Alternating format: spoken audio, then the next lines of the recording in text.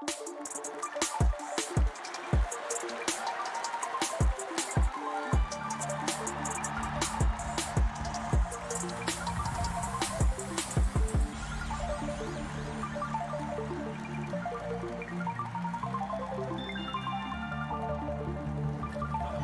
morning. We are live from the Convention Center here in Seattle. We continue the road to the Internationals. Playoffs is beginning. It's day number 1. We still have 16 teams left in this battle for the Aegis, and their road has only just begun. I am super excited. It's day 1. It's a weekend. It's Dota. It's going to be a fantastic time, and we have a beautiful crowd that is getting riled up already. Right there.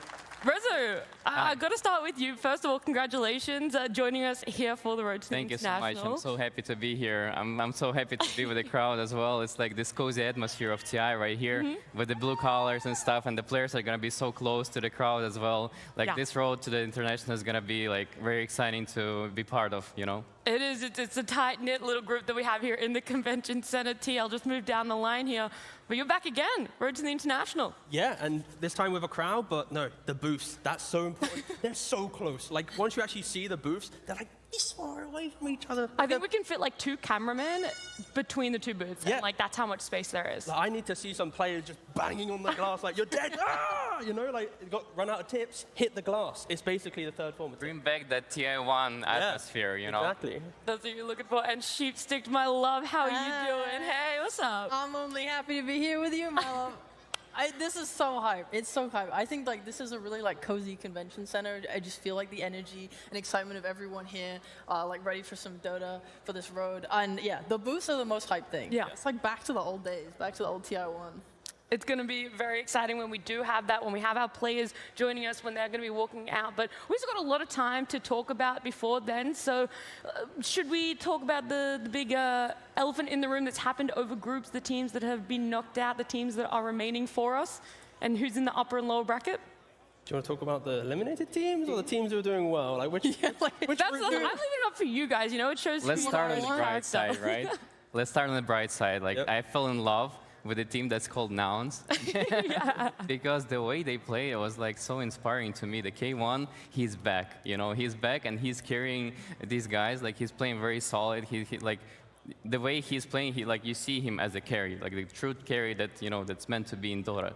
And I'm really happy to see what's going to happen next to them. Oh, I see. The true carry, because I looked through his matches, and he did look nice on that, like, you know, 22 kill, like 3 death Chaos Knight, but he also looked really good on that, like, 060 Phantom Assassin I think he had.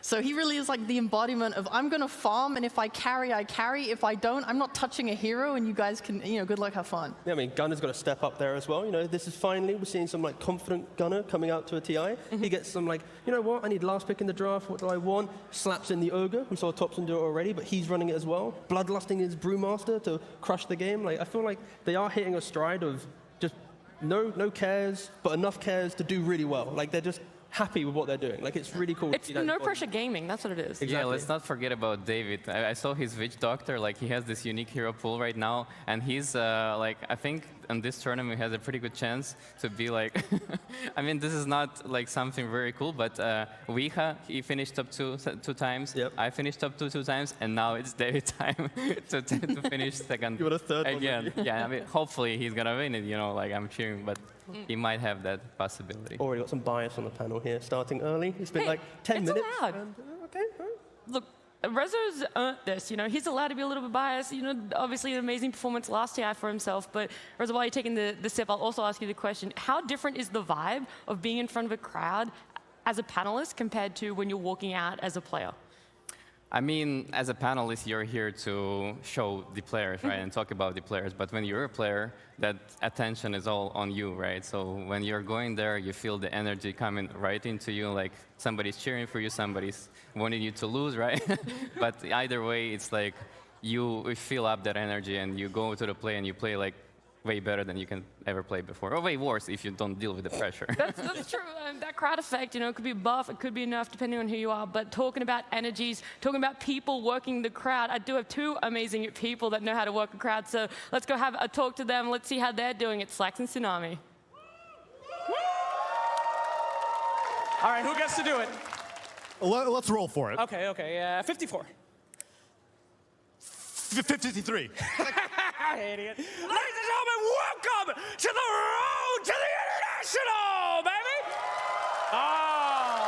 We brought 20 teams here, and now we're down to 16. The playoffs are beginning, and they're here to compete for your entertainment, my friends. That's right. They're not competing for anything else, all right? They work for us, baby. That's what the pro players do. They're here to maybe. teach you the Okay, the age is... Maybe that. Yeah, Maybe sure. a little bit of That is important, but how y'all doing this morning? Good morning, gamers!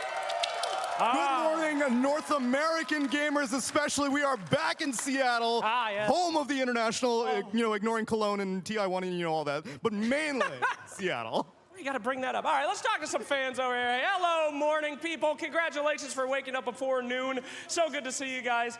Tsunami, pick one out. This is a new thing for you. You get to find a victim. It's a lot of pressure. Go but find a victim. I love people who hold up signs. I love a Quincy Crew fan, especially. Oh, boy. My friend, how many internationals have you been to? This is my first one. This is your first one. Ladies and gentlemen, welcome to the International. Thank you very much, Tsunami.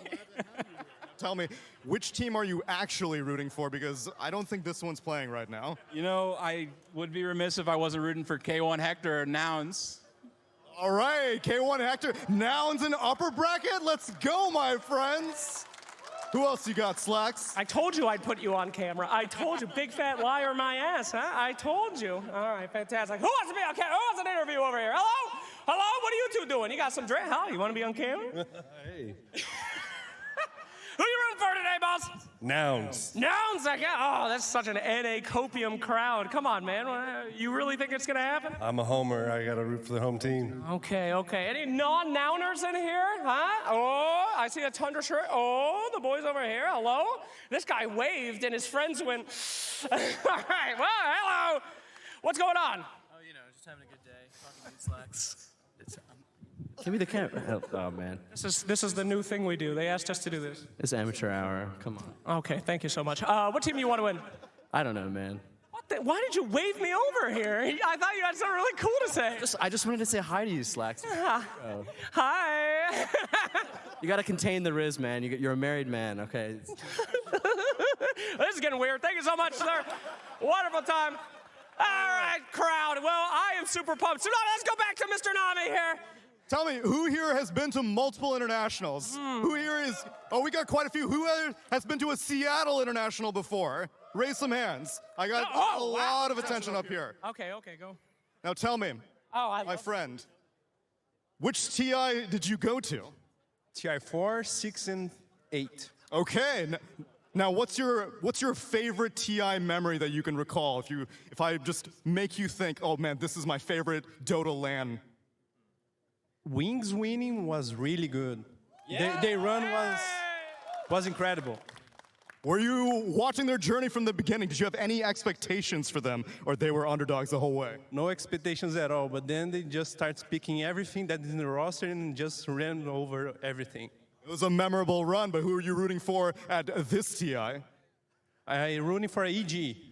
All right, South American fans, let's go. Hello, anybody else? This is our last one. This is your last chance to be on camera, guys. Who wants to be? Hello. A ball brother? Hello? Can we touch heads? Thank you, baby boy. How you feeling? Experience. I'm pretty excited. Who do you want to win? Tundra. Tundra! Any Tundra fans in the house? The back-to-back? The back-to-back champions? The triple champion in Thompson. Oh, big boy K! Number 3, do you think it's possible? Absolutely. Is that the strength of Southeast Asian pubs? Yes. Wow, what a statement. All right, fantastic. Thank you, sir. All right, man, well, geez, should we, you're about to hit this guy, my God. Are you about to do a hit, Avo?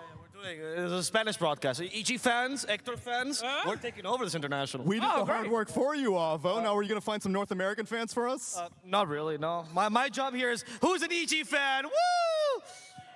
Hey, there was one. Right. More than I expected, actually.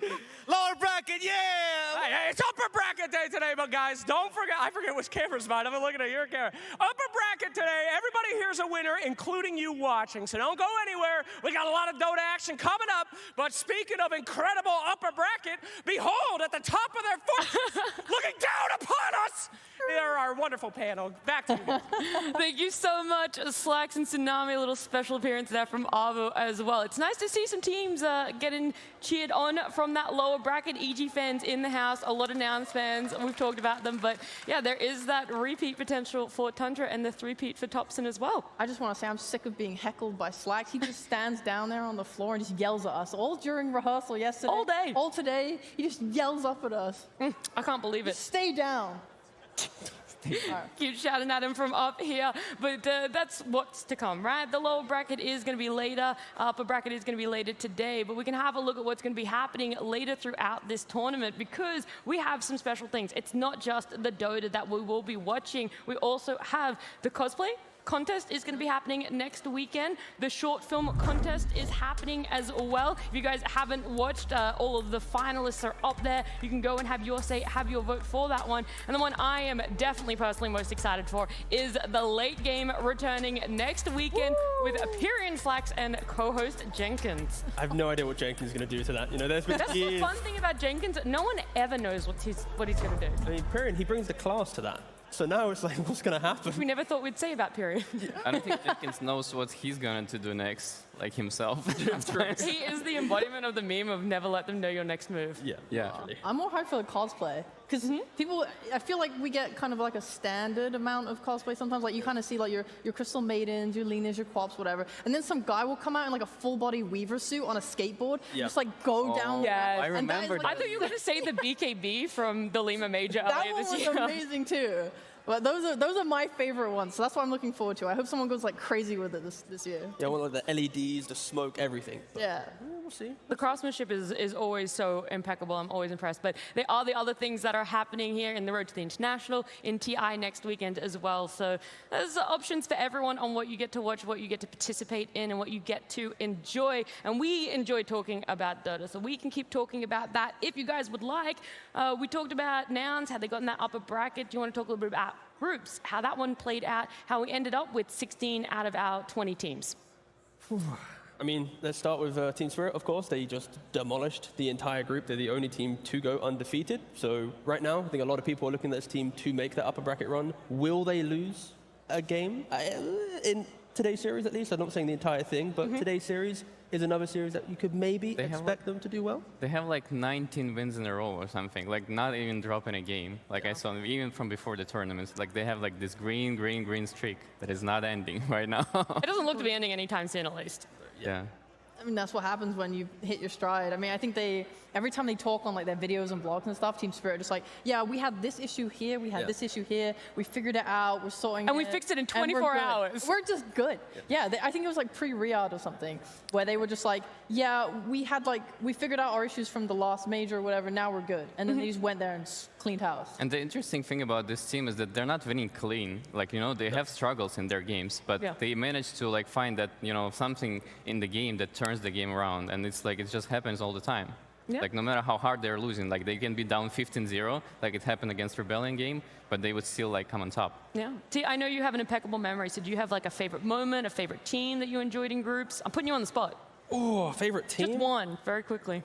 Of course, it was Shopify Rebellion Arteezy just not buying Midas and not buying Beacon. I'm joking. No, it wasn't that. No, favorite team? I'd probably go a little bit towards Keydstars. I think this was the one team that everyone expected to kind of bomb out the tournament very quickly. Brazilian team. We don't see a lot of Brazilian players, kind of at least teams in the international stage anymore. So getting to see them take some games, get a lot of draws. Sure, they didn't do so well in the kind of best of 3 tiebreak after, but I feel like that just seeing that energy from Brazil come back, it's really cool to see. Well, look, we'll see if any of Keydstars' games, any of their highlights made it into our group's highlight reel, because we're going to have a look back, see what some of the best plays from the group stage was.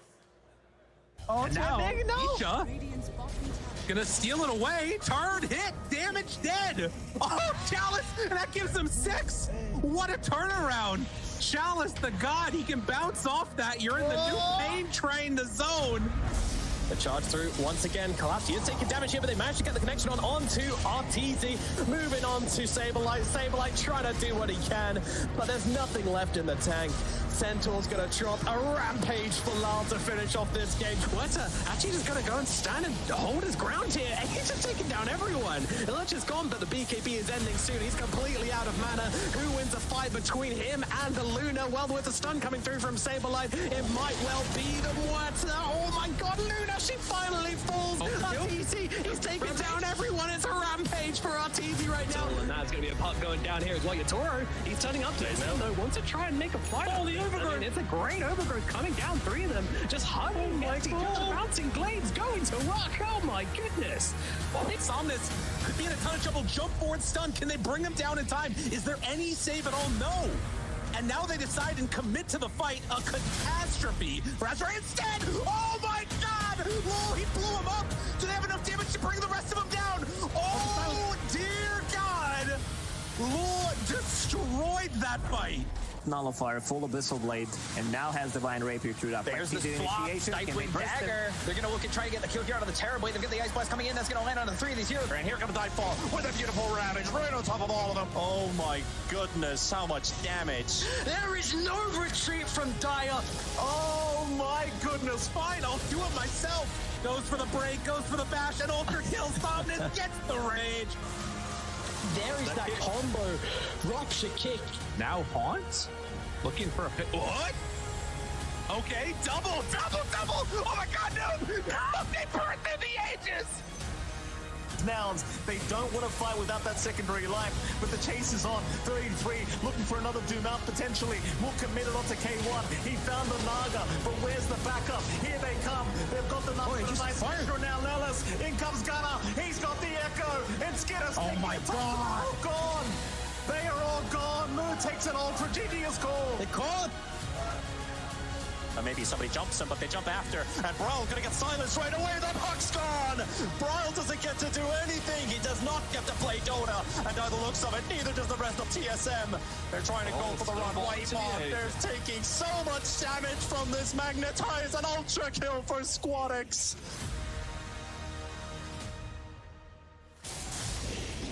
Whoopsie daisies. That was the Tormentor. Oh, are you serious?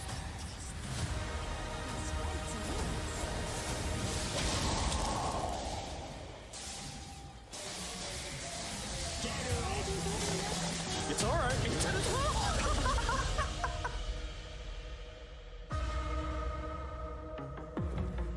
Everyone has those mistakes. It was great to see. Group stages over 4 days had so many memorable moments, and it does give us this bracket that we're looking at right now. We talked about those seeding matches, those best of 3s, and there we have our upper bracket 8 teams, our lower bracket 8 teams. It is Team Spirit up against Virtus Pro, Liquid, Talon, LGD, 9 Pandas, Nouns, Azure, and the lower bracket being Shopify Rebellion, TSM, EG Gaming, Gladiators, Keed Stars, BetBoom, Tundra, Entity. Yeah, just crazy to think. You know, teams like Shopify, Gaming, BetBoom, and what was it, Tundra, also in the lower bracket. A lot of people, of course, would assume they would be in the upper bracket, but yeah, just kind of ruthless this time around. The name of these groups is Don't Mess with Tormentor. Yeah. This is so funny. There was so many rampages in the groups as well. Like the whole. 4, I think? Yeah, I think it was 4 or 5 rampages. It was very, very cool to see. You know, there's going to be a player out there that has never died to a Tormentor in their life of playing Dota. So now they technically are better than some of the pros that we have here at the International. Do they have to have played a game since the map changes to qualify? Oh, no, for sure. Yeah, okay. yeah. They've jumped in a couple games, but they've never died. They've never made such an obvious mistake. But yeah, they're doing good. Hey, it's hard, you know? There's little skelly boys running around. Sometimes they do more damage than you anticipate, even to yourself from the Tormentor. And you can't stop them. No. they want that Tormentor. These are like Wraith Flyer Blaster Ancient, but there wasn't one. Oh, so awkward. With the upper and the lower bracket sheet, the way it played out, we obviously talked about some of those those upset potentials that we saw in the bottom lower bracket, but also those teams going into the upper bracket. The Nouns that we talked about, was there anyone else that either hit into, you were surprised they're in the upper bracket, or for me it's like Tundra, right? They made it to lower bracket and they got to pick their opponent. Yeah, I mean, what can you do? I mean, stuff happens. I think they don't look as dominating as they have in the past. Obviously, they had like roster change, and that just can upset the balance of things within the team and your strategies and your plans and what you're comfortable with, and that's just something you have to deal with. I mean, obviously, it's surprising to see Nouns in the upper bracket given what everyone expected, but they also are proving it. They finally become stable. This is a team where I want to say, like, one of the Dream League they got invited to, I remember them showing up and playing like tier 1 teams, and they were actually owning them in the early game. I remember being like, wow, they're going to win games. Like, they're actually going to like destroy. And then they would throw every time. They choked so hard. Unbelievable. They learn how to not throw. Exactly. Then they went to the Bali Major, and they did better. They took more game wins than they did from Dream League, and they looked good again. But once again, they kind of choked like the important series and then went out. And now they're here. Now they're actually taking series where it matters. They're taking their upper bracket. They're finishing games out. They're really looking so much better. Like, they're reaching the potential that they've shown throughout the year. They found that stability for themselves. Also, T, I realized we were talking about Tormentors, we were looking at those highlights, but there are some people out there that might be tuning in to the Road to the International, not having watched any Dota in the previous year. They might not know what changes have happened, and thank goodness we have the perfect person to explain all of those changes, everything you might not know in the past year of Dota. It's Purge.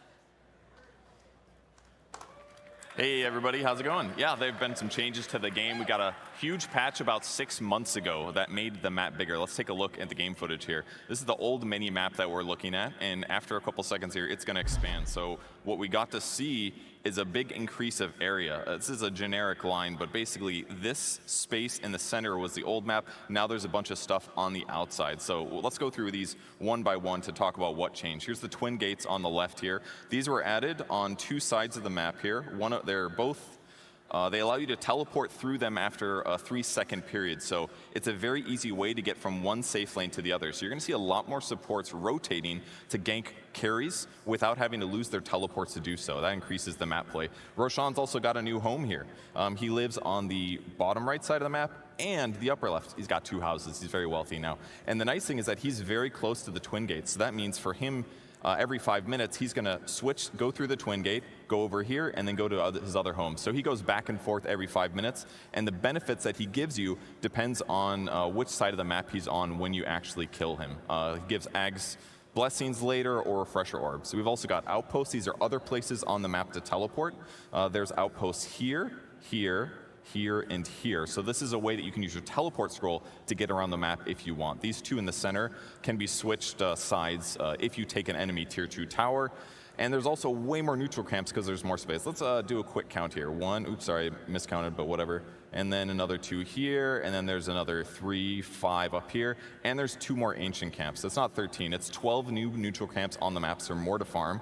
And on top of that, we got these new Tormentor things that we were talking about. These are located close to each base. When you kill these, they spawn at 20 minutes. They give your team gold a little bit, and you get an Ag Shard dropped for the poorest person on your team. Nice for support players.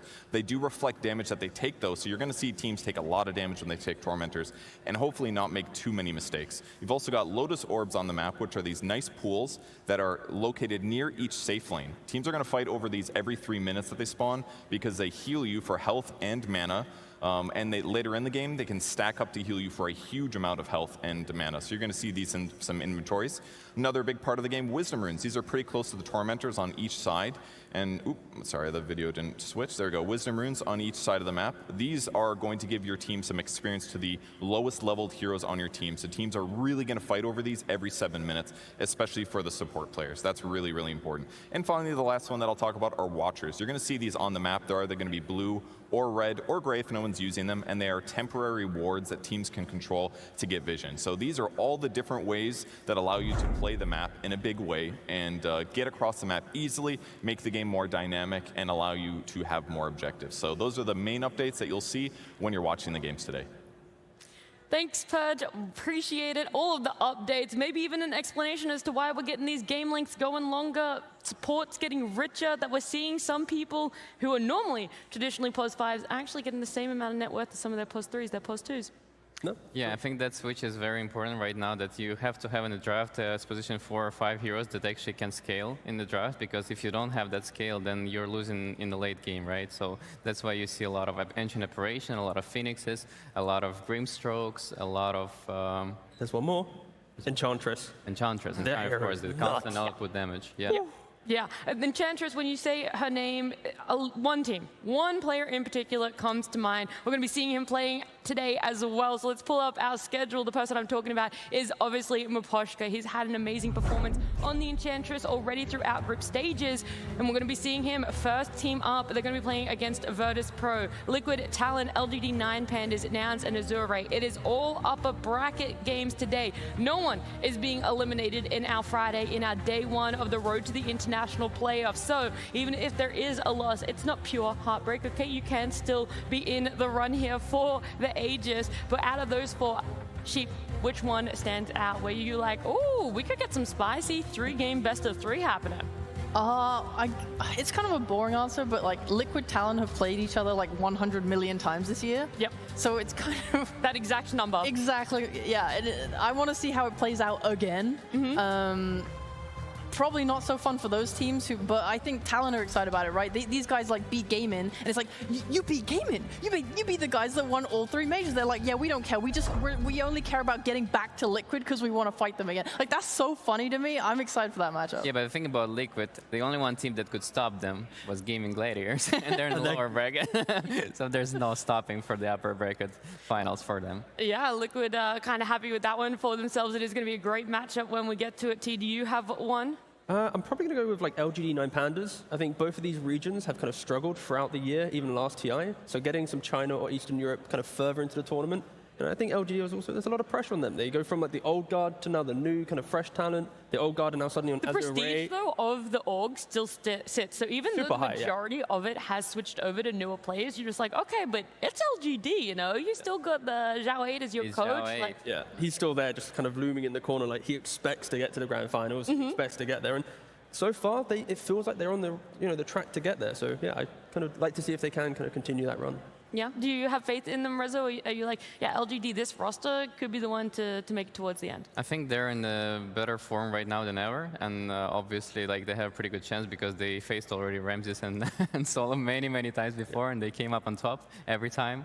I'm pretty excited what's gonna happen this year around, but I'm gonna be rooting for Nouns in today's matches. I think it's gonna be very good to see how they're gonna do in the booth, because it's a very big challenge for them, I think. That's true. You already mentioned before that sometimes it's a bit of a buff to be in front of a crowd. For some people, you can draw on that energy, and other people, it's almost too much energy to take in all at once. Do you think it's going to be another clean series for them when we do get to it? Right, Nouns are playing at the end of the day, but could it be I'm not sure how clean it's gonna be. Okay, you just want them to win. You're just like, doesn't matter how clean it is, get the job done, boys. For sure. I'm just rooting for these guys because they bring me like the joy when I'm looking how they're playing, and like this K1, the unique heroes that they're picking, like Offlane Witch Doctor, I didn't see it from anybody else except David.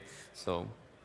I mean, it helps that they're playing the last series because they can come in early, maybe series 2 or 3, sit in the corner of the crowd, hear the crowd. Oh, I thought you were going to say they get to keep on that gamer schedule. You know, I know some of the. True. Also, if you suddenly go from playing 2 in the morning to no, but yeah, I feel like if they come in early, absorb kind of the atmosphere, see what it's like. Of course, the booth will change everything, but I feel like they should be in a relatively good spot to not be so TI type of vibe. I know that our first matchup is Team Spirit and Virtus Pro, and we'll get into that one a little bit more, but just looking from the outside, Sheep, how do you expect that one to play out?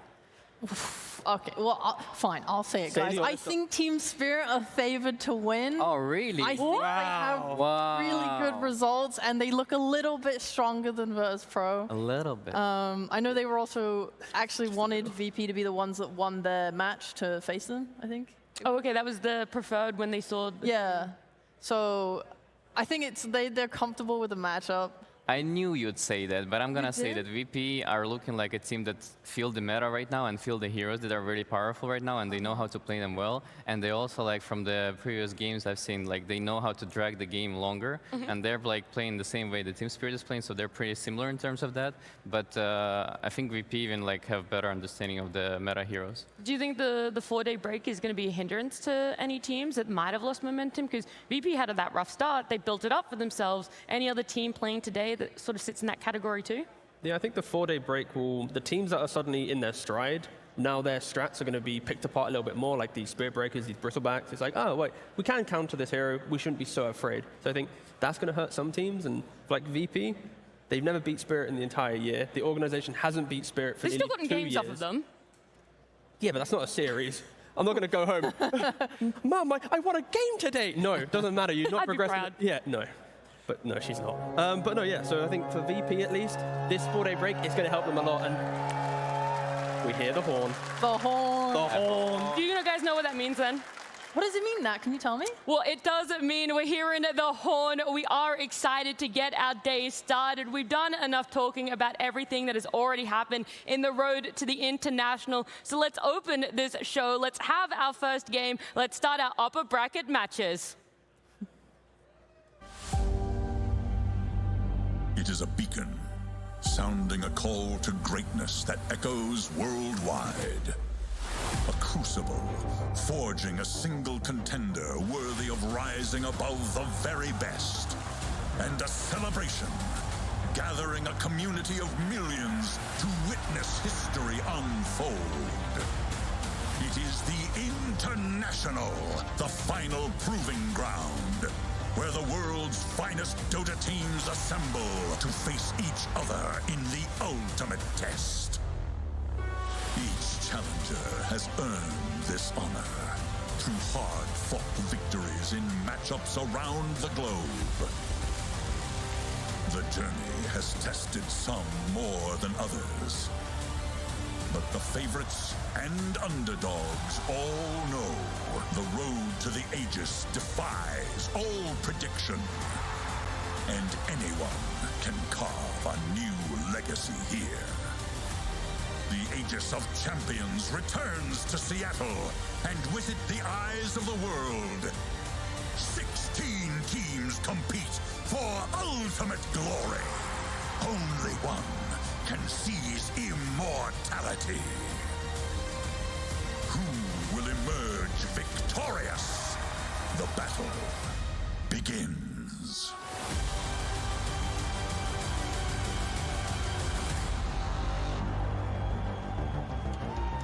Every team has the potential here. The road to the international playoffs, we're starting today. The vibes are electric, Sheep. I am feeling it. The crowd is filling up. I'm so hyped right now. I can't wait for the first game. It's so Well, you don't have to wait too much longer because we're going to bring our very first team out. Let's welcome them to the stage.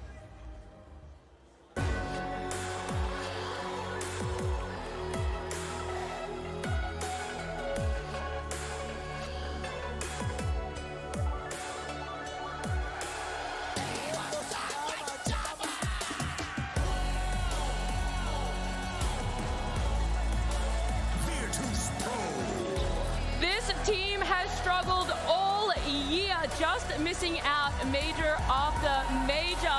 But here they are in the upper bracket, walking out on stage. They have so much to gain for themselves, backs against the wall, and they're going to be up against a tough opponent, an opponent that we're going to welcome to the stage now.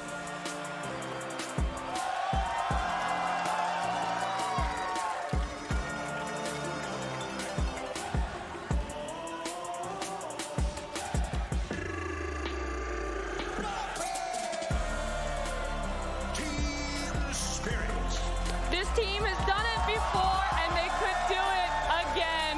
Our TI-10 champions are walking out here in the convention center at Seattle.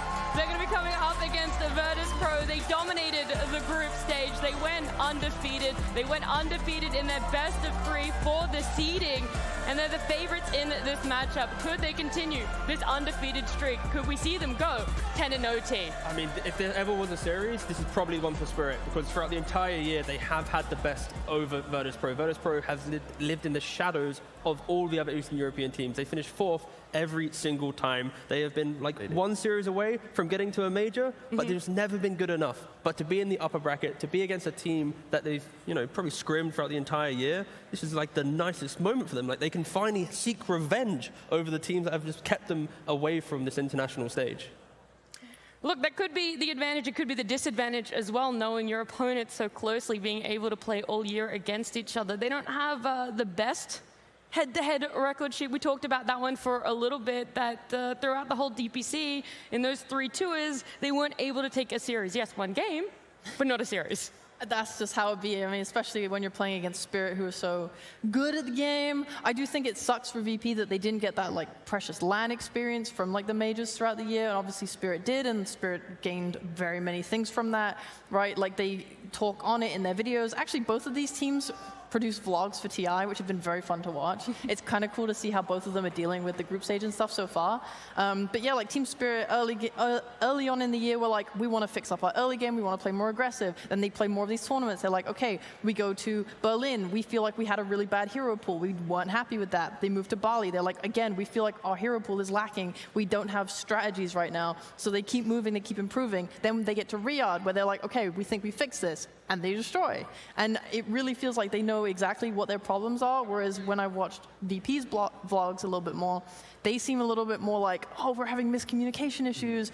We don't, like, stuff is just going wrong, and they're trying to fix it and patch it up as they go. Yeah, we saw Lal just on our screen before. That's one of the players I really want to highlight here in Team Spirit, because while Spirit did win TI-10, 4 of these players were a part of lifting that Aegis. Lal wasn't it. So he's the only one on this roster that wasn't a part of that winning TI-10 championship, but he doesn't have a TI for himself at all, Rezo. He only joined them this year, and maybe a reason why their year was so slow to start, but now they've worked it all out, and he's really been able to grow into his role as a mid laner. Yeah, he had some issues at the beginning of the team because it was really hard to fit in for him because he had a different playstyle and he needs to correct his playstyle to be able to play with Collapse and Yotaro as two greedy side laners, and he needs to be like way more active and find the cohesion between him and supports as well. And I mean, right now you can see like they have this feeling of like where he needs to go, like how he needs to be playing, and he's playing like more of a support role for this team as well. Like he's playing this very active like Earth Spirit Invoker type of heroes and creating all the space that needed for the team for Yotaro and Collapse. Being active doesn't necessarily mean sacrificial, though, T. He could still be, a little bit greedy, just not in the farming way. Yeah, just got to have your presence on the map. That's kind of what Rezo's kind of hinting at. And for Lal as well, like he started his pro career playing against, or playing with one of his opponents, Noticed. They started on VP Prodigy together, and then they, Noticed was a carry player back then. Then when the Hug joined the team, it was like Windstrike, and he pushed to offlane. So, Lal, he's kind of been there from the get-go against his opponent. So a nice little bit of rivalry. Again, the booths are so close. Maybe he does give him a little wave mid-game, but it's quite a wholesome series as well. Yeah, they were on that Bet Boom roster together last TI as well. They ended up coming in 19th, 20th, so not the best placement for themselves last year, but now they're going to come up against each other, Lal and Noticed, in the upper bracket. If you want to talk about captains, though, FNG, he has been around for a little while, hasn't lifted the Aegis for himself, but coming up against Miposhka, it's a tough captain to compare yourself to. Yeah, so I think for both of these players, they are kind of hallmark Eastern European captains for FNG. 2015, when he was on VP again, that was his best run at TI, getting top 5. Since then, he struggled for nearly, 4 years in a row, not qualifying to the TI. He's had a bit of a struggle. He had a decent showing with Alliance, but I feel like ever since then, he's always been kind of chasing the glory of the old days. And if there ever was a time, back on the same organization, get some fresh talent, like he's got so much experience to try and deal with, one of the best captains of the region. You know what I like about players like this is that they are able to come back, like no matter how hard it is, like no matter how hard you've been losing before, like 3-4 years, who cares? Like I'll keep doing my thing and eventually like I'm gonna come back. And this shows strengths in a character to me, because I'm one of these players as well. Yeah, to be able recently I had burnout, I just completely was done with Dota for half a year. I wasn't playing, but then I came back and I finished 2nd of TI. So it's like I know how it is. I know how it is like when you feel that pain inside, but then you still like keep going because you have a passion to the thing you're doing and you want to be like one of the best at it. And the key thing with that graphic we just saw was just Miposhka. I'd say as a 5 right now, he is a little bit more scaling. Like seeing the Enchantress, like the Tusk as well, like these supports, we were saying in the pre-show earlier, they are the supports that with the map changes, the wisdom, the XP, everything, when you get to that 35, 40-minute mark, knowing that your 5 can pack a punch in the team fight and not just be like, I've hit a grave, just you've done nothing, So I feel like Miposhka kind of. Wait. You're talking about Dazzle right now? Yeah, no, yeah. That was his voice acting of Dazzle.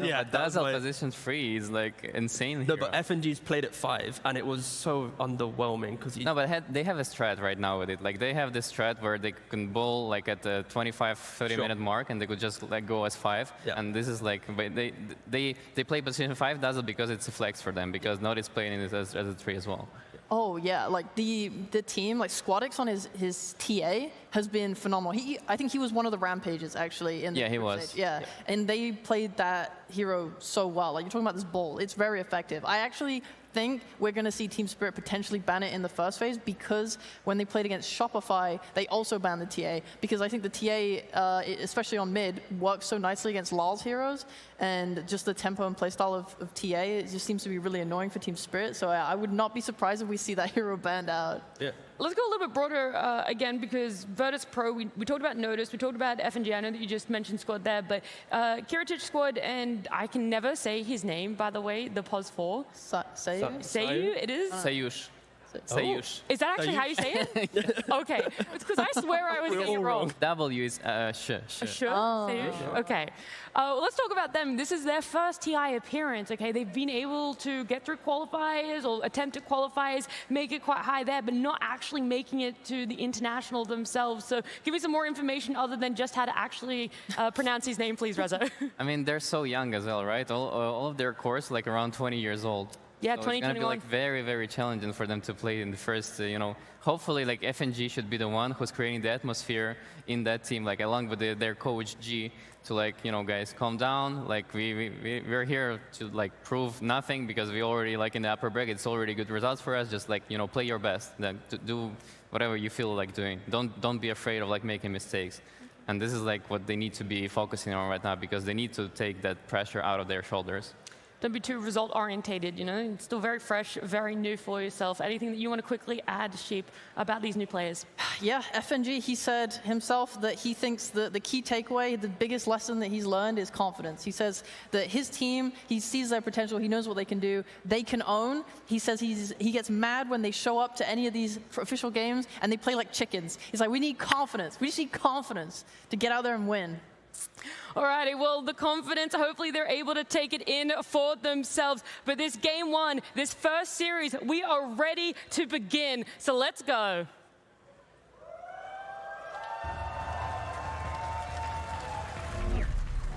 Team Spirit versus Virtus Pro.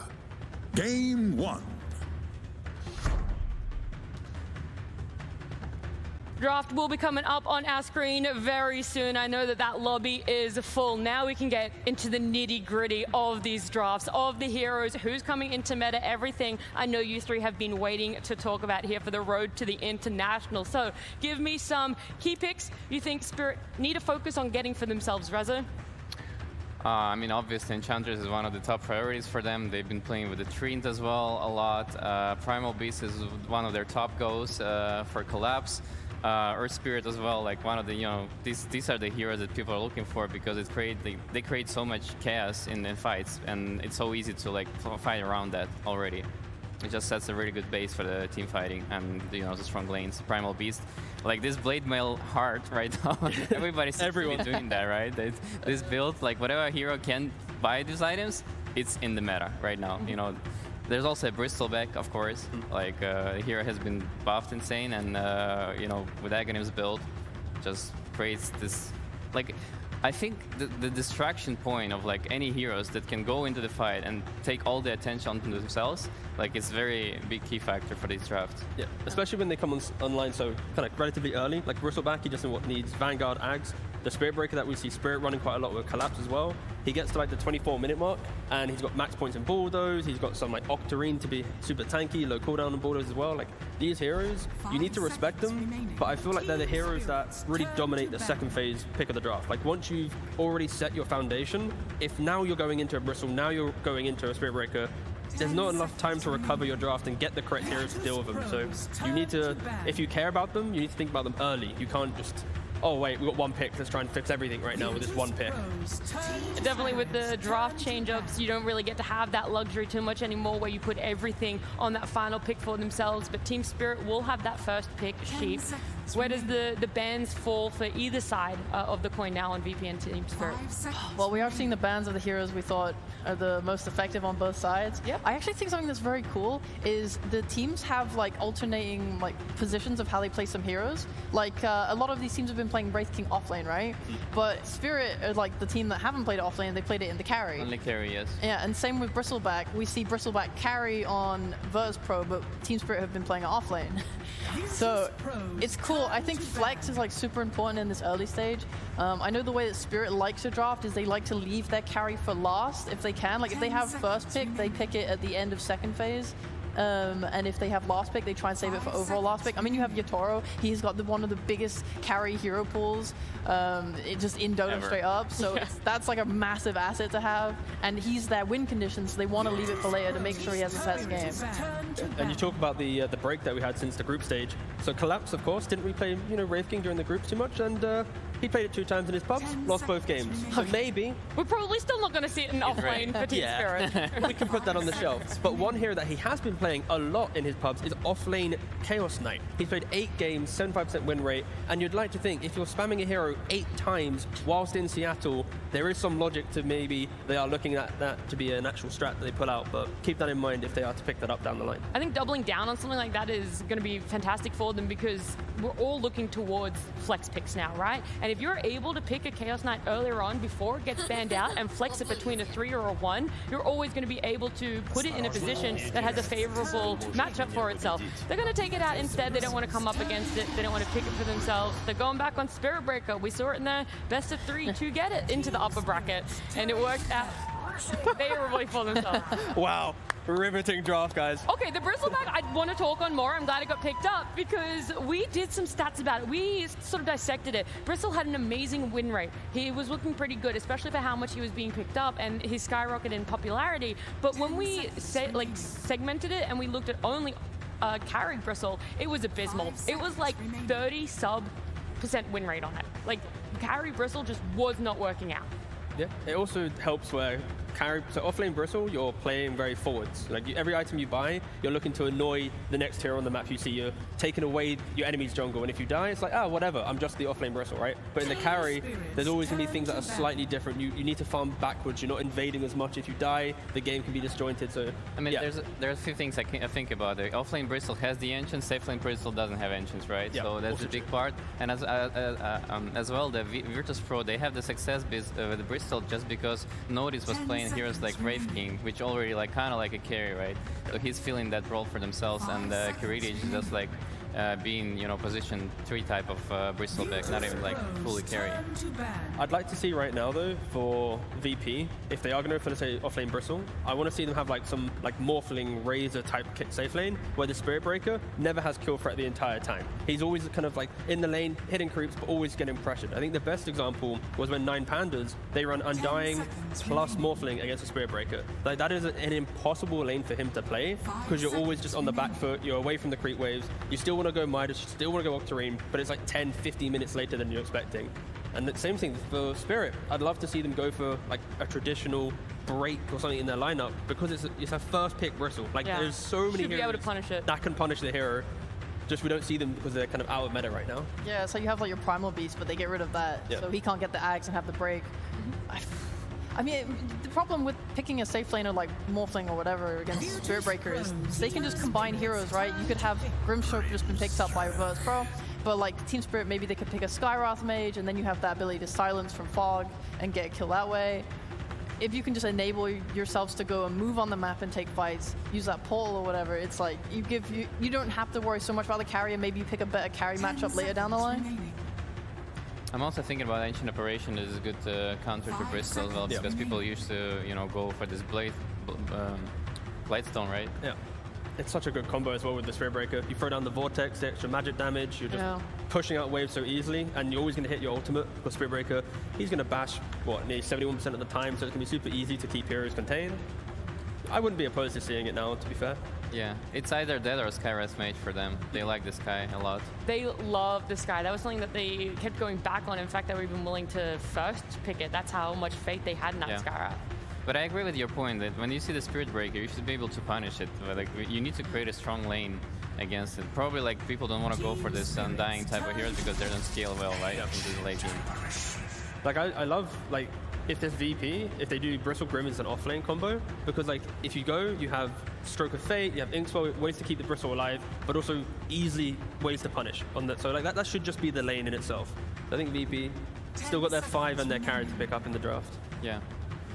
Let's talk about the Spirit Breaker. You've talked about ways that you can deal with it, shut it down in lane, make sure these timings are later. But Sheep, do you not feel that Team Spirit are a team that could elongate the game, push it back a little bit more, still make sure Spirit Breaker hits that timing, and still have him have an impact? Like, do you need to focus on making sure the Spirit Breaker still does nothing in the later parts of the game too, in disrupting team fights? I mean, my personal opinion of Spirit Breaker is it's the most unga bunga easiest hero in Doha right now. So. I don't personally think that shutting down his lane is like enough because his spells are just good. Yeah, okay. And obviously you're going to do more with this golden items. I think maybe VP, if they are able to shut down his lane, they can pick up something like, holy shit, they're drafting so fast right now. I was going to say maybe they could pick up something like a Yules to help kill him in the mid game, but it doesn't seem like that's the thing they're going for. It looks like they're just going for a ball that is so hard to kill that Spirit Breaker cannot utilize pickoffs the way that they want to right now, right? You see Spirit Breaker, you see Hoodwink. These are two heroes that they can set up on side lanes. They're going to catch you, they're going to kill you, and they're not going to let you do that. They have a Pugner and a Bristle, and they're just going to go together. Yeah, the key thing here for VP is Spirit Breaker is very good at elongating the games because he just charges through the waves, keeps playing behind you. And now with VP, it's like Spectre can farm jungle, Bristle will basically protect one wave as it goes down the lane to get to a tier 2 or a tier 3, and then you take the fight from there. And yeah, Spectre pick. These two supports are just food the entire game. Like, if you see them, you pressure ult, you jump on top, you get that kill. If he goes Ags down the line, then they're going to be dying even quicker. So I love the Spectre pickup because I think this is their best strategy, and they know how to utilize Spectre, and Creative is playing like very sick Spectre. So I'm looking forward for some mid hero that is active and is going to be, making plays for the Spectre to hunt in, which right now they don't really have that because Bristleback is just like going to farm itself, and the Earth Spirit is probably going to be banned, so I'm wondering what the next heroes they're going to be looking for. Are you a little like bit... Earthshaker or Walker? Oh, and Walker's banned already, never mind. My only fear with Spirit's lineup right now is, are you a little bit worried it's a bit of scaling? Void needs to buy a farming item +1, Spirit Breaker wants to go for a Midas plus an Octarine. Like, both the side lanes need to greed it up a lot, so there's a lot of pressure on Lal to have that mid hero that can kind of do everything. Because AA Hoodwink together, they can kill anyone on the map. But this mid hero also needs to kind of amplify the supports. Otherwise, it's a lot of farming, a lot of waiting for Spirit's lineup to get online. Yeah, that's why the Conquer ban is so good as well, right? Is like we've seen against Shopify the way that Lal's able to just position himself to like protect his carry's farm, and the way that the boat was giving so much damage reduction to like elongate his deaths that he was doing for his team. Like, that was a really key ban. I mean, also Aghanims and Charles and Kunkka nowadays is just like too many distractions in the fight. It's the same thing I was talking about Primal Beast and Bristleback. Like, you just create so much chaos into the fight that it's so easy to take positioning. Penguin and their Spirit are banned. Yeah, that's what I thought. I mean, they have Shakers still, if they want to pick it up for both teams actually. That's the hero we've been seeing a lot. What would Team Spirit want to do with this very last ban for themselves? Is it more protection of a Faceless Void, or again just taking out a mid lane and setting yourself up for this mid matchup that's going to occur? Pretty much the mid matchup, just hyping our heroes. Like, the thing is that VPs also run like Keeper Light or Zeus, for example, and these heroes could be super in your face. They ban out the Earthshaker, but maybe Queen of Pain they're looking for. Like, there's not a lot of clean lockdown for like Spirit. They have a Chrono, Charge, and a Bushwhack. Yeah. So any of these super annoying mid heroes, like the Pucks, the Shaker, the Ags, like they can just tank that one spell or kite out that spell, and it makes VP's fight so much easier. So Spirit needs to be very careful with how they use their spells in this game for sure. Do you think that VP are going to trend more towards like filling the holes of their draft or buffing up what they currently do? Holy Viper. I mean, that's trying to deal with the Bristle, right? And the Spectre. It's a double whammy. It's great. Okay.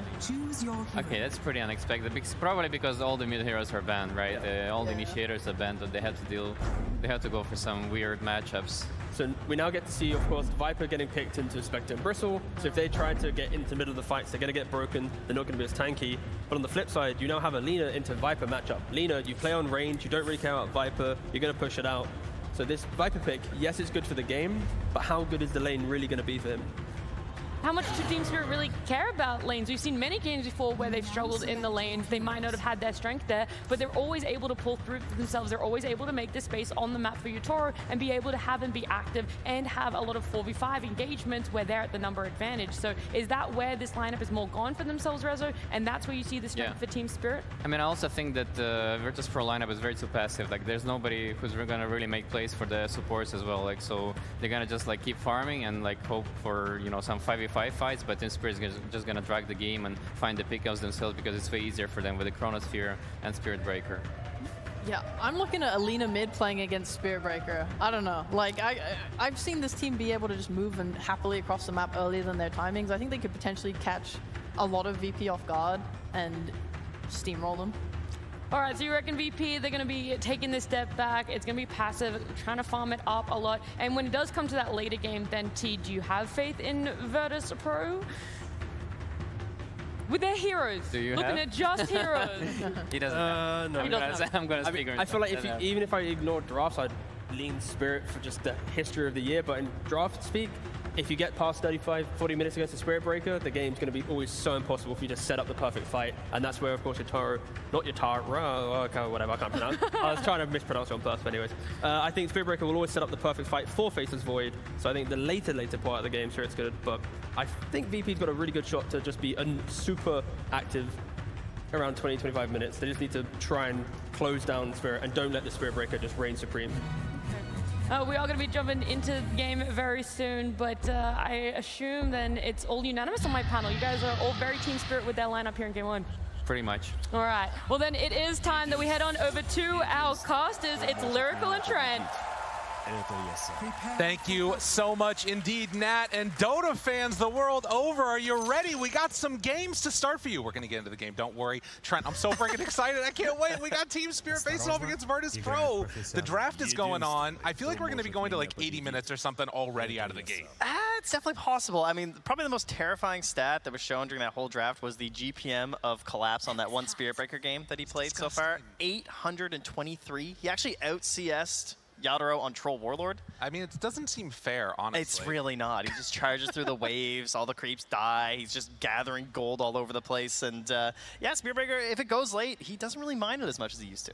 No, I mean, you see these like Aghanim Scepter, Octarine Core coming out, all of this like incredible mobility, and as Purge talked about at the beginning of this, the bigger map, right? You've got more places to go. It can also mean that you're more separated from your allies, and suddenly there's more pickoffs that happen, and that can be the game-defining thing.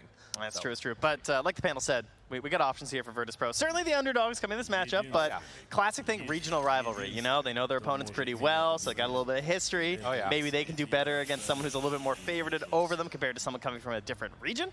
Right. They know these matchups. Some former teammates mix in there as well. Oh, yeah. No, and I think like that's one of the things to watch for is now we've got this close setup. The team's right next to each other. So close. As we get into this game, Unpause comes out. We'll see if there are any big pop-offs or something. I want to see someone slam the glass. I hope they've been instructed that that's okay. We're going to have to check the structural integrity. Is it okay? Like, I'd say so. Break it? I don't know. Not sure what that is going to end up looking like. As heading out across the map, you can see that already Team Spirit set up on that top side of the river, smoking in, hoping to find somebody. Doesn't look like they're going to find any purchase there. But we did get that little crazy picks coming out at the end. It was the Viper into the Lina. The panel talked about it a little bit. But this is a little bit of a strange matchup. Is it just about the break? What are you seeing with this Viper pick? 100% the break for the Viper. No doubt about that, right? It's not just the Bristle either, right? Get a little extra value added in there for a couple of the heroes. A little bit Lina in there, a little bit of Spectre in there, right? Passives are pretty important. So that could be very helpful. But, you know, Seattle, TI, it's been a while. It's been since TI7. Back in those days, Lina Viper. That was pretty common, right? That was a classic. Viper used to be kind of this hero for a lot of these Seattle TIs. So seeing this matchup here once again, very interesting. Oh, they're getting close to each other. The crowd is hungry for blood as they want to see who's going to give it up first. But Yadaro going to back away, not get taken down. By the way, I want to shout out to whoever cheered in the crowd for that Observer Ward D ward. Well done. Yeah, that's the spirit that we're looking for today. As Miro will be pushed back a little bit by Kiritich there. Well, as you can see, the players are just getting comfortable here by spamming all their voice lines. Absolutely. Wow. They're using them from all over, too. It's a Polaris voice line. That's pretty nice. They've invested heavily. Oh, yeah. Counts here, so yeah, it's all good. No surprises in terms of where anyone's going here. And, you know, I gotta say, during the draft, I was looking forward to a couple heroes, but they all got banned. Oh, yeah. You know, we didn't get to see the Enchanters from Aposhka with his 4 straight wins. Obviously, some quick respect there from Virtus.pro. Not gonna let him have it, and that puts him on the AA, as the panel called. Super solid, right? Especially when you pair it with this classic Yadro Faceless Void. I mean, that really does feel like it's going to be the thing to watch for. In the later game engagements, obviously you've got the setups with Collapse Spirit Breaker trying to start the fights, but it's going to be up to Yadro to try and end them with that Chrono, and that sets up for all the rest of Team Spirit's abilities. So something to watch for there. But yeah, Team Spirit coming in undefeated throughout this entire event so far. They've been looking really good. And now a little bit of pressure there on the Sage. Not going to be able to do that much to this Pugna, who's so quick and annoying to play as. This little skeleton man. Yeah, he's super frustrating. I mean, even if AA has a decent pairing, sometimes the movement speed of a Pugna can actually still get out of any sort of attempts at like a cold feed or something. So early on, it's just lots of poking and prodding back and forth. Oh, yeah.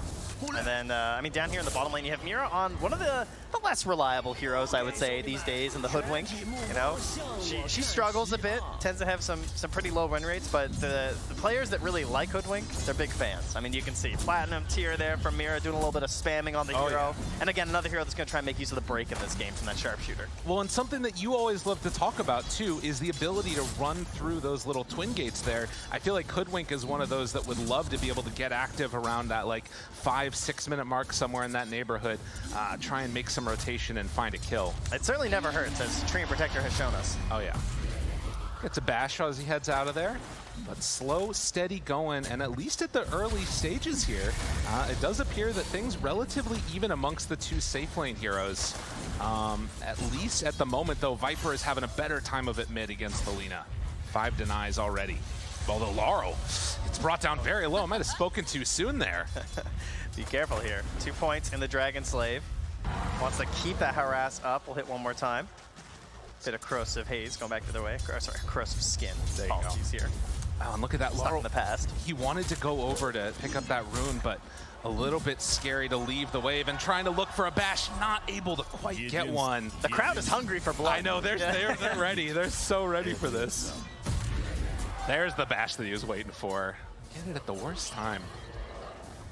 I mean, hey, your Spectre hasn't died. 2 in a row. Oh, okay. Oh, be careful now. Okay, your Spectre hasn't died, and it's 3 minutes in. I feel like that's a win for a lot of support players. Oh, yeah. Gets the pull off there as well. FNG helping to protect Kiritich. Had a stick ready. Never in doubt. So far, so good. As Laurel's going to make the move actually for that bounty rune and moving into position. Sage going to try and take it away and gets there just in time. That hurts. The Viper wanted that refill. You need that bad too, because like the Lina versus the Viper, this is the whole idea, right? You're trying to like whittle down the Viper and try and make them really dependable on resources. So support's coming through, getting rid of bounties, maybe getting rid of these river runes as well. Super helpful. And also, Seuj wants to be stacking camps because you got this Bristleback, right? And as if you notice, we got some blocks happening here, right? They already blocked off one of the camps there. They have unblocked the Ancient Camp now, so it will finally spawn, but that's really going to slow down this Bristleback's progression here. Something to watch for, as in the 4 minute mark, no kills as of yet, just trying to dodge away. Notice is going to pull this creep wave all the way Bushwhack bottom. Chance, an opportunity, FNG gonna go down. They take him, and now Mira might end up going down a second time. Kiritich moves forward and secures that finish. Oddly enough, it was Creeps that got both of the kills, but still, it's what you want to see. Good play there from FNG at the end to at least put on the Inkswell to get the return kill, but clearly a win there for Team Spirit, getting the first blood. And one thing that you're going to notice this game too is that Ancient Apparition and Hoodwink do share a similar capacity to amplify magic damage. Which is really cool because you get the boomerang on the Hoodwink later, and they have 3 cores that add a ton of magic damage, which is a pretty cool use of their draft here. Maposhka coming over to contest this, gets right in his face. Seuj starting to drop down lower. Says, fine, you want to battle, I'll battle you. They are getting very low and will need to run away. So Contest going in, wanting to shut down that farm that you're talking about from the Bristle. I mean, it's huge. That camp is still blocked out right now, and it's not going to despawn in time either. So it'll be the 6th minute spawn also going to be blocked. And that's huge for this Bristle. That's the whole point of off-lane Bristle, is like you want this backup here of these Ancients. Now that being said, he's also doing extremely well on the laning stage right now. Oh yeah. 35 and 6 so far for that Bristleback. But it does also mean that it's been Faceless Void still having a decent time here. Collapse will charge through, gets another bash onto Kiritich right as he comes into the lane. We'll have a few denies in his face though, a little frustrating. As we're getting closer to the next spawn. Of course, Rune's incredibly important in this game. You've got a couple of heroes that would love to be able to pick him up, and Lina makes the move over. Miposhka is there, Light Strike Array to get a haste too. Not bad. This should be Miposhka going down as Squadix makes the move, although, wait, a turn, a chance, Miposhka, you god! He was almost able to survive through that one. The sidestep behind the trees, it said it is going to be Seiyu starting to drop down low, still a haste rune on Squadix, and that's going to get level 6. Comes in with the Laguna Blade, takes down another. And of course, if you haven't checked out in a while, Laguna Blade, very interesting now, does give you some stacks to the Fiery Soul. So you might be wondering why sometimes these Linas are just going to fire it out. That's going to be why. Right.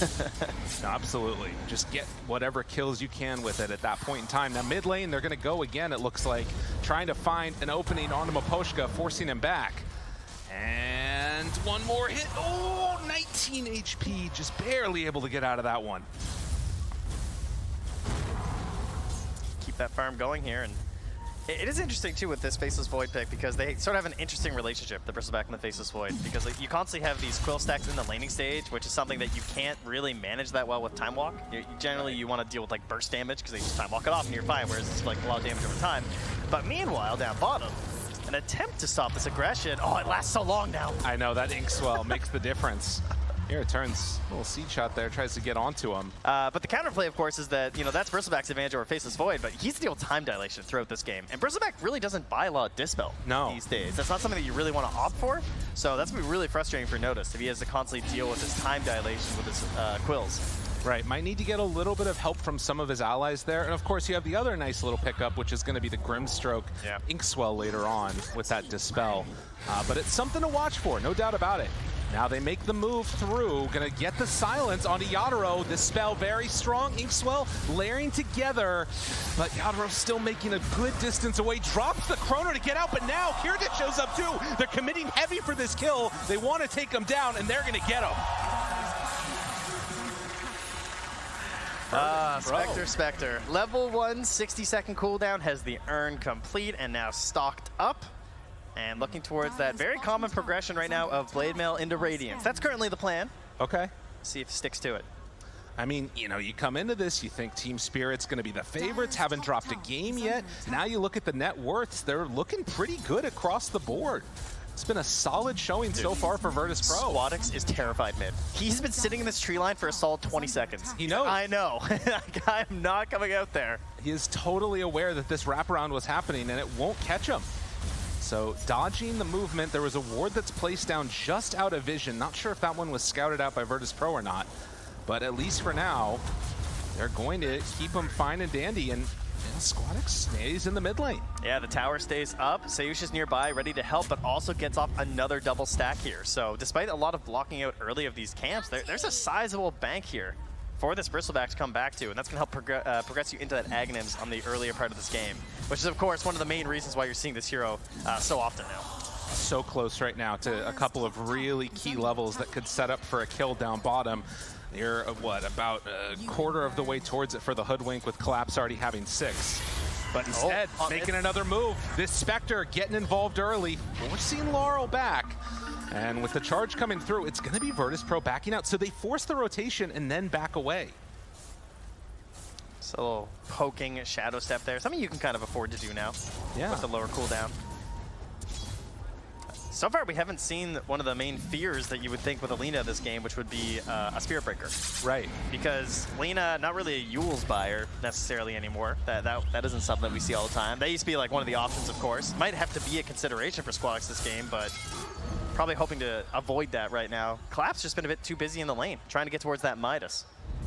And another rune there taken away too. So even if you did find a opportunity to maybe get aggressive with Collapse. They haven't been able to get the runes to pair with them.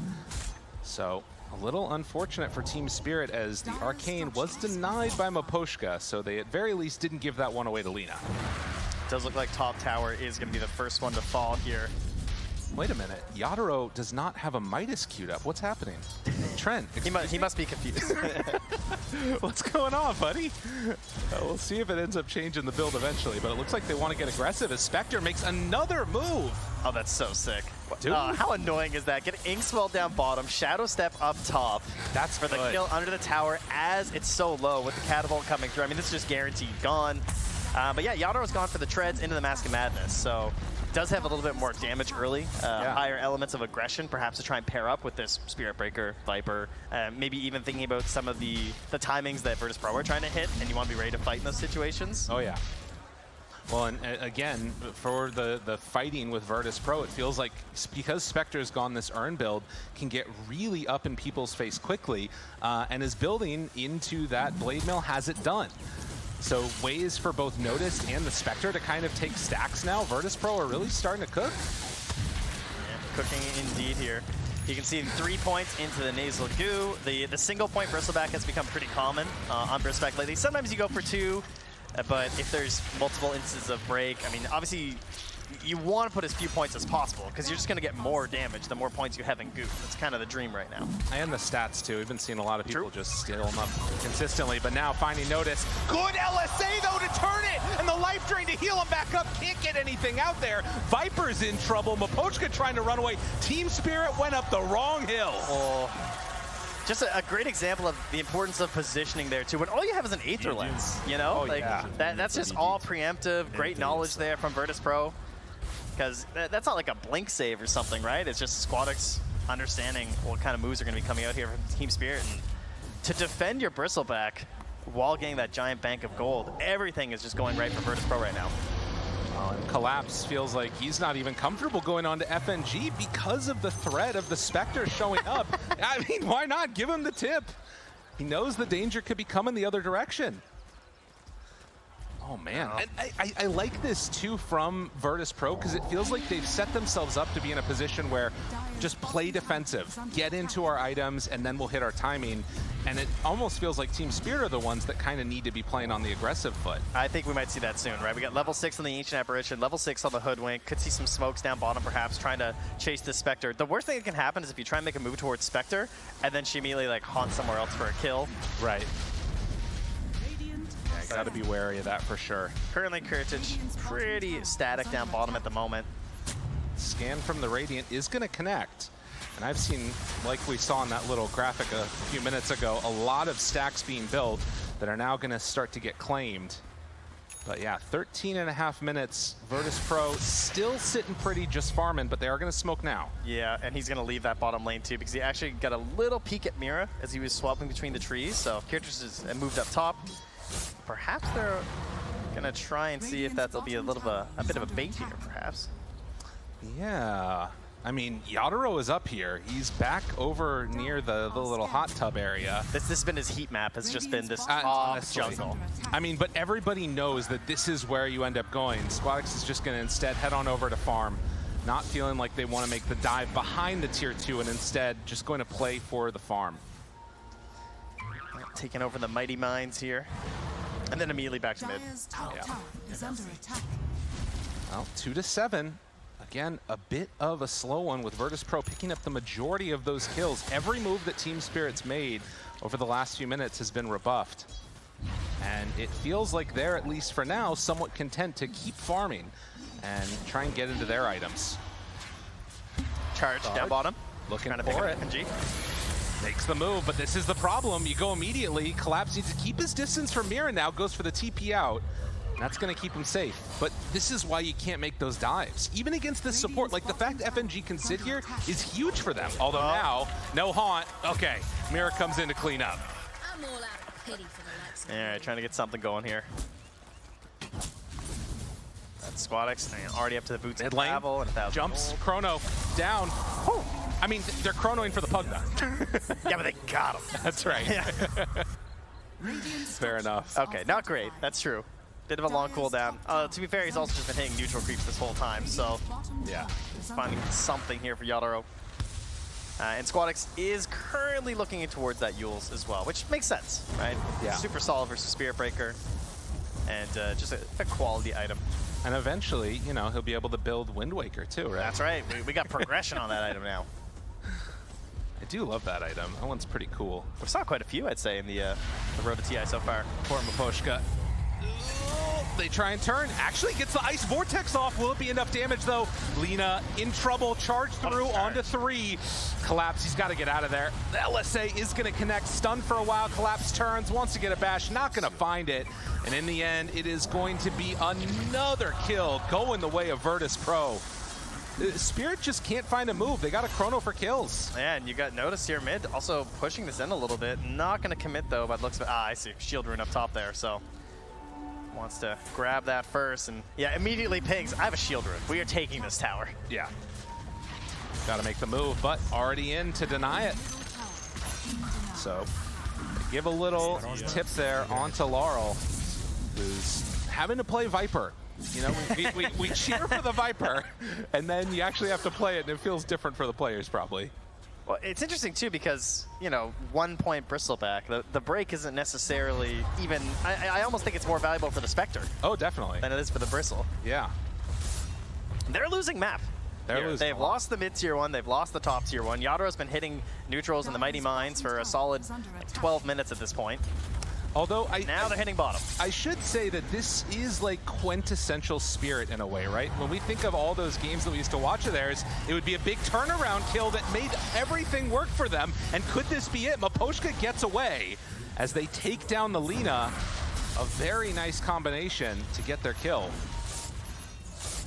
I didn't see how that got set up, but that was really cool because he was just charging the wave. I don't know if they knew that he was nearby, but he essentially charged the wave and used that for the mobility to get in there for the Nether Strike. Miposhka's still sitting so low up there on the top side as Collapse is going to get ran at by Notice. TP's away. I feel like there's games where you can tell the teams immediately after draft are like, okay, they're low on stuns. Yeah. Right? Because it is true. You've seen these like really quick TPs a couple times here because they're recognizing there's not a lot to stop us here. Mira, though, he does get stopped in his tracks there. That is a quick kill. The Aghanim Scepter coming. Collapse as well. Very strong, and yeah, looking for more. Collapse tries to run out, gets stunned, and brought down 11-5. They are all over them. This is the kind of swarming that you're hoping for with this lineup right now. Mid lane, though, you have Yatoro here. He's got Maelstrom, he's got Mask of Madness, and Ultimate Orb, and he needs to get involved. He's seeing what's happening to his team.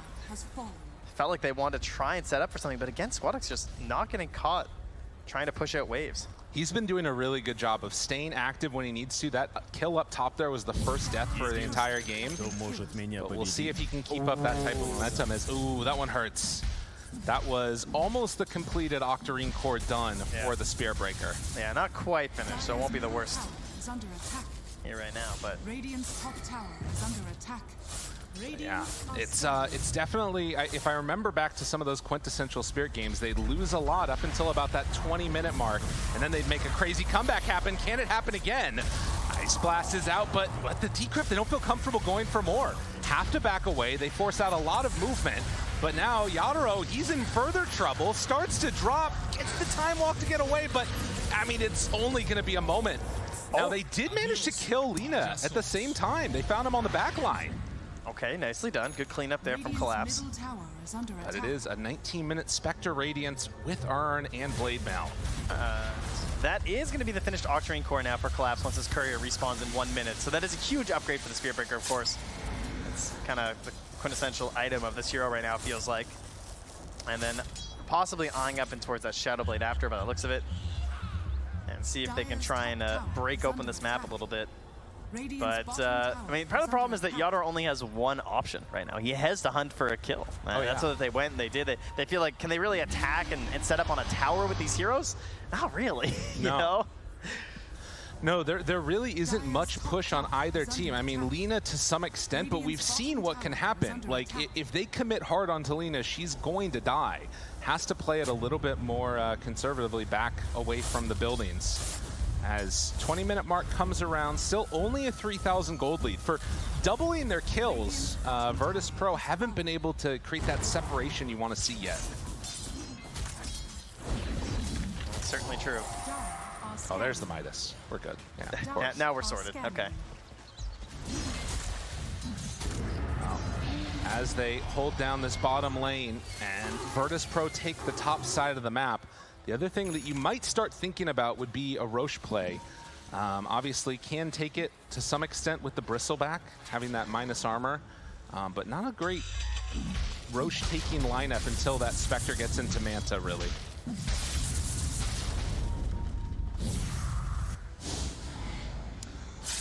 Not a whole lot of vision out on the map either for Virtus Pro. Might be something they're trying to fix right now. Not sure if they have some boards coming out. There's tons of vision currently for Team Spirit, which is really important with the Spirit Breaker, of course. Look at this. As soon as he shows up on the wave, and then Collapse is just sitting there, taunting as they go on him, realizing you can't actually go for that kill. And then they back away. Yeah, they barely tickled him. I mean, do you think that maybe if you're Team Spirit, you think about getting active when you know that Haunt is down, or is it just too low of cooldown? I think you might want to wait until they feel pressured to like go for towers or set up for Roche. Like, I wouldn't want to waste Chrono right now, is how I would think about it for Team Spirit, right? Like, if you could find a fight maybe near Roche, that could be worth it. I think they're definitely capable of taking it if they get a significant kill. But then you have to worry about things like, you know, is it going to be valuable enough for a buyback Shadow Step? Right. You know, could that create some serious issues for us? Collapse has also purchased up the Planar Pocket. Oh, wow. Like a straight up purchase early on, which I think, I don't know, maybe I'm I don't know if I've ever seen that. It's very interesting. Yeah. But the magic resistance is just so ridiculous this game. Right. That that's certainly the best reasoning for it. And of course, if you do catch the right spell, yeah, it is insanely valuable. I but like when you're trying to get Shadow Blade and stuff, that seems like a really heavy investment. It is. He has no hope of getting from the Tormentor, though. That is for sure. He is top of the board right now for Team Spirit. So. Right. Yeah, if you want it, you got to get it. I mean, I guess it is, like you said, just a crazy amount of magic resistance that does help out. As down bottom, they managed to find Miposhka, who Glimmer Cape's trying to escape. Actually, almost survived that one, but the jump forward, Chrono now onto two, but the LSA, oh, he's in Chrono! Is it still going to be enough to get him out, though? The Decrep is there, along with the Eul Scepter, charged through onto Sage. They find him the second go. Moving forward onto Squadix, they get him with the Bushwhack. They need a little bit more damage, but they're not finding him. The LSA to save his own life in a Chrono. Even time can't stop this guy. And he finally got Seiyushin at the same time, which is so unlikely to happen. This is an Aether Lens Pugna with Glimmer. Like, what are the chances you catch him inside the Chrono with Alina? You finally do it, and he gets off a godly LSA to save himself. And into the Roche pit they go. 5K lead, potential Aegis being set up for them right now. This is everything Virtus Pro wanted with their draft. I don't know if Virtus Pro heard. Oh no, oh no. Oh, notice, Roche is angry. He's coming for him. It's Spirit Breaker too. He's charging through. I think he's gonna finish this one off. It's very close, enough damage. They take him down. Collapse says, no, this isn't your Roche. I'm coming in for more. Tries to find more damage. Can he get away? He's slowed, he's silenced. LSA to finish. Ooh. The supports were smoked, trying to get here as fast as possible. Hey, yo, that Bristleback kill though, right? I mean, got him. Now they're moving in, but Roche, it's already going to fall.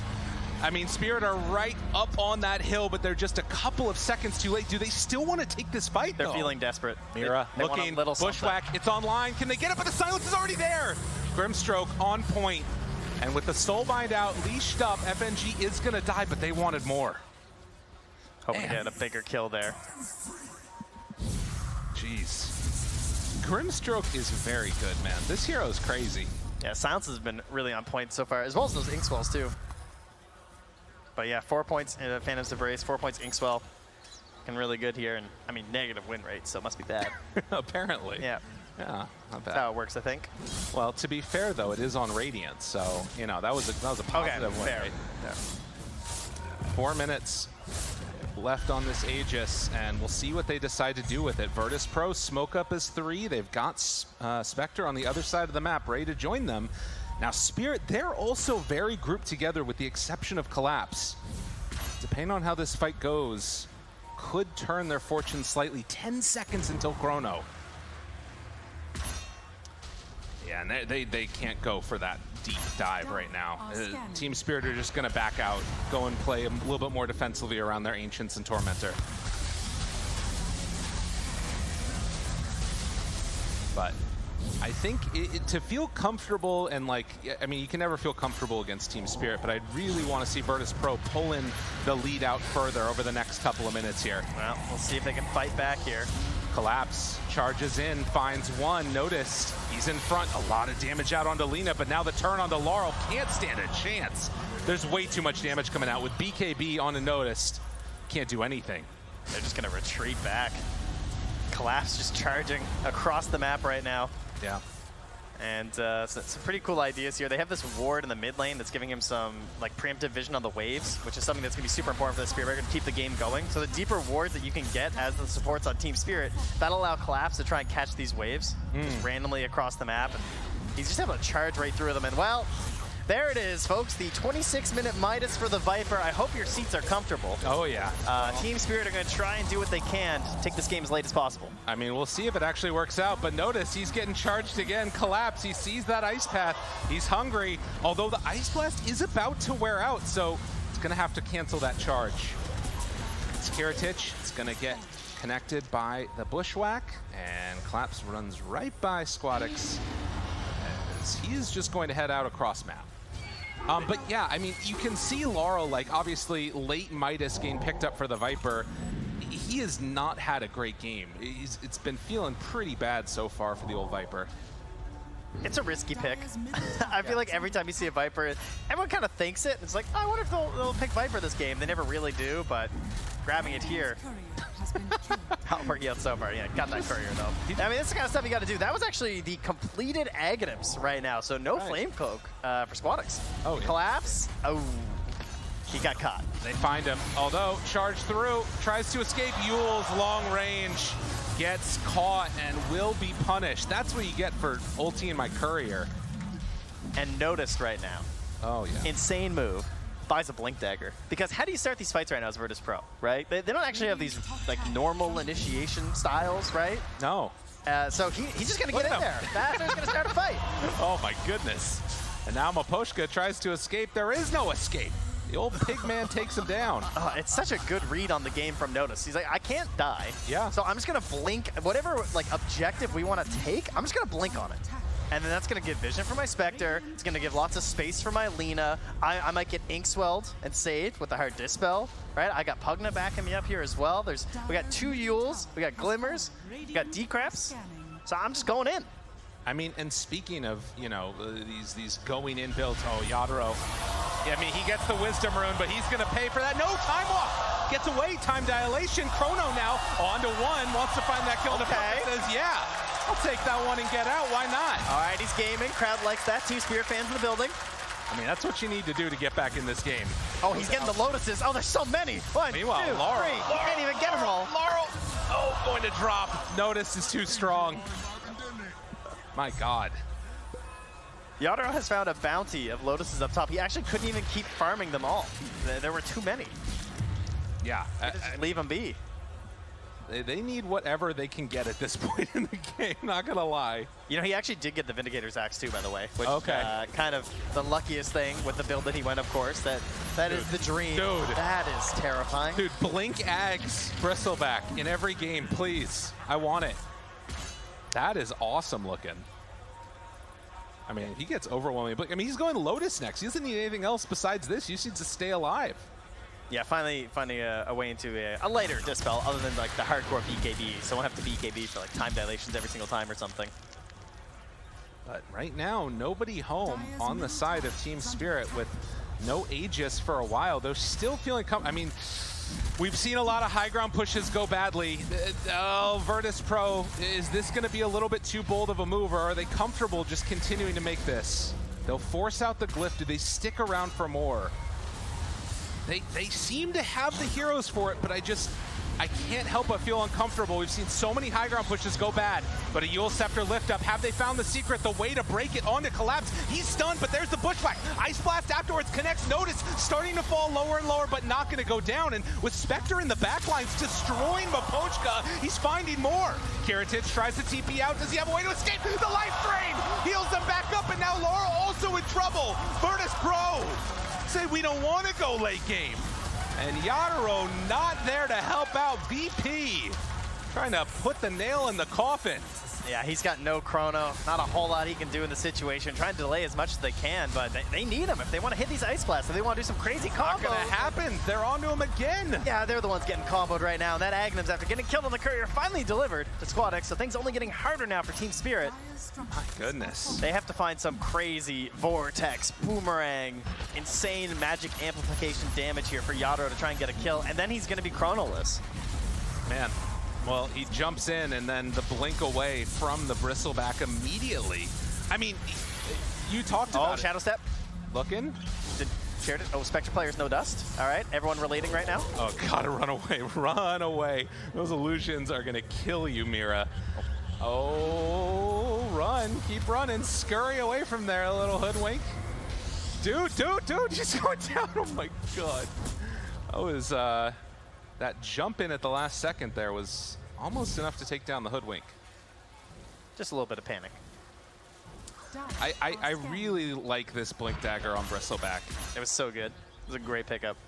Blown open the game as we take another look at this fight and what could have been something from Collapse, but just gets absolutely demolished there inside the base. It's tough because what can you really achieve with this defense, I guess, right? I think they were maybe just hoping they could dissuade them a little bit because they know they can't win a full fight without the Chronosphere. But Roche may respawn in 5 seconds here, so that's definitely what Virtus Pro are playing for. They just want to get the Aegis, go back towards the high ground. Pretty simple for them at this point. And it's going to be a 2-minuter here. So some time for Team Spirit. Can they get anything that can change the game for them, though? It's a tough one.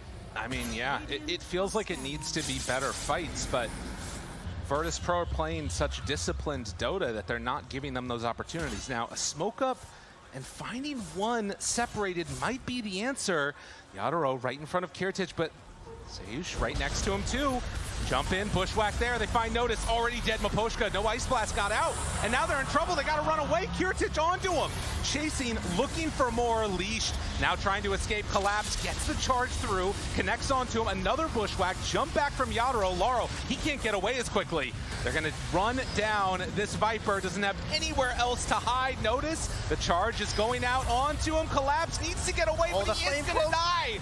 The Flame Coke bonus, the blink forward from the Lina. They're just finding kill after kill after kill. Virtus Pro will not be denied. This game number 1, they want to take the lead as they head straight on in. These tier 4 towers, as a matter of fact, say, yeah, we don't need another Rax. Man, we don't get to see a lot of Lina these days, but what a game from SquadX. Just perfectly positioned this entire game. 9-2 and 9. Oh. And then utilizing the Flame Cloak as well to just fly right over the wall. Just hiding in the trees, lurking behind all of his allies. A Spectre and Bristle up front, making it so simple. And the backup saves of FNG. They've had enough. I mean, what a game. They can't do anything. Absolutely perfect performance from Virtus Pro. This young squad of players led by one old head in FNG. A very similar formula to how Team Spirit won TI just 2 years ago. We'll see if they can make it happen again, but already Virtus Pro off to a great start as they're gonna claim that victory, and that crowd, let them hear it. Giving it up here. I mean, yeah, TI, very unpredictable here. All right, no game is ever easy on the stage here. Virtus Pro making sure that Team Spirit are going to have to fight for it here, despite being some of the defending champions of the Aegis. I mean, and again, I can't shout out enough. Noticed, I mean, how many of these games at this TI, and even in the lead up to it, have we seen where there's been like consistent, you know, the game gets delayed, the supports are pushing out lanes, constantly delaying, Midas. And instead, this one, they find the Blink Daggers to just run in and find pickoffs. I mean, Lina had a Blink Dagger. When was the last time we saw that? Yeah, it was a hard commitment, and it's very scary in this meta, right? We've had several teams struggle in these situations. You buy these items, and then suddenly, oh, we're not winning. Oh, the Blink didn't pay off. And now it feels like maybe I should have committed for the late game instead. Right. Just a fantastic job here for securing things here for Virtus Pro and knowing they had to win. Well, they knew that they had to win. We'll see if they have what it takes to pull it back in game number 2 for Team Spirit. For now, we're going to head on back to the panel, let them break down all the action. Thank you guys so much. I mean, Virtus Pro, they had a monumental task against them. They've done it in game 1. It is a best of 3, so there are still some chances for Team Spirit to be able to come back. But in this game 1, there was no space for them. This team is known for creating space for themselves. Yutoro being able to farm seemingly off the map, out of nowhere, coming into a team fight and being one of the most farmed cores, but it didn't happen this time around. Maybe the changes to spec, Kiritich on spec, is all that needed to happen, Sheep. I'm sorry, VP, I wasn't familiar with your game. It was, I mean, holy shit, they played so well. They played their timing perfectly, they built their items perfectly, like they were just on it. I think Team Spirit struggled so much to ever get any foot in the game. Like this Bristle free farmed so hard. You know, like when he's coming out at such a high level with all the items that he wants, and you can't do the damage against him because of like this Pugna and all these items, it's just, Viper does not like being ran at, and he struggled. Who would have thought? I mean, I think a lot of, you know, we mentioned that they have no really active heroes on the line side, you know, on the side of VP, but Spectre early on, Kiritich, he made so many space by himself, just, you know, haunting onto heroes and killing them, and then killing towers by himself and creating so much space for his team, along with the notice. When he got his timings, he bought a blink and he made a pickoffs on Bristleback himself. Like, who is doing pickoffs on Bristleback ever, you know? Like, these players, they're so in state of like this flow where they would just like not have any fear playing against Team Spirits, you know, the TI champions. They just won Riyadh as well. They won another tournament. And look at this VP, they're just so confident. They're just doing their plays. And even by themselves sometimes, like alone completely. And every move that Team Spirit had to make, like Virtus.pro was ready for that. Their supports was already there, preventing that move from happening. Yeah, and for me, I feel like VP, they just perfectly understood how to shut down Yotaro, right? He's finishing the game 2-3-2. Think about every chrono. 8 minute, he chrono to run away from a fight.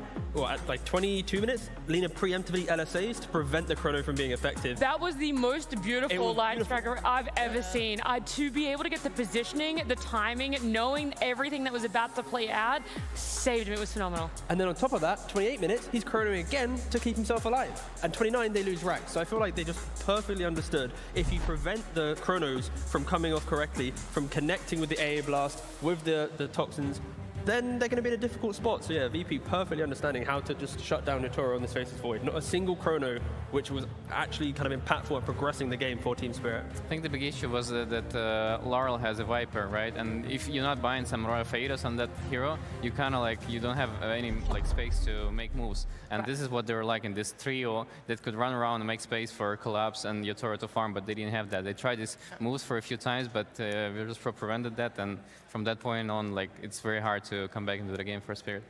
Viper does not protect his carries farm. Like, he's just not that hero unless he's owning. So it was just very difficult for them to ever do anything. And I also want to point out, like, when you said he used his chrono defensively, I really loved them being so in tune with like the timings of the map. They were using like the wisdom, it was the wisdom rune bait, right? Like Yotaro showed up on their side of the map. They set up for it. Exactly, they took advantage of that. I think VP were just very, it felt like they were very clear-headed in everything that they were doing that game.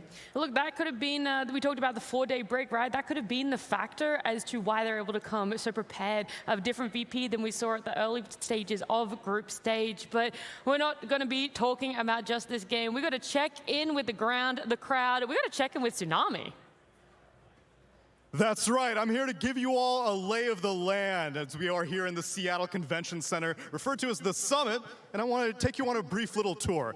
Right now, standing behind me is our foreign language panels. We got a Russian, Spanish, and Chinese up there on what we call the Fortress. Now, why is it called the Fortress? As you can see, it's got some castle-y imagery, the stone wall, we got these flags, and we've got a barrier encouraging us to show respect, show deference, because this is the road to the international after all. And as these teams get through the castle, well, they gotta go into their booths. On these booths, we have brought them back. You saw the blog post, Argon infused, and some nice little plush carpet as well.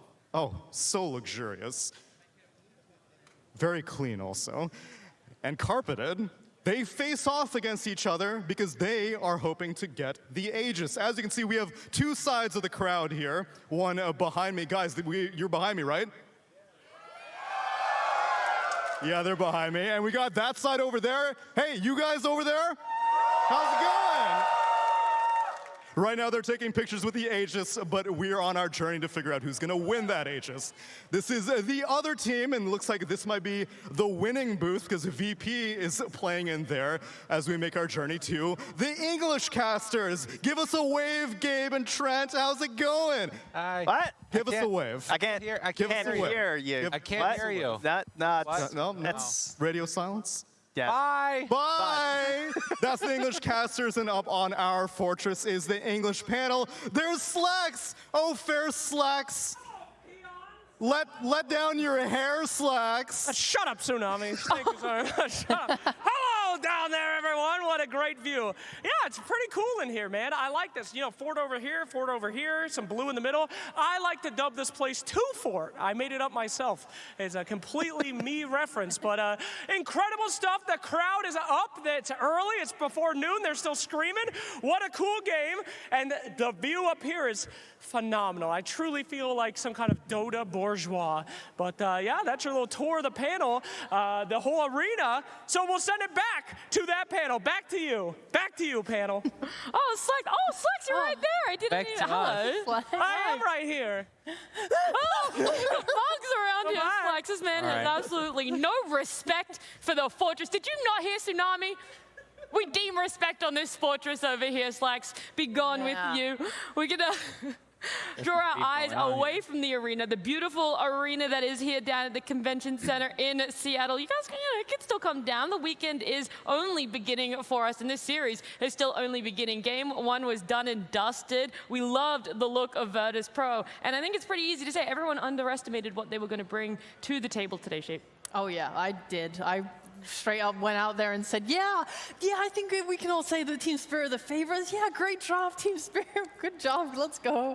No. Yeah, little did we know Virtus Pro were actually the Megaminds all along. And look, it's not your fault. Maybe there's just not enough information out there about them. And if you're falling in that category, that you don't know much about VP, then listen up, because we got a video giving you all the details about this team, Virtus Pro. 4 second DPC started, manager approached me and basically asked me, do you want to play? I kind of wanted to play, but it's hard to start from the zero, right? You need to get players, you need to get a slot into DPC, and obviously it was a good chance to come back and teach new players. They don't have experience, so it was like my main goal. We kind of succeeded in the end because we made it to TI, but the results weren't the best. Consistently placing 4th in each tour meant Virtus Pro missed out on the majors. However, their fortunes turned in the Eastern European qualifiers. Under FNG's inspiring leadership, the team clinched the coveted remaining spot for the International. Even if you experience, it doesn't mean that you will be a good captain or a good player, a good teammate, and so on. It still takes some time and it still takes some results. You basically need to show your teammates that they have to respect you. At least for me, but maybe for some other people, like Papi, for example. Everybody respects Papi, you know, he doesn't need to prove anything, but I'm other guy, not Papi.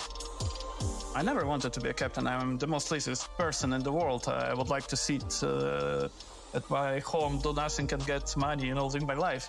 But for some reason, it's always been like that in teams that I played, they want to have a leader. And that's basically what happened in a lot of my teams. Adaptation is a skill that helps you to work on issues that happen right now and do it in one day. Not like, okay, I need whole months basically to fix this issue. No, you have a game tomorrow. You need to fix it right now. This is, I would say, what is like the biggest thing in this team. That's what I hope we will bring into TI. I'd say they've done a pretty good job of adaptation. Reza, I mean, how would you feel? You had it last year, you had that week break, but now there's a whole nother week between groups and going on. Like, what did you guys do during that time for last TI, and what do you think VP did to be able to come in so strong for this series? I mean, you're usually trying to figure out the best heroes for the meta and like figure out the things that people are not using to beat them. For example, like you see this Viper, people probably thought about like how to counter the Bristleback and Spectre, so they found this Viper, but Viper doesn't really fit into the overall strategy, right? Where you have 3 heroes that are running around together and making space. So I think teams most of the time, like they're playing pops and trying to figure out like to be ahead, a little bit ahead of everybody else to, you know, come to here and make their own stuff happen and not like, you know, for other teams not to expect that. Yeah. On top of that, it's like actually you have a captain like FNG where if a player comes to you and says, all right, I really want to play, let's say, Zeus mid or Kotal mid, right? Other captains, other teams might just put that straight away down. It's like, no, we don't want to deal with that. But I think for FNG, we're kind of seeing a little bit of just open-mindedness, like, okay, I'm down to accept this new idea, and then we'll try and incorporate it in. Of course, like Spectre, only like, what, 10, 11 games so far at TI, but Kiritich is, what, now 4-4 and wins, like undefeated. So small things like this help a team make runs at TI for sure. It does feel like their players have freedom what they want to do in the game. They don't have like strict plan of like, you know, 25 minutes, we get this time and we go there. But they have like freedom of like Spectre Kiritich, he wants to hound in on the other side of the map, he does it because like they have this freedom, and FNG is basically the captain of like allowing these players to have free, you know, free feel in the game. Do you feel that he plays Spec in a different way as well, Sheep? Like, people could still play Spec passively. You could still do the stereotypical of what Spectre used to want to do, wait until that 35-minute mark to really be active. Or with this change that she had to our ult being a, you know, lower cooldown, you kind of have to be more active. It's not a Kiritich thing. It's just how the hero has to be now. Yeah, I don't think you like have to do anything, but if the hero gives you a tool to allow you to do something, it's foolish not to. So I think having the haunt be so low cooldown now and be able to just go on that one person, especially when your team's having a good game and they can do and set things up for you. I mean, he's obviously like pushing it as hard as you can. You want to get the maximum efficiency out of your hero. Yeah. I just think, like, typically you look at Lina, you look at Bristleback. These are not heroes that are setting up for a Spectre to go in on someone. So he's clearly like playing up and doing better and playing really well. So he's really good at this hero. Yeah, I think what they found, oh, sorry, go ahead. No, please go ahead. No, I think what they found really good in their teams that Kiritich is being able to play kind of like position 3 for their team, and like the way he's playing Bristleback and Spectre, for example, he's making space for his both cores to be able to farm. Yeah, and I think that Kiritich is just showing really good just minimap awareness, because when you're playing Spectre, like in that previous game, he's haunting on opportunities that presenting him. You know, like he's finding like the AA who stepped slightly far away from tier 1 tower, boom, you're now dead. You know, like, wait a second, Void's now farming jungle. Let me go take that tower. Like, he's looking at his own game. He's not waiting for his team to say, please come help me. It's like he's just playing his own little mini games as well, which is exceptional to have for like a first type of TI. You know, like you have no pressure already. Yeah. He does create those opportunities for himself. That's very true, and it takes like a lot of, you know, brain power to understand where the heroes on the map and to be able to go to this AA and know that there's not going to be TPs and you're not going to die for it. Not going to feed, Don't want to feed on TI. It's impressive for himself, impressive enough that we have to ban out this spec when we look towards Game 2 for Team Spirit. You're just like, we don't even question giving the spec over to him anymore. It needs to be taken out, or that's not really the problem. The Bristle should have been answered more because it was a first pick, and they still didn't really be able to deal with it with this Viper. The break just wasn't enough. I think giving away Spectre and Bristleback is both of them. You just take both of them out. No, just at least one. Just take away one. Yeah. Which one? Which one? Just like, I thought you were going to say which one. Just Gone, it's your moment. Which one? Which one? I would get rid of Bristleback. I would get rid of Bristleback. There we go. Spectre, you can take advantage of. Bristleback, too annoying, man. God. Too annoying. I disagree. I think their You best disagree? strategy. Wrong. So you would rather come up against the Bristle? Really? Yeah. Oh, we can see those teams there, they're prepping themselves. They're going to be coming out here so everyone can put their hands together as we see our teams returning to stage at Team Spirit Virtus Pro game number 2. We can still keep talking about these teams. They're going to be hearing you now, Shiv. You're going to be nice to them. I love these teams. Let's go. Your biggest fan. I definitely had full faith in you, Virtus Pro. I mean, we had more information on them, so it's only fair that we give Team Spirit their limelight and we find out some more information about our TI-10 champions. Торонто Токио ушел из команды, потому что, я думаю, нам нужна была замена. У нас были внутриигровые разногласия с ним. Нам нужно было освежить команду к этому еще, потому что мы 2 года играли одним составом, и нам нужен был новый человек, свежая кровь, так сказать. Я думаю, все это сложилось вместе, и мы приняли такое решение. Мы искали разных мидеров после того, как кикнули Торонто Токио, но остановились на Ларле. Все очень легко находили контакты с Ларлом, Нам он очень нравится и в плане мужчины, и в плане игровом, так что я думаю, что у нас очень позитивная динамика.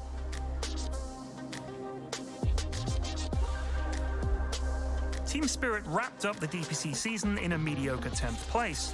But post-DPC, they dominated, both at Riyadh and then Dream League just a month later.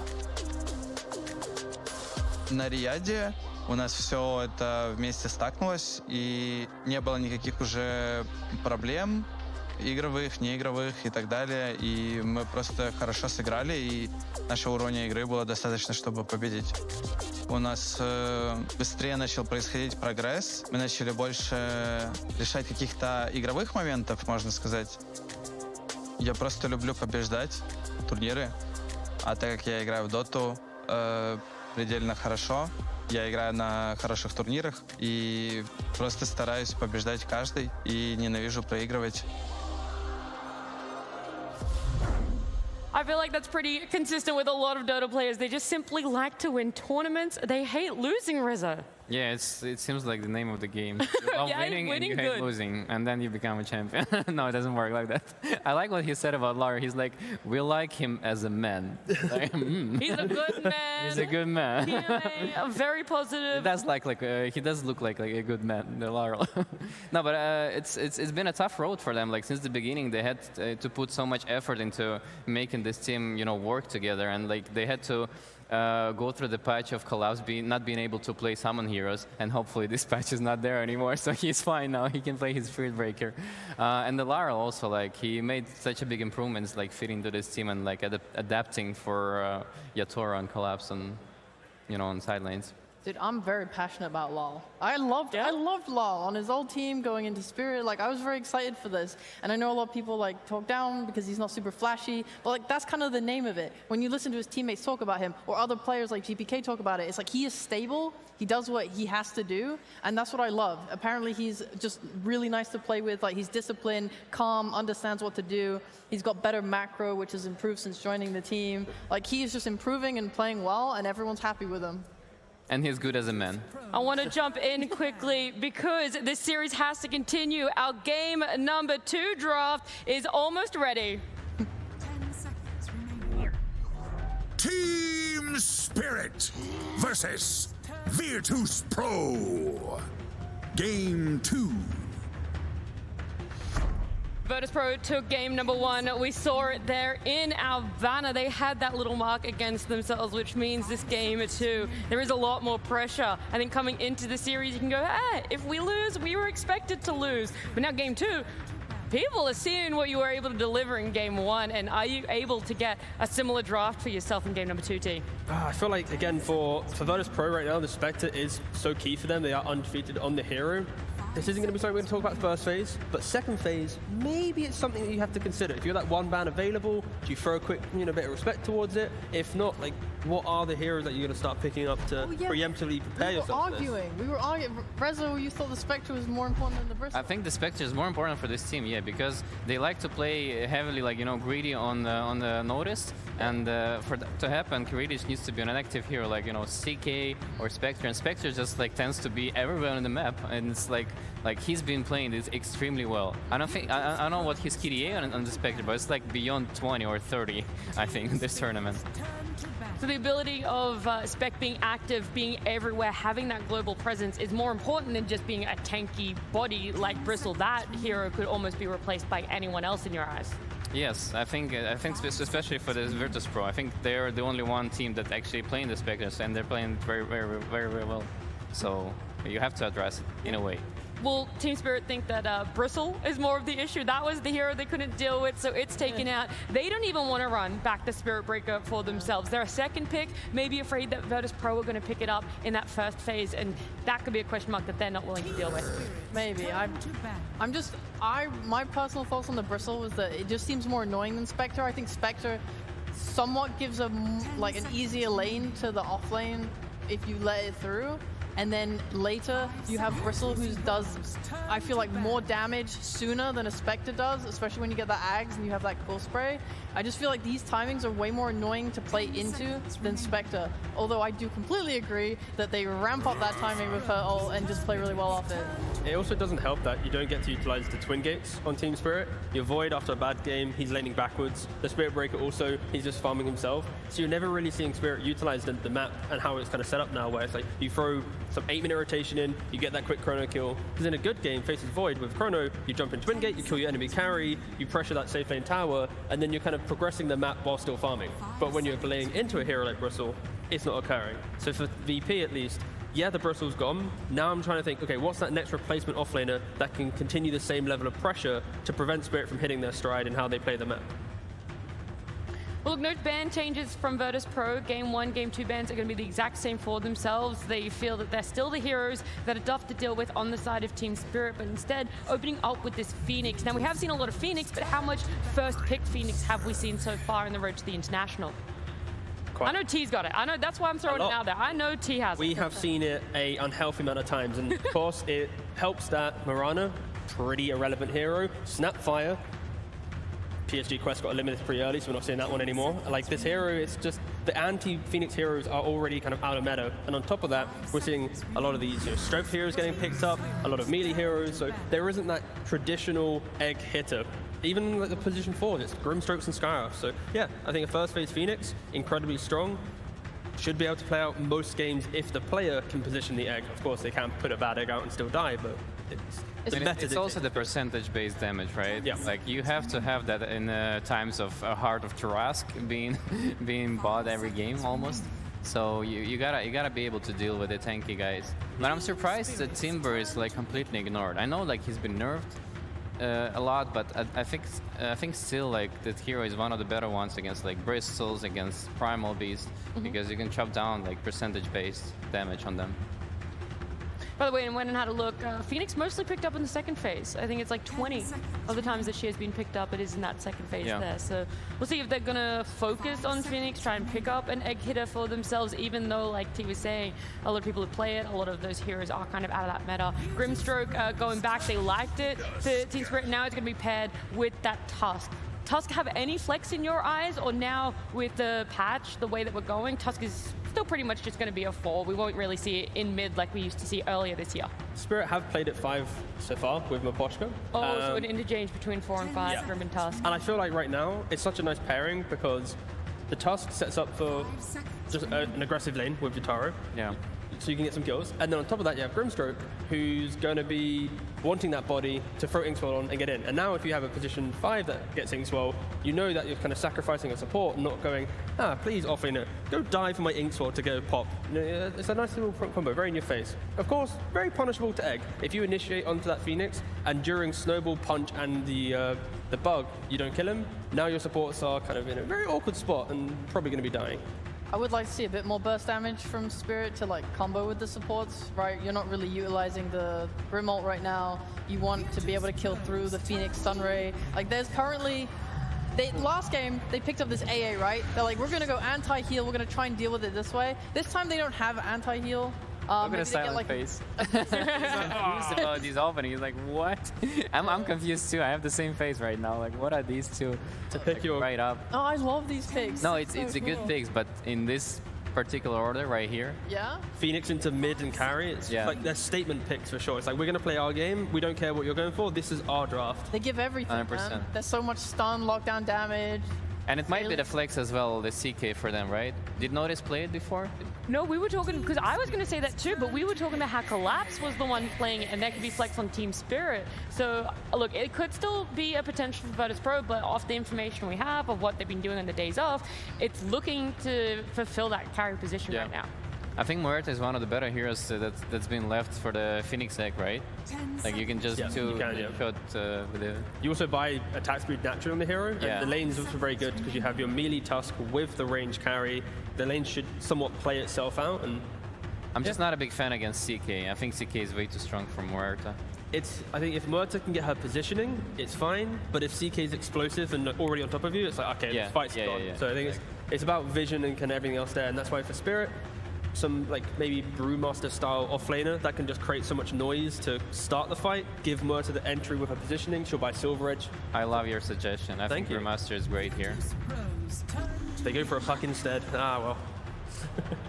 Very annoying though. Like, VP's lockdown, it isn't that clean. It's a Chaos Bolt, Cold Snap, like, they're not stopping puck. So Lyle, he's already got a Rampage so far in the Road to TI group stage.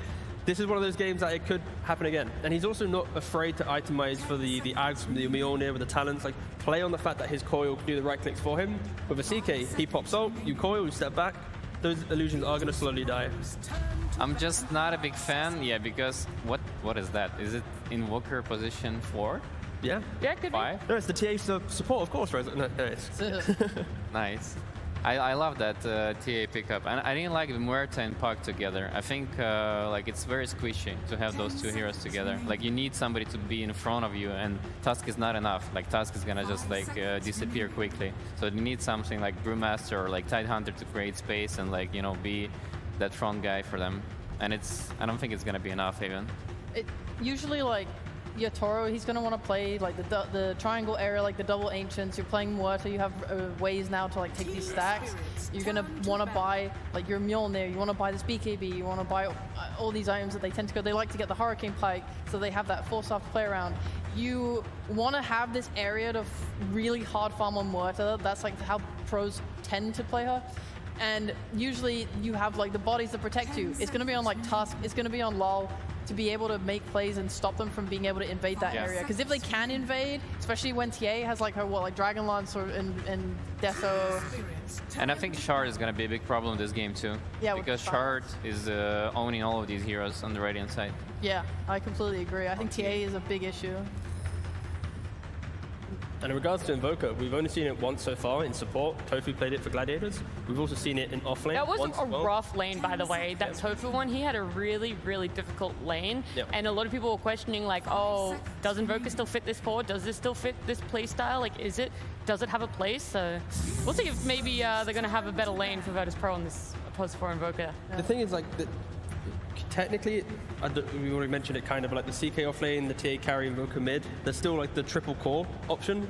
And then if they did want to go a little bit more to the side, I thought they can about do that. it, but I looked previously, and it doesn't look as if Kiritich really plays. No, he's he does. a different type of player. Yeah. So, I think there's not too much flex power. Yeah, and even with the bans, they banned out the Brewmaster VP, so now Spirit can't go for that. And yeah, 2 offlane bans as well for Spirit. I'm mostly worried about how Puck will do mid versus the TA because Love it. obviously it's like really TA favored, but Puck could maybe recover by moving to the side lanes because I think Muerta, like Tusk lane, potentially is very strong.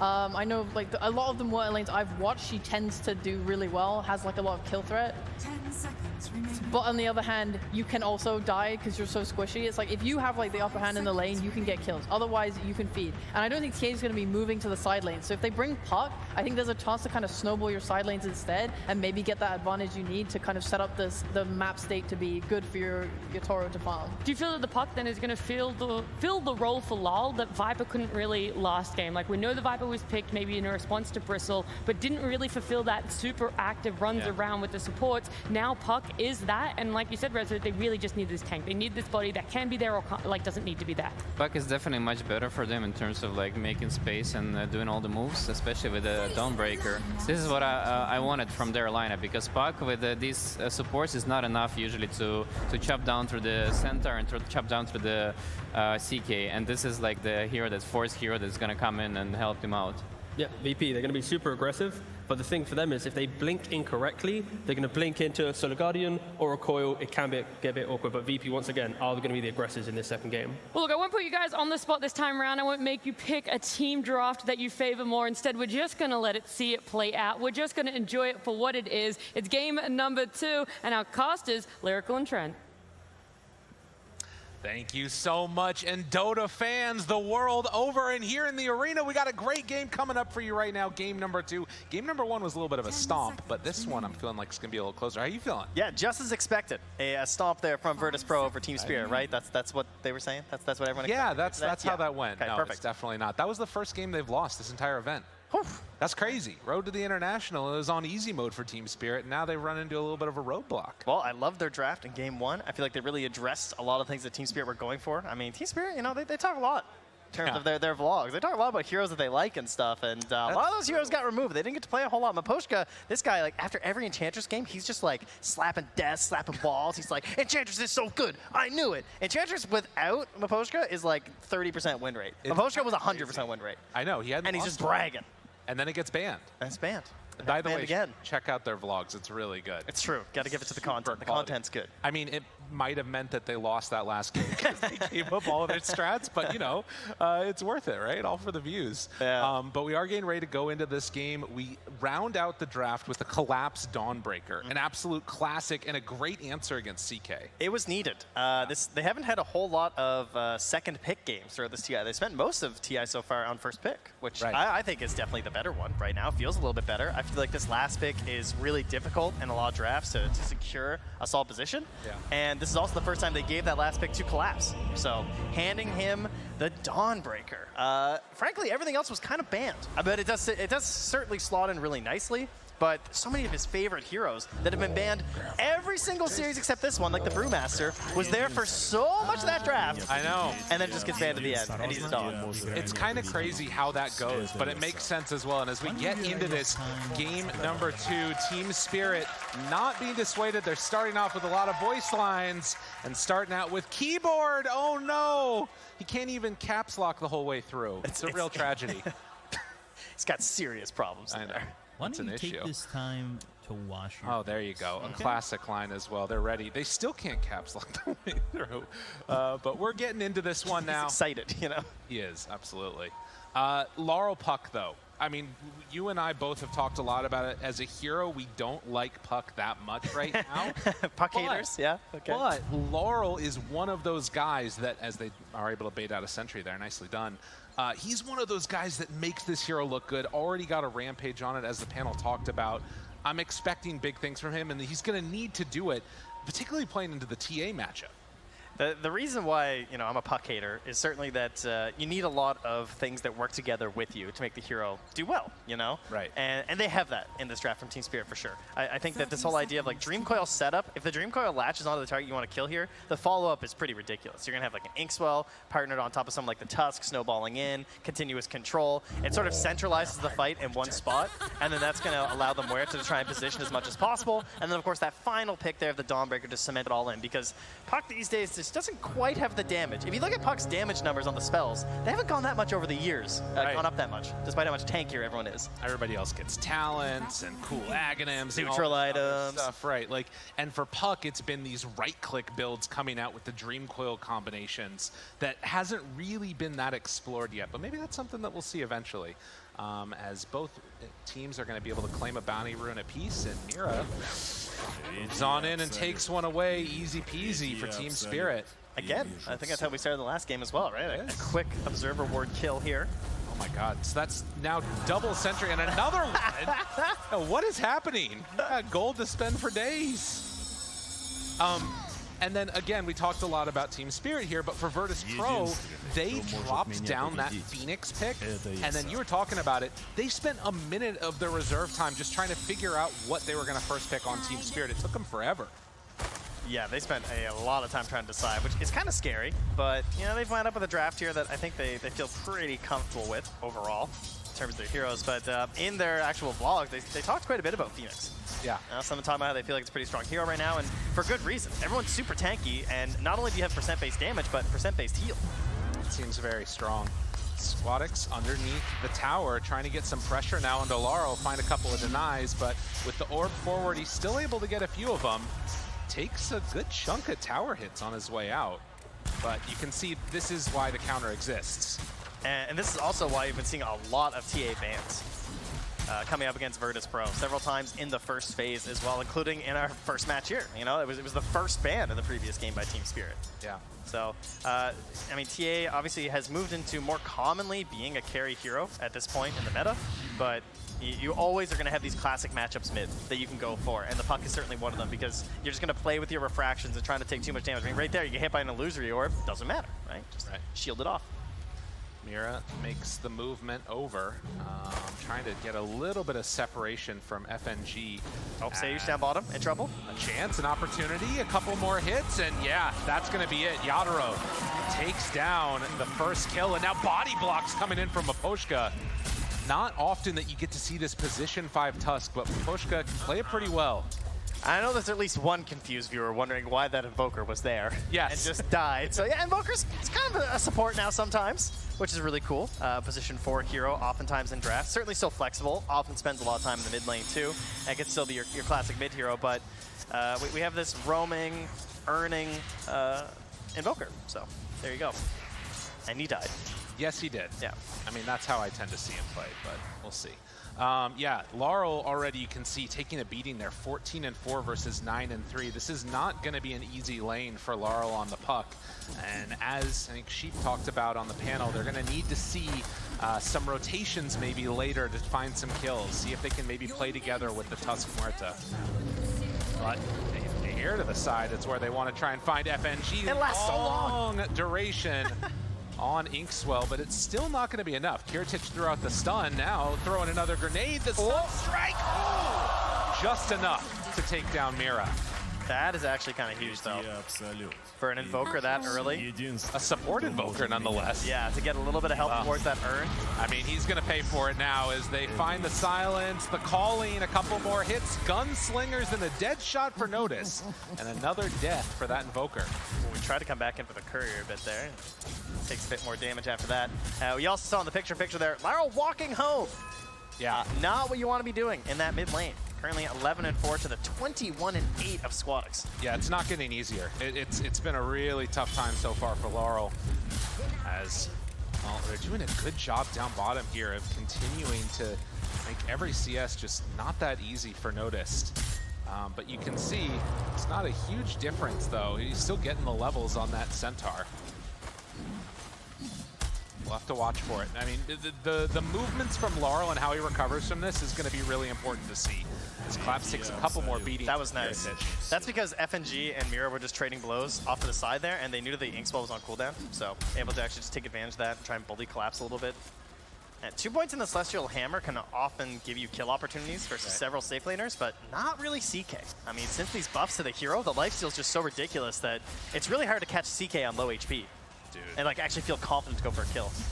Look at this. Can you sense it? It's feeling like it might happen. I mean, he's dodging the best that he can, even just steps forward to break that bottle charge, and right in his face. Meanwhile, down bottom, Notice in no man's land, and with the tag team there, a couple points, able to find him. So Yatoro carrying the load right now for Team Spirit. Yeah, he's the only one really up there in the last. Oh, meanwhile though, it's enough. Unstrike to help out. Well played, getting active. So very back and forth, and Squadix gets closer to his level 6. He actually almost has it. That could be another point where Laurel needs to be real careful. A trap could spell his doom. Oh yeah, maybe we'll get a really stylish deny, you know? Oh yeah. A little deny splash like our TAs like to do now. There's definitely a chance of it. He's getting closer and closer while the Twin Gate is used. They're wrapping now. It was spotted. I mean, Ward was up there on the Twin Gate as well, so FNG immediately dewards it, but you know they know that Yatoro is well aware of their intentions. I mean, this is a dangerous position, right? You're sending. I mean, they have to send Miposhka mid to help, so Yatoro being able to survive here is really important. And as you can see, making the move over, they're going to try and deny a rune. Laurel, he's in some trouble. Mira moving in. They're committing everything to try and shut down this TA. Is it going to work? 6-minute rune, it's down bottom. Sunstrike not going to connect onto the Grimstroke, but they still should be able to run down Mira.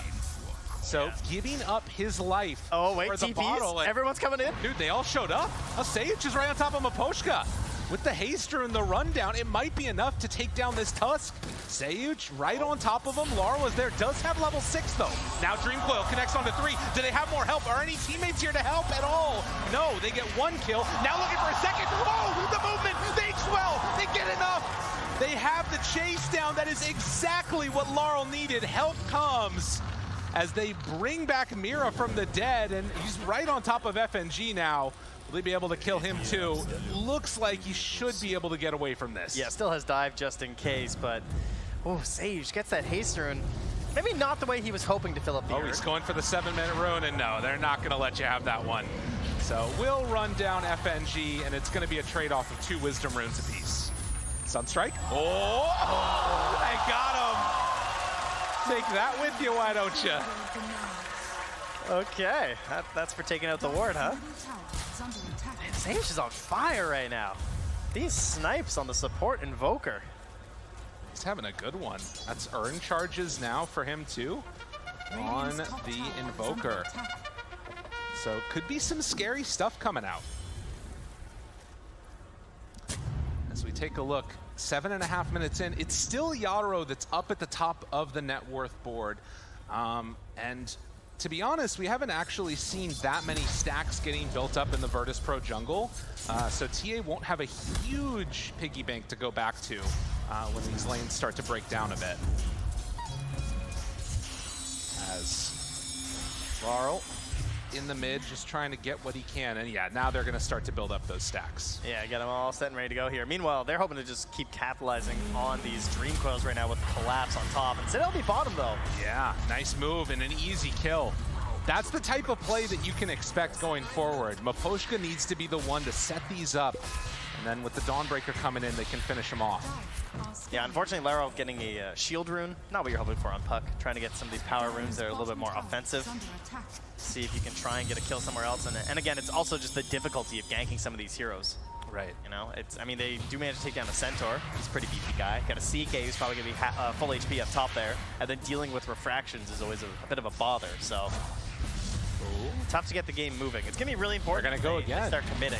On to Notice, 3 points in tag team. This is a huge kill if they can get it. The hoof stomp's there, runs back into the calling, trying to bring him down. A couple more hits, and the dead shot is there for the finish.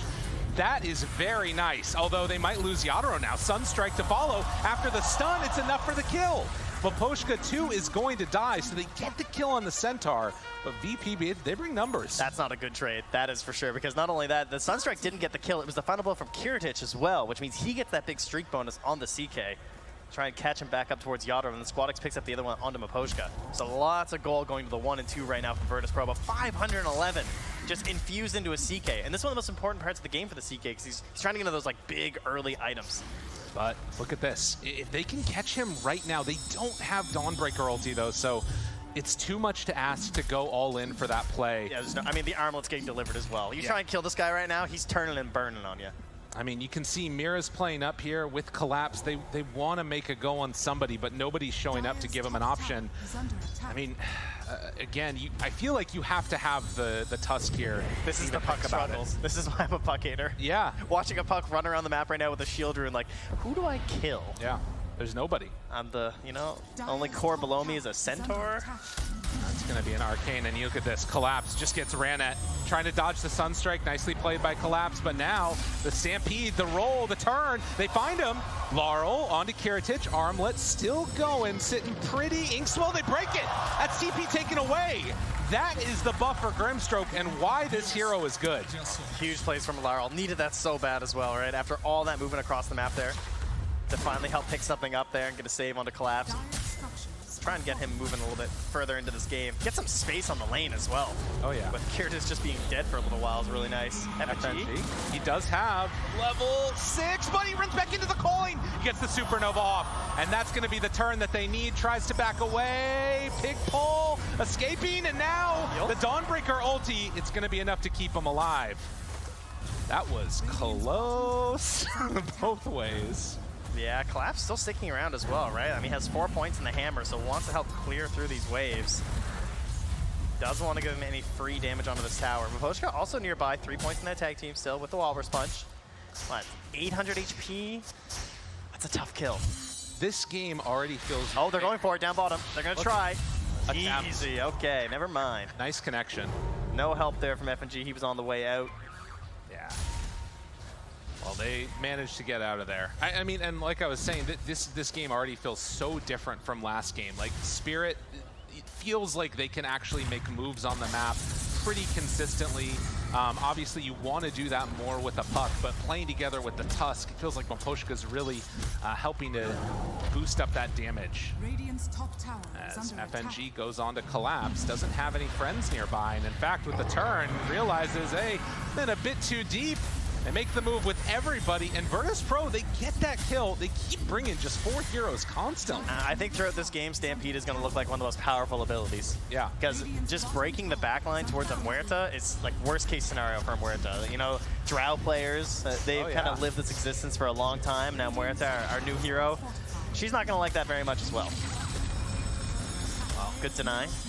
Kiritich comes in just to secure that. Is there any concern at all that Virtus Pro are bringing too many heroes to these gank attempts? I keep on seeing like 4 of them in a lane together, and obviously you can run through the Twin Gate, you can TP elsewhere, but it does feel like they're pretty concentrated. It can definitely be a concern, but there's also the fact that they're not really farming like crazy on any of these Radiant heroes, right? There's no like Bristleback who is on the off lane who's like getting super farmed or something like that. Yadro is the closest thing, and he's, you know, this isn't the most intimidating ancient farming I've ever seen. No, it's true. It's taken him a while to get through it, no doubt. Does have the Maelstrom. It's just unlucky, you know, he's trying to hit some gunslingers here. Exactly. And yeah, you can see that Radiant side does tend to have a little bit higher win rate, a pretty decent win rate across the board from Muerta. At least at this road to the International that we've been seeing. Great flex as well. The supports have looked great. When you hit those saving Deadshot plays too, it can be so impressive. I mean, obviously you can do that as a core as well. Oh, interesting. So move in immediately. Gets the Supernova off. They didn't time the stun right. Doesn't matter. Still dead. Stampede. Try and save it. Laurel caught. Doesn't get hit by the Sunstrike, but pulled in and killed off by Kiritich. Now Mira, he's running away. Collapse. Does have enough distance for the moment, although a 2-second stun.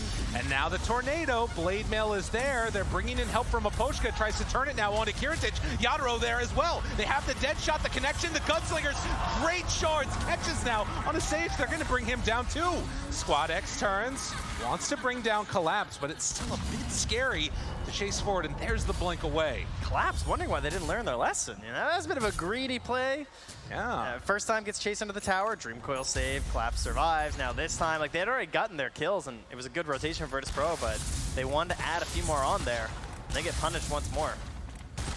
Interesting. And this is kind of Kiritich at his peak right now, at least for his like early game peak, right? He's got Armlet, Echo Saber. He's supposed to be very terrifying. You watch how he just grabs Laurel, smashes him to smithereens, but to immediately fall right after definitely hurts. Well, and we talked about the Laurel needing to go for, you know, he had queued up at least for a second the Aghanim Scepter.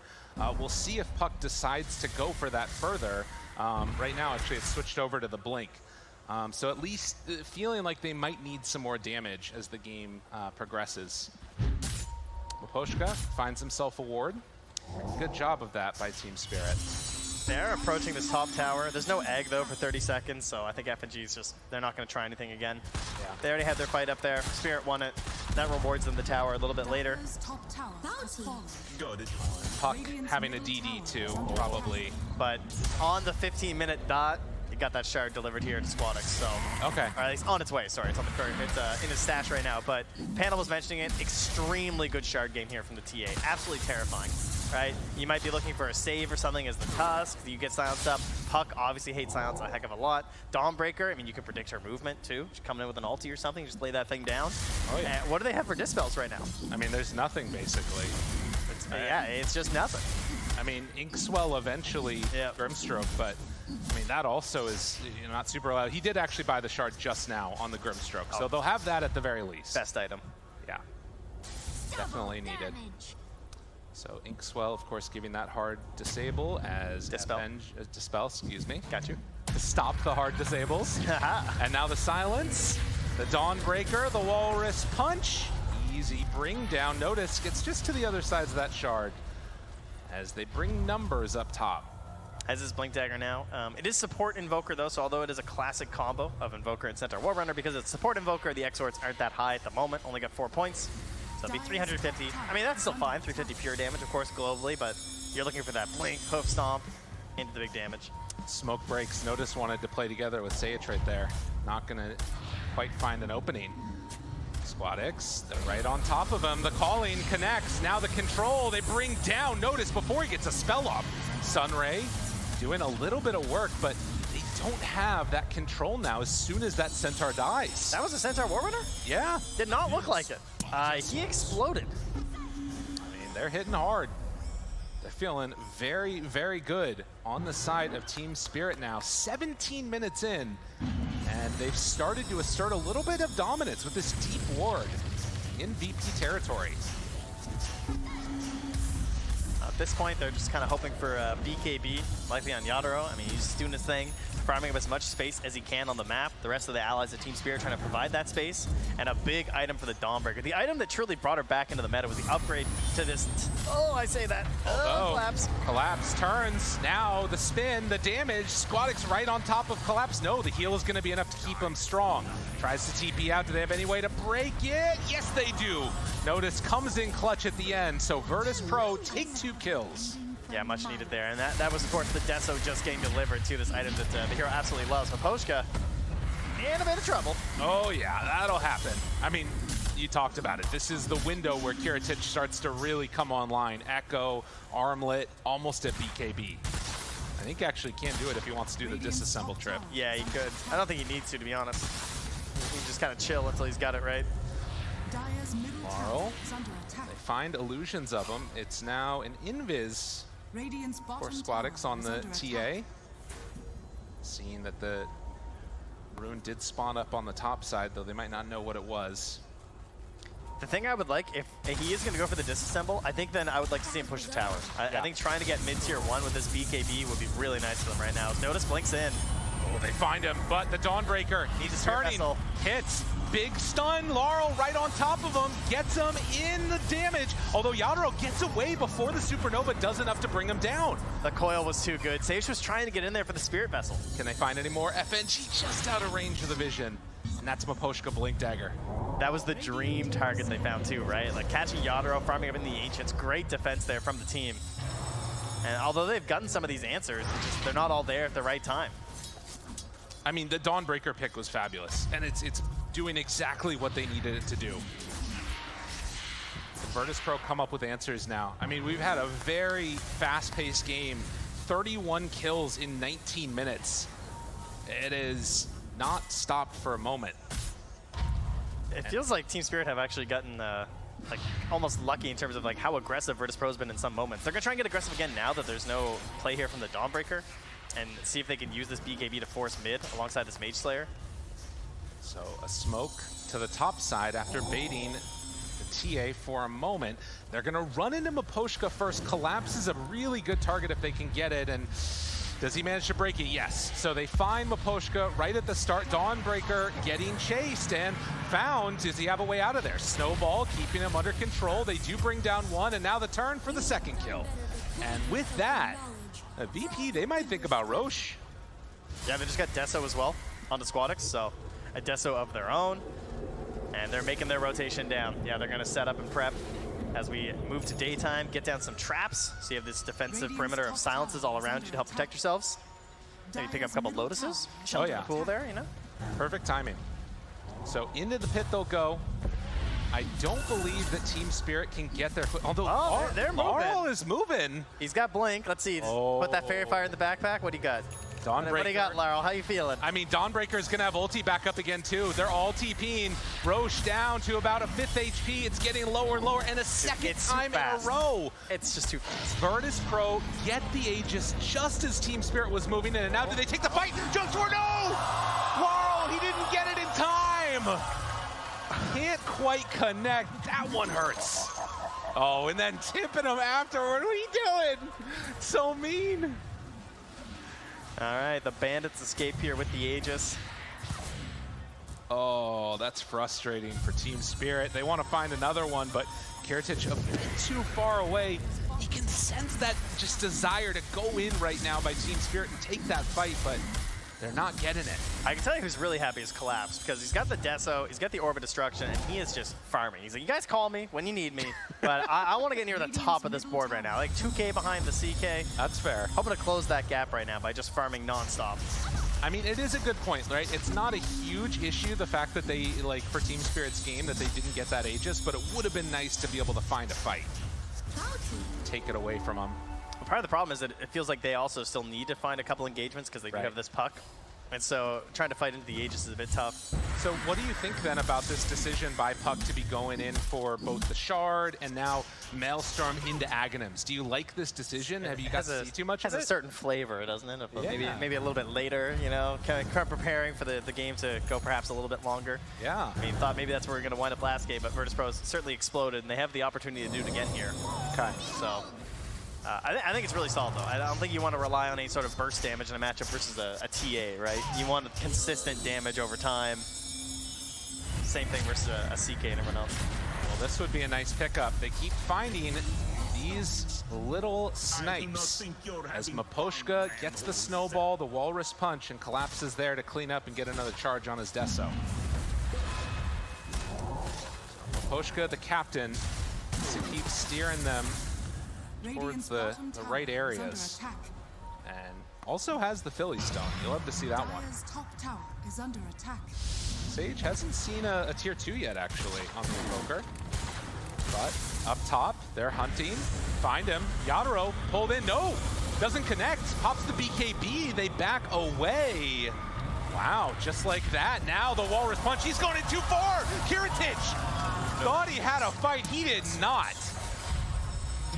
Oh, now everyone's kind of rotating over a little bit late. You don't want to get caught on the way out. Got to be careful. They have the silence. Going to bring down that Phoenix. Easy as pie. With the Aegis, getting caught a bit out of position here. Perhaps, you know, kind of greedily farming like one does with an Aegis. Yeah. Not necessarily all grouped up here, so good poke here from Team Spirit. Trying to take something away here as they keep hitting this tower. I mean, you can see they are still very confident in their play and where they want to be on the map, covering each other's bases, and now taking this tier 2 tower. Virtus.pro gonna need to get their feet under them a little bit after that slight mess up there. And I love this gem here, purchased by Miposhka, just on Larol. When you're moving around the map like this, obviously, yeah, you're gonna have to be dealing with wards, but also it's the traps versus the TA. So it's just super important to have these because he could easily just die if he's just on a trap, right? He has no way of dealing with that right now. So Larol has to have this gem, or he's just gonna perish. Right. Playing it safe as he goes up there, gets the Invis rune. Not necessarily the greatest of runes for a Puck, but with the next round of runes coming up, we'll see if maybe they can make some action happen there. But look on the mini-map, right? Down here bottom, you've got all of VP that's kind of in this concave formation really close to their base. They don't feel safe out on the map at all. It's basically up to the CK Illusions to push it out. Yeah, I feel like this Aegis is essentially just going to help Squadix get in towards the BKB so that he's going to have a little bit more confidence in these engagements. Well, this could be big now. Team Spirit getting together. They're hunting. Are they going to be able to find anybody just in range? Nice jump away, but can he get out after?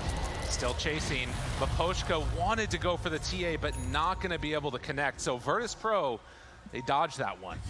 And quickly, Kier just draws down the lanes. Yeah. Push mid, push top. Get it all away from us.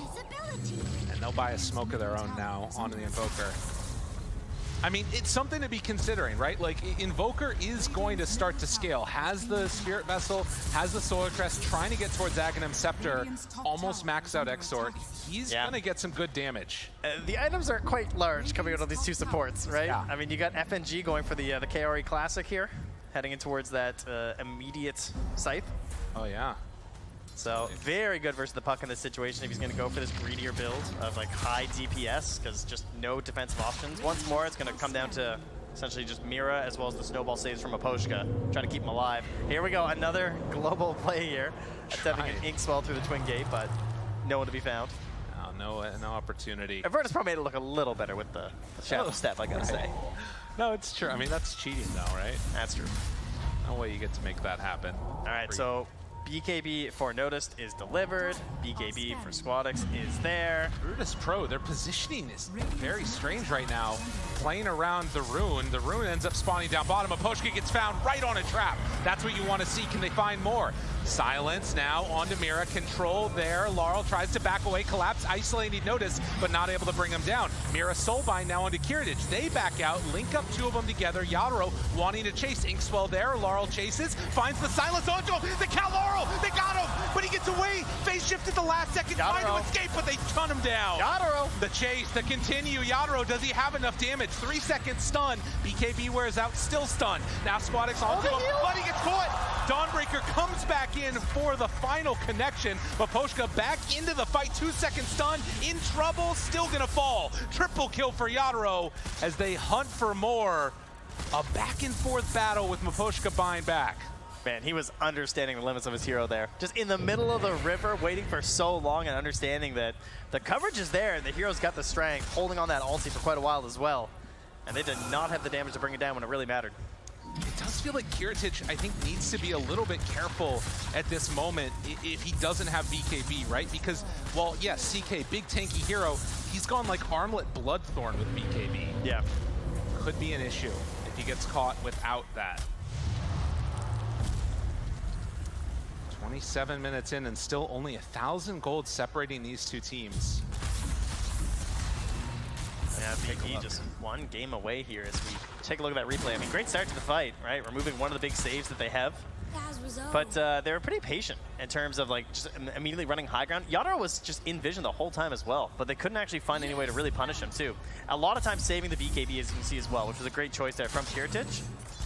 But right here, they blow up so many of the surrounding units of Yatoro, but the hero himself, they just could not handle. Right. Also, got quite a bit of use out of the neutral item there too. The Specialist Array. Oh, it's super solid. Seems like it's a really good pickup. And of course, Squadix just in too far and was maybe not anticipating that Dawnbreaker ulti to come in. But it was super solid for them, and now we're set up again for what could be another Roche battle. We've got 8 seconds till it's capable of respawning. We'll see if it's going to be up here. They're going to get an instant spawn. It'd be pretty lucky for them if it is. No, 2.5 minutes. That's about as long as it gets. Yeah, I had a Sunstrike check there as well, just to make sure. Interesting. Speaking of Sunstrikes, it's getting there. 1,400 gold away from the Aghanims. I mean, it could make a difference. They don't have a ton to keep people in place for a Cataclysm. No, they really don't. But if they can get a nice stun out there from Noticed on the Centaur, as things get a little bit wild, it could be the way that they make it work. Man, Kiritich really feeling the struggle here in terms of the mobility of this game, though, because despite having the Centaur Warrunner on his team, he still commits for this Blink Dagger. Yeah. Which is something that you'll often see CKs avoid anyway, like even without a Centaur. So having to commit for it here is kind of frustrating, but it's a Muerta, so definitely makes sense, right? Right. It's just all about being in the right spot, positioning. He just needs to get the most out of his BKBs. Well, and, I mean, I think that this long spawn on Roche has definitely helped out Virtus Pro a lot. Team Spirit was basically stuck on one side of the map for a very long period of time while all of VP was farming it up. And you can see Team Spirit are slowly going to meander down there south. It's a really cool game for Kiritich with the Vindicator's Axe, right? Yeah. Versus a Puck, versus a Muerta, versus a Grimstroke. There's a lot of opportunities for that big damage. Smoke up as 4. Laurel still down bottom. So they won't have their Puck with them if this battle does take place. Arcane Rune picked up for Yatoro. Noticed. Ooh, buddy. That was very close, but doesn't break smoke. So they'll still have that coming down as Roche is finally going to respawn in a minute. Got him. Right? Dude, and Laurel's almost got Ags, too. These fights are going to start to become pretty scary. I feel like if he dies and loses his gem, he just buys BKB. You think so? This is a pretty big fork, I think, for him, depending on how things go, you know? Really? I don't know. It's kind of scary, isn't it? I mean, it's true. He has just nothing. He really does not have a lot at this point in time. He's just completely dependent on his allies. But, I mean, we saw how well that worked out for Virtus Pro. I think Sage and FNG were insane on the saves last game. True. And, super dependable. So I'm sure that Mira and Miposhka can be as well. Well, and we saw in that last fight, right? Like that one errant trap that popped out, it caught him, and then he basically died from it. All it took was one ability. And it's going to be up to the rest of the squad of Team Spirit to find the visions. That way he can take that fight. So now into the pit they're going to go. It's going to drop so quickly, and they're making the move from Virtus Pro, but it's going to take too long. They're not getting the veil. It's just too much. Look at this. They're moving down, trying to run in. It's too late. Can they take the fight after? Dawnbreaker still ready to jump. Virtus Pro together. They just got Aghanims on the Invoker. They have the Scythe on FNG as well. If he sees the right target. Looking, hunting. He's still in vision. No, they jump forward, find him. But Poshka off to the side. They get him with the Hex. The Cataclysm. Yadro jumps away and now turning. Wants to hit onto that egg. BKB already out. Collapse in. Brings it down. Now they did kill off the Muerta already. Laurel tries to back away. Eats the cheese. Tries to escape. Yadro gunslinging away. Does he have enough damage? Can he get out of there? Survives. He turns it around. Triple kill. Yadro goes for an ultra. Oh, it couldn't have been worse. Just a second away from no pierce the veil. He pops it and immediately pops them. Oh, wow. You know, I think gunplay sometimes ruins fantasy, and this time it destroyed Virtus Pro. Oh, man. Sage now trying to do what he can to slow this down, but look at how much that blows open the lead here for Team Spirit. One fight. That's all they needed. They did so many things right, too. They get this vision up on the pillar here, the initial stun onto the Muerta. What more can you ask for to begin an engagement? The Cataclysm not able to hit too many targets, unfortunately. And with the heals coming through, delaying that first death on the Aegis. And also the cheese there, too, from Laurel was huge. I know. Getting those right clicks out. And as look at it. Pierce the veil, back up, gets it out. They almost had him. They almost had him. To be fair, they might not have made it out of there alive, though, I gotta say. It wasn't looking too good after. You're not wrong. Well, Team Spirit not ready to drop down to the lower bracket. They want to keep their hopes alive here and push this to a game number 3. As you can see, the damage totals in this one off the chain for Yadro. This is why Muerta has been so highly prioritized at times. When it looks good, it's really good. And then sometimes you die like you did before Aegis. It's really funny to see Laurel just running around the map with an eggs in his backpack. Illusion. Yeah, that's a good point. So yeah, I need this illusion rune out. There we go. Okay, I'm ready now. 70% is the call. I mean, we'll see. It feels like it could go either way depending on how these fights go, to be honest. I mean, plus side, they did get rid of that Aegis, but certainly in Team Spirit's hands right now, they have the Solar Guardian back up. Probably the hardest thing for them to play around right now. Ready to go with the Dawnbreaker ult. Who are they going to find on the top side of the map? They're running right into Notice. And they're using this illusion, too, with Miposhka nearby, so it pops. That's nice. Yeah. So they thought that might be the real one. They hex it. Ooh. Good start, but not going to go for more yet. See what kind of an Inkswell play they might be considering here as well, of course. Mira just thinking of who to put that on top of, but they scout him out. They let him go. Back to farming a little bit here, and Yadro taking a pretty sizable lead at this point, almost 5K ahead. Yeah. Of Squadix there on the Templar Assassin, but is almost into the Daedalus. Okay. Sizable damage upgrade at this point. Jumps in, Snowball to start, finding more with the Inkswell stun. Control, bash, gone. Just like that. Meanwhile, Miposhka getting hit with the cold snap, the stun, 3-second Cataclysm, gone. Okay. So they connect in onto 2. Ooh, now do they go for more? Are you gonna buy that? Mira, silence onto both. Thinking about jumping, but not going as of yet. And instead, Notice is there for the turn. And now the Dream Coil connects onto both. Collapse runs forward. Yadro starting to lay in, brings down one, wants to find another. Squadix in trouble. FNG caught by the fear. He gets the Supernova off, though. That's enough to turn it for the moment. They lose the Grimstroke, but they already bought back on this Phoenix. It's a big commitment by VP to hold off the assault. Yeah, buyback as well from the Tusk, too, I believe. Getting that one. They held for a long time on FNG because it didn't really look like the fight was going to develop anymore after that. They're coming back in on Team Spirit. They want to bring him down. Notice he's in some trouble, but they managed to find the stun. Okay, Dawnbreaker ult now in to join the fight. FNG is gone. Didn't stand a chance there. As the Blade Mail is popped and collapsed, they're still hunting Notice, but they're going to settle for the tier 2. They're willing to go aggressive, too, even when they don't have the Pierce the Veil up. Just trying to poke for these little kills. now comes down bottom to the outpost. Gotta find Notice. Oh, is he gonna get another kill here to permastat? He doesn't catch Notice going through the twin gate. White, that would have been big, but can't connect onto him. Instead, it's Laurel that's pushing out this whole wave, and Notice is gonna pressure the top side. But yeah, a back and forth one so far, and now BKB done for Puck. That makes the fight significantly harder for him. Oh, wait a minute. Mira? Mira going for it all? Mira wanting glory? Mira gets another silence? Mira, do you have enough damage? Well, with a little bit of help, you might, or it could get brought down. Forces out at least one, takes off the cold snap. Mira's running down 2 heroes, not a care in the world. He's kind of stuck here on Notice, actually. He's got no mana. He's got to wait a while, has to pop a Lotus. All right, well, wasted Stampede team, you're welcome. Nice work, but there is now a heart on that Centaur, so getting a bit beefier. Still, strength hero, 16 armor. Gonna be a bit tough. Well, I do feel like they have the damage now with soon-to-be Daedalus online from Huerta to really tear through. Oh my god, he got a Mind Breaker too. What the hell is that? That's devastating. Oh, perfect. Oh my god, they got so much damage. Yeah, you don't stand a chance here. Not even a little bit. I mean, they have to kill Yatoro. They can't let him survive through the fight. And in fact, the jump, Noticed, pops the BKB, Snowball backs away.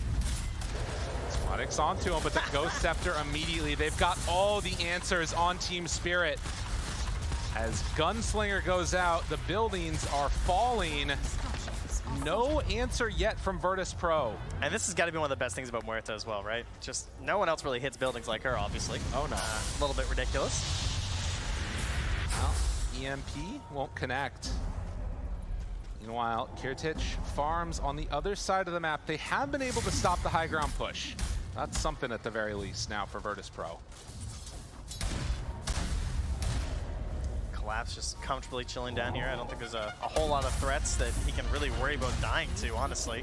Like this close to a tier 2, not too concerned as he farms up towards the overwhelming Blink. Just gonna be putting up more and more HP.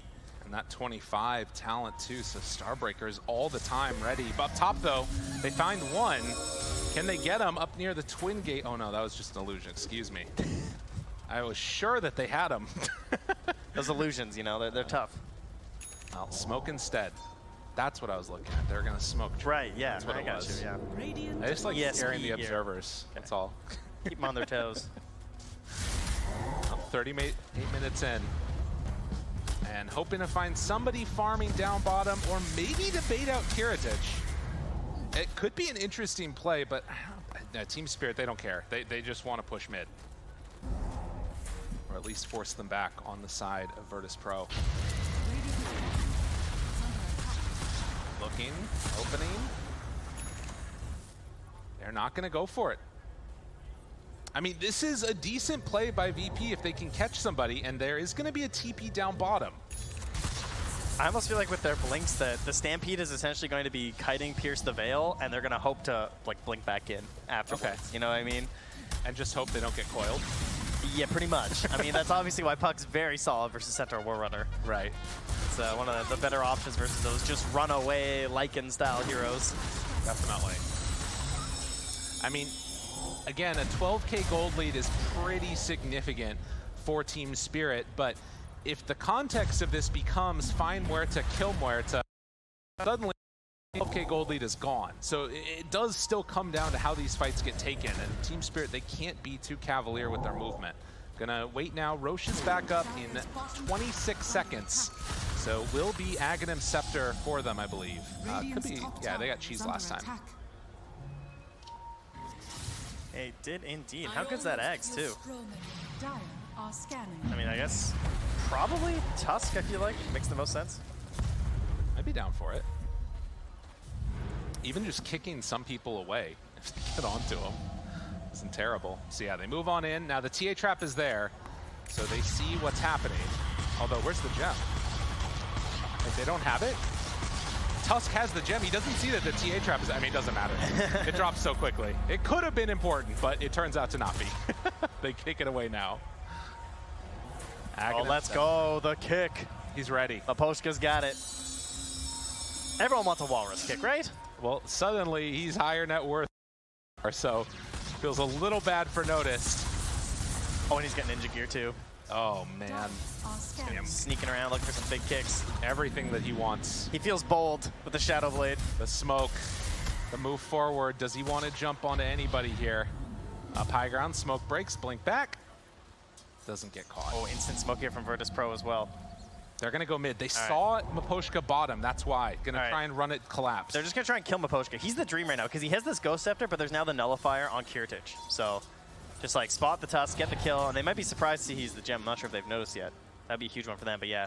Collapse is the closest one.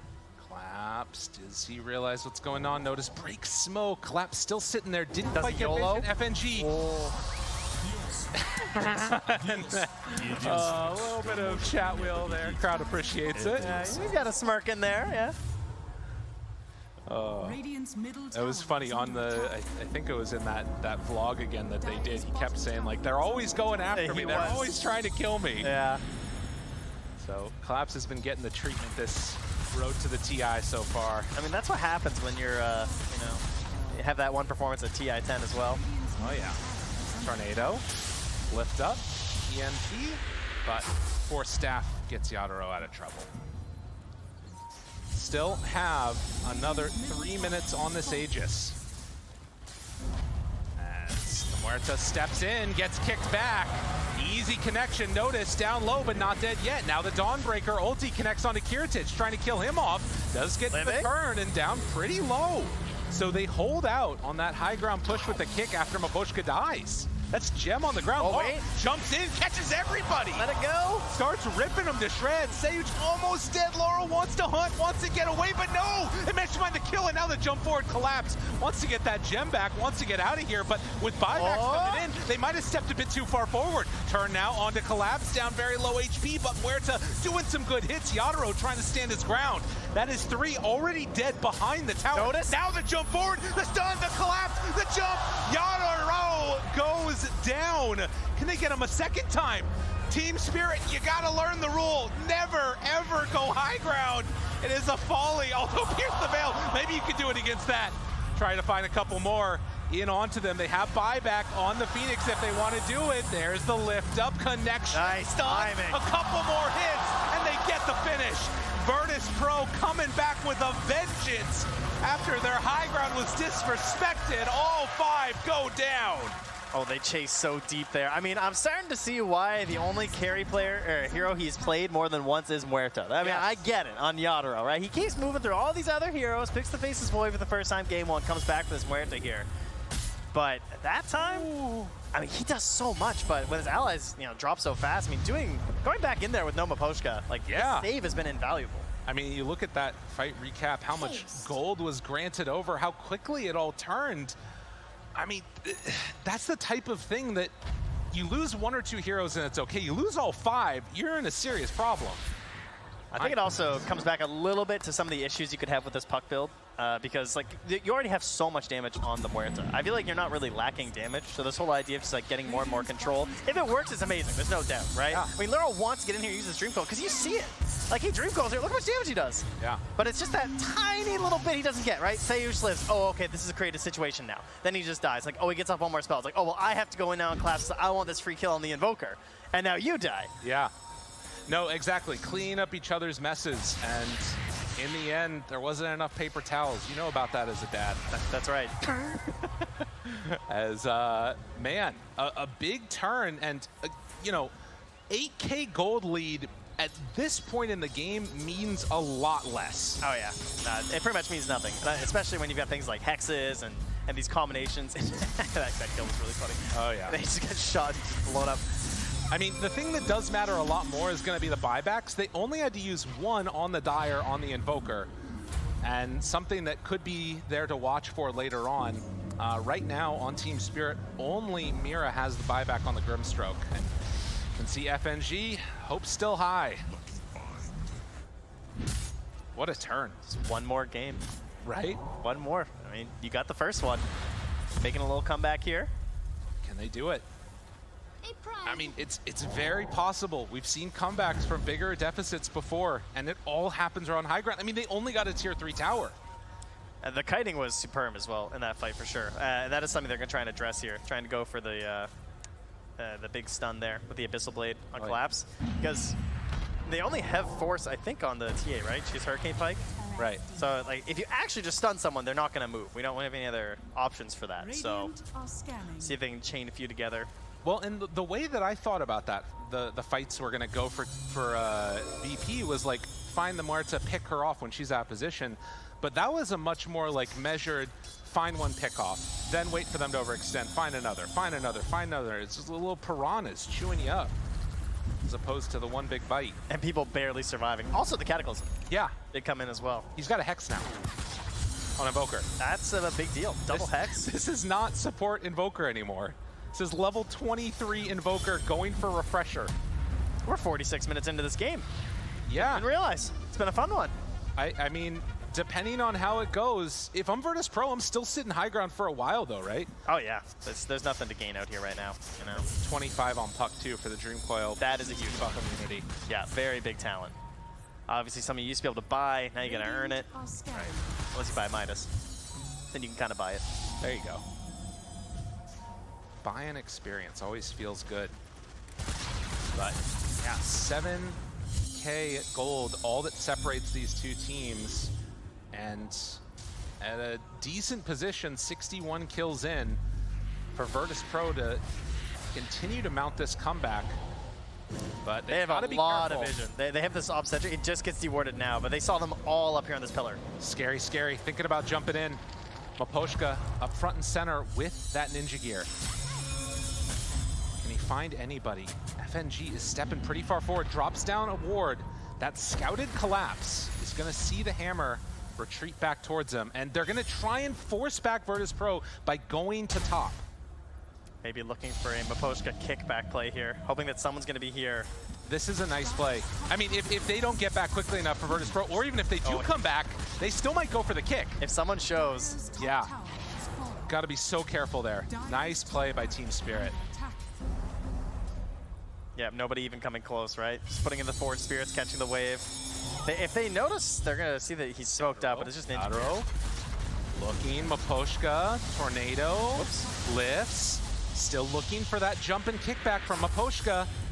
Noticed is a scary target to go on. They're thinking about it. Kiritich waiting, FNG waiting. They're all ready for an over an extension. They even popped the Phantasm now. While mid is pushing in, they have an illusion there. And they're going to TP one back. So Collapse is going to deal with the waves. Yeah, has his Solar Guardian come right back into the fight, so he's certainly the prime target, but they're going to smoke out right away. Again, Solar Guardian can't come through, but they're looking for a kill. Mira through that healing. Swadix open. Laurel down low ground. Silence, get him. Force the BKB. That's big. They're just going to take back space right now. Phantasms are running a little bit low.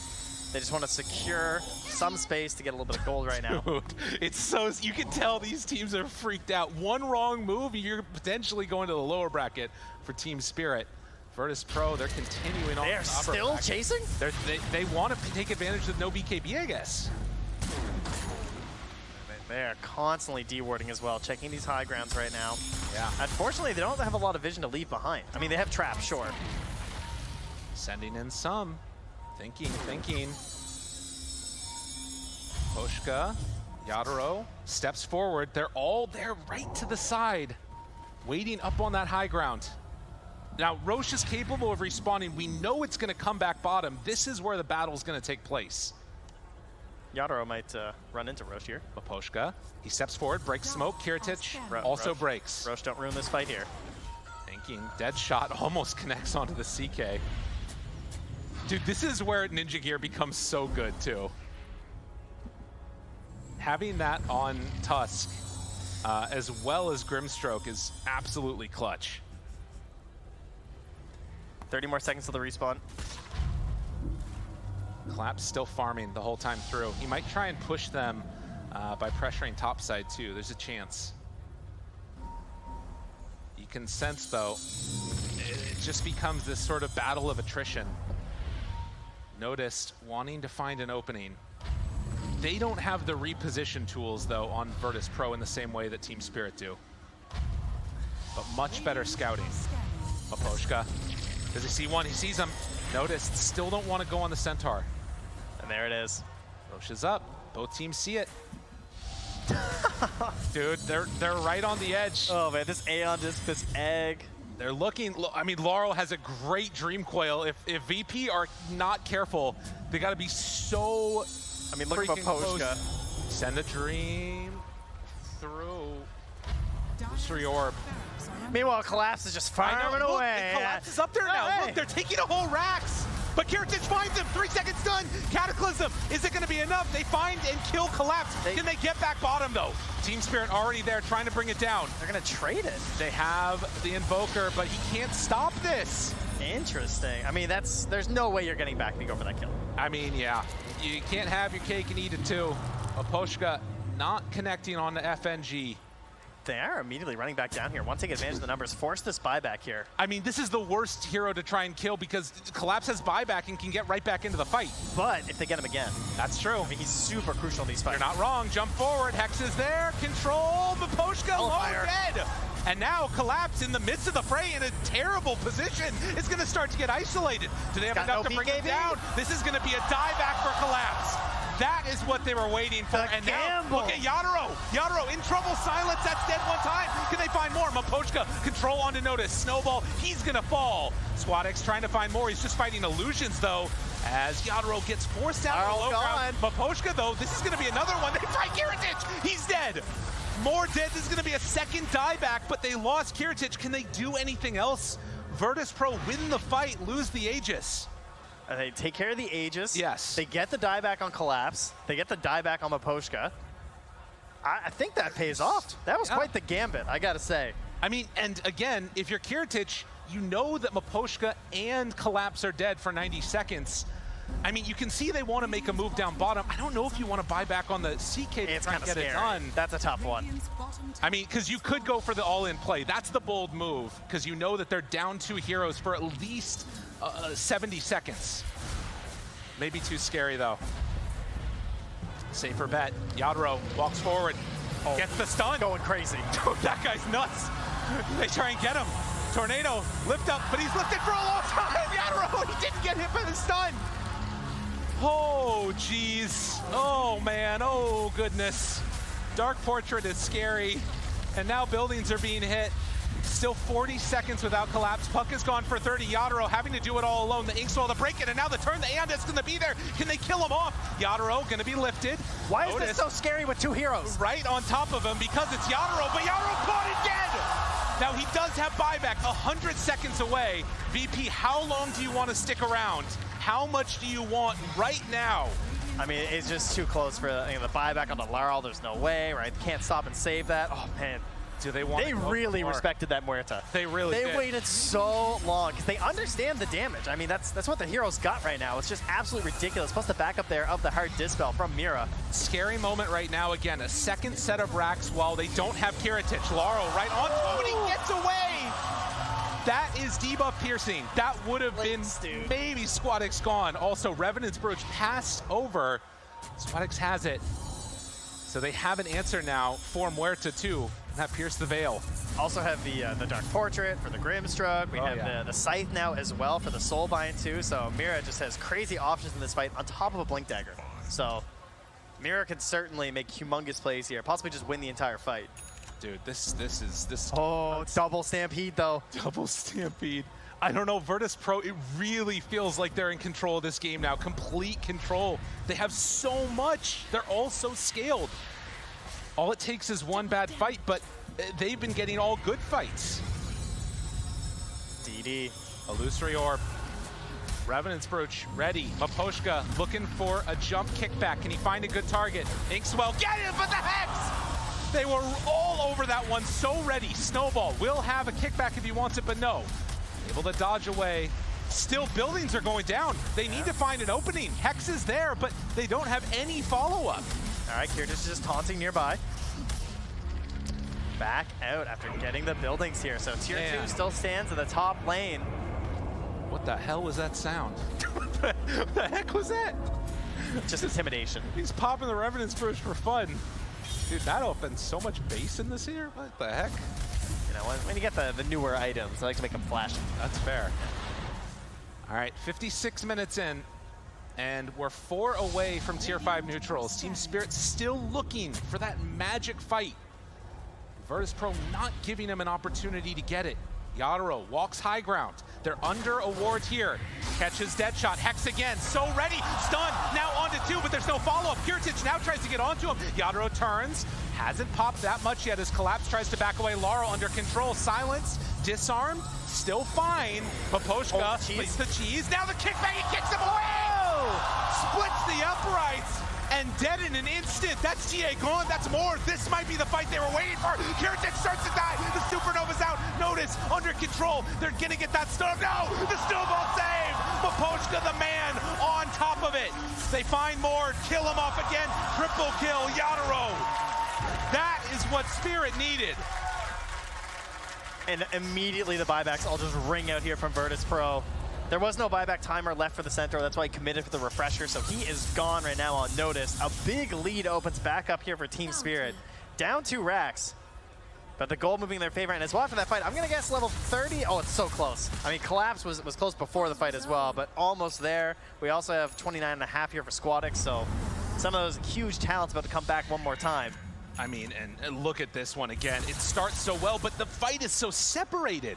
It's all over the place, and in this one, it really felt like it was those supports making the key plays. Oh yeah, I mean, Soulbind Walrus Kick. Not something you get to see too often right here. He just breaks up the whole fight right there. See ya! 1 north, 1 south. Oh man, that was cool to see. And now the cleanup is just there. I mean, back in this game, we actually might need to get into this one in a second because they could think about... They have Refresher Dream Coil. They're running down mid with Laurel right now. I mean, again, you don't have Centaur for a while as they start to siege high ground, take down 1 set of racks. In this moment, are they going to be able to get everything? They've already taken all the tier 3 towers, now going to move for the bottom racks. This was looking like Virtus.pro were going to clean up the end of it. Team Spirit rally back. They have creeps in their base still. I mean, what's going to happen now? It looks like they're just going to try and defend the last racks. Look how Virtus.pro are playing right now. Smoked up, hugging the tree line up top, hoping that they overcommit onto Kiritich. Waiting. Buyback status, none of them. Nobody has buyback, nobody. But look at that, Yatoro gets caught. Stun, no, the snowball save is there for the turnaround yet again. They got what they need. Laurel, can he do enough? They try to bring him down quickly. Dead for 2 minutes. They bring it back in fabulous fashion. Team Spirit, the hexes are not enough. The Supernova is not enough. But do they have enough of the Sunray? Not going to happen. Maposhka, the captain, is there to carry the game. With picks, with snowballs, he does it. That damage is not coming out if it's not for that snowball save there from Maposhka. They're still trying to get a couple kills here, but there's still a buyback on Yatoro. There's no buyback on the CK or the TA. They're going for more. Phoenix does have buyback himself, so with Mega Creeps already claimed, can they stop the hitting on the tier 4 towers? Team Spirit, they want to close this out right now, but they're playing it even still a little bit safe. Their hopes of staying in the upper bracket right there, and there's the jump forward. The Hex onto 2, Collapse onto him as well. They can't stomp, they can't do anything. Stampede won't get him away. FNG is gonna fall. We are going to a game number 3, Seattle. The map movements here from Team Spirit throughout this game, really abusing the global possibilities of the Dawnbreaker. It was a great last pick there for Collapse. Coming in clutch, helping out on some Dream Coils, and the heals in the mid game, where it felt like maybe Virtus.pro were going to win some of these fights. They just barely squeak out survival there for Yatoro, and of course, he was just so much of the damage throughout this entire game.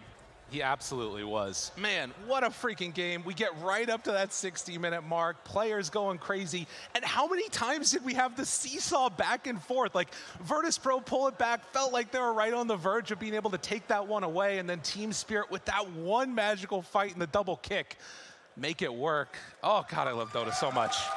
Give it to him, crowd. Let them know you're happy about a game number 3. They were pretty loud for Team Spirit as the series started, so I think the crowd's happy to see a win come out there, and of course Yatoro leading the charge there, doubling up the next highest hero damage on his entire team. Obviously the role of the Muerta in this one, and yeah, again, not a surprise that it's the only hero he's played more than once at TI.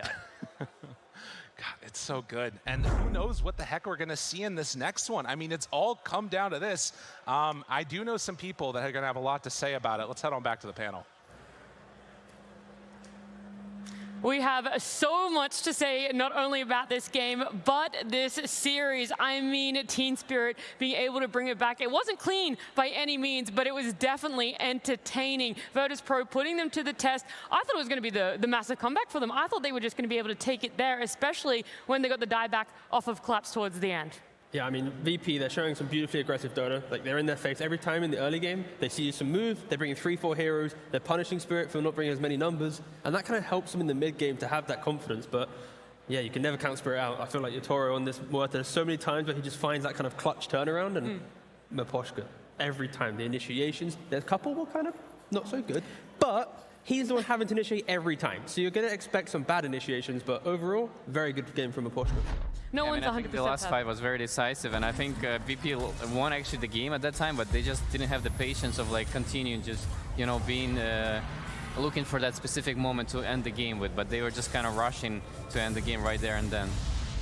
So if you think a little bit more patience from them could have been it, because the way I saw it was Team Spirit getting a perfect engage onto TA, right, in that middle, towards that later part. After they had lost their bottom Rikes, they were able to find the perfect target for themselves, and that was their way back in. But Reza, explain more as to why it might have just been VP playing overextending, or just being too aggressive, wanting too much. I think it's just like when you're playing against Tusk Aghanim's, it's very hard to go high ground because you're already like putting yourself in a very weird spot. I mean, they kind of was ready for that. They were ready for that to hex the Tusk right away, but I think like still they leave so much room for a mistake doing that type of play. Oh my god, was this I hated this fight. The 1 I do second, not know yeah. why VP took it after they just got Aegis, and they just can't. You're playing into Tusk, Grimstroke with Shard and Dawnbreaker in this whole game. Like, the amount of saves they have on Muerta in general makes it so hard for them to ever find like the right pickup. They have to, there's like a very specific order of people they have to like kill and murder to make it to the carry. And when they start on the carry, especially with Aegis, it's just, ugh. Oh, this was so upsetting. I think it would have been a better fight if Egg was on the high ground. Yeah. On top of that, it's like the Muerta, the Pierce of Veil, it's like 1 second cooldown. Like this entire narrative, if she dies there, then she's not getting the kills, VP are probably crushing the fight, or at least getting enough resources taken away from Spirit that that fight looks better, right? So it's 1 second was the difference between Spirit having a comeback in that moment. Yeah.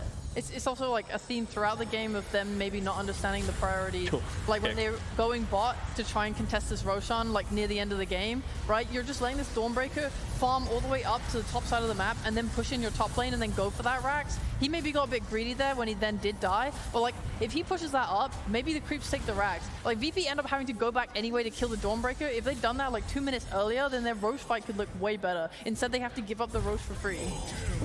I want to talk more about that high ground, right? Virtus.pro trying to defend their racks there, because Team Spirit, it was really difficult for them to be able to push earlier. They finally break that. They get that tier 3, and then all of a sudden they've dived too deep. It did end up going in Team Spirit's favor. They won this game, but that little bit there, if it had have gone the other way, do you think that would have been the make or break? And do you still think that is the make or break as to why Virtus.pro even had an opening back into?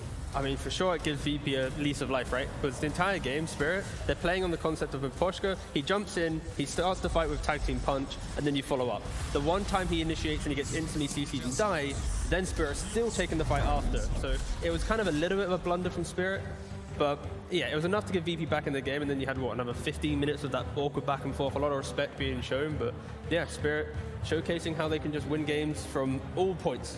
Yotaro 23, 4, and 11. I'm looking at these stats. I'm like, oh, which one really sticks out to me? You cannot look past that one. He is phenomenal on this hero. I want to see his damage output this game. I think it's like around 100,000 or something, maybe even more. He has 76,000 damage. Yeah, it's a lot. Oh my god. Look, we're going to highlight Collapse though on this Dawnbreaker. Very different style to Spirit Breaker. Or actually, not so much, right? Spirit Breaker still has that global potential, but on Dawnbreaker, it's in a different format. Yeah, I think that hero actually made their lineup work, because there were so many engagements when Dawnbreaker just saved the Muerta from going on top of her, and he turned so many fights around. And he was the force that, you know, would bring damage to the puck and Grimstroke initiation as well. So I think it was like a very clutch last pick for them. Well, let's break up this talk about game number 2 with some Slacks action. We're going to head on over to him. Thank you so much. Hello there. Hell of a game there, Tsunami! My blood is coursing, my man. I can't believe we're starting off the playoffs this strong. 3-game series right off the bat. That's what I like to see. In fact, I was watching the game with these guys. Now, I told these guys, they said that Team Spirit was going to win no matter what. And I said, if they lose, I'm going to come in the crowd and make fun of you. They didn't lose, though. Yeah, they didn't lose, so you're right. Why you hear that? Why you hear that? But you were sweating, though, weren't you? Just a little, just a little. All right, they can hear you right now. Would you like to thank them for not letting me mock you on camera? Honestly, my parlay is still in. So let's go, Spirit! There we go, fantastic. Mipushka's the best! Hell yeah, all right, the boys are alive. Now, we found a very special person in the crowd. This is Sar Potato. Now, if you're a North American Dota enthusiast, this guy's been in your chat about 1 million times, but he's banned from my chat. Stream sniping bastard. But anyway, this guy's fantastic. Now, you have riddles, right? Indeed, and I've made about 30 of them, though I'm not going to go through all. Just going to choose some for the crowd and for you to guess at. Ah, fantastic. Now, this guy has been walking around asking everyone Dota 2 riddles. We're not paying him. He's just choosing to do this. But we have some riddles for you today. Can you give us an easy one? I'll start with an easy one here. Okay. Tsunami, you ready? I'm listening. All right, he's listening. With name jokes aside, half of one, speed and might in stride, part of lot of fun. What the hell? One more time for me. Say that again. Say that again. With name jokes aside, half of one, speed and might in stride, part of lot of fun.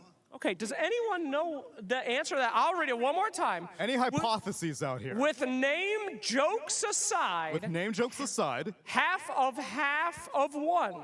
Half of one. Speed and might in stride. Speed and might in stride. Part of lot of fun. Part of Okay, oh my God, we got fun. Snap. My boy snapped and raised his hand. All right, this is a Dota Hero, Dota Idol. It's just Dota related. All right, what do you got for me? It should be quarterstaff. Quarterstaff.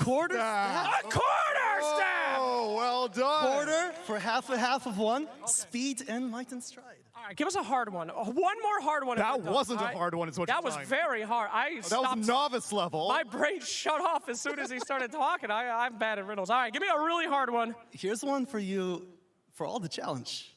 The worlds I create, full of fear and of hate, put all in a vulnerable state. My obsession is real with the terror you feel. Before me, even gods kneel. All right, Slacks, one more time for me. What I'm the gonna need hell? to process All right. that. The world I create, full of fear and hate. The world I create, all fear and hate? Full of fear and hate, put in a vulnerable state. My obsession is real, with terror you feel. Before me, even the gods kneel. This is nonsense. Are you a crazy person? What the hell? Anyone got an idea on this one? Oh, there's Oh a my hand God. way off in the distance. That guy's I'm way going, out I'm here. going. Run, Tsunami, run, bro. Push people out of your way. I don't want to do that. Come on. We're off. Spirit breaker I through want to be this. very considerate. Run. I stepped on a Wow, foot. that I'm is so far. sorry. That is so far. He is really going to step, Tsunami. Go. He's running. Oh, What do we no, got? now he's running. Okay, last one. What's Let's the hear man it. say? First of all, go Phils. Let's go. I see the hat. It's going to be Bane. It is. Dang! All right, well, fantastic. Well, we got some smart Dota players here. Congratulations, everybody, for solving your riddles. If you see this man around, he'll be there. But Nat T and the fans on the panel, do you guys are you smart? I didn't get any of these. I'll ask you guys, did you get any? Hate riddles. I love riddles. I'm with Slacks. My brain just shut off, but you did good. I did get both of them. I got get Quarterstaff and Bane. The second one, I guess, Nightmare, which I guess is Bane. Yeah. Close enough. I was going to say, I got like World, Fear, and then I was just like, Terror, I think the other one was. I'm like, it's got to be Bane. Yeah. And the Quarterstaff one I only got because half of one is a quarter. I'm stupid. I don't know math. Half? I got the quarter, but yeah. what is quarter like? I just put it together. I was like, quarter stuff. No, great riddles. You can go around. You can ask for an easy riddle, a difficult riddle. T's like, I'm not going to ask for a riddle at all. They just don't tickle me. I'm good.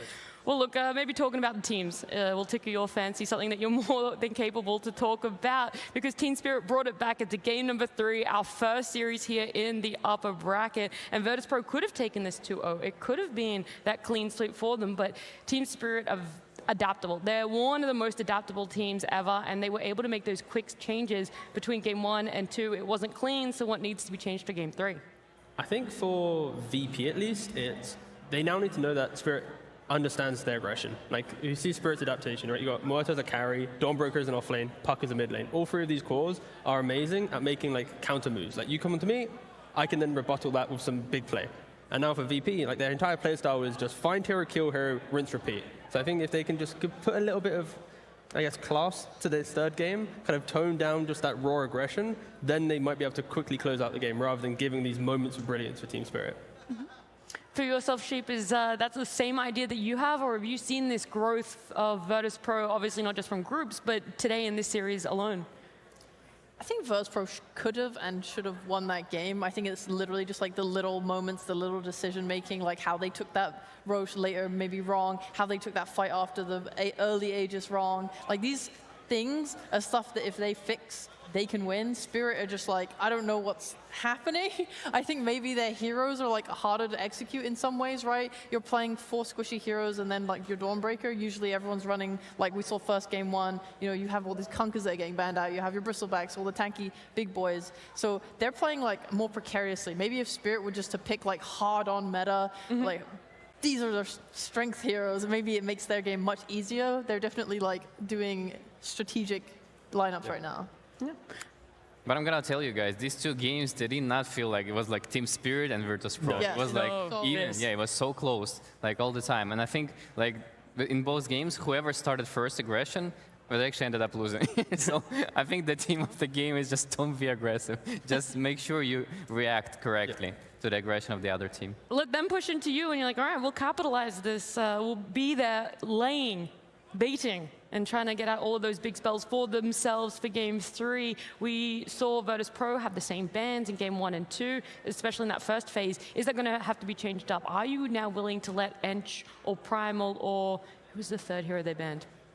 That was a Kunkka ban as well. Kunkka, that's it. I would never let Ench through if you're playing against Team Spirit. It's I too agree easy. with this, Yeah. man. It's like so easy to draft. If you're first pick, you pick it. If you don't pick it first phase, you get second phase. But like at any point, you're like, oh, my lane's going to be awkward. He's going to buy a Moon Shard at like minute 30, and he's going to be some artillery cannon just destroying everything. Too good, too high skill, TI winning hero. Don't let him play it. But you don't have the same viewpoint as about Primal and Kunkka. Nah, I mean, Kunkka, to be fair, Kunkka's kind of in the same repertoire with like Ag Shard, so chaotic. Of course, Reza was talking about this earlier.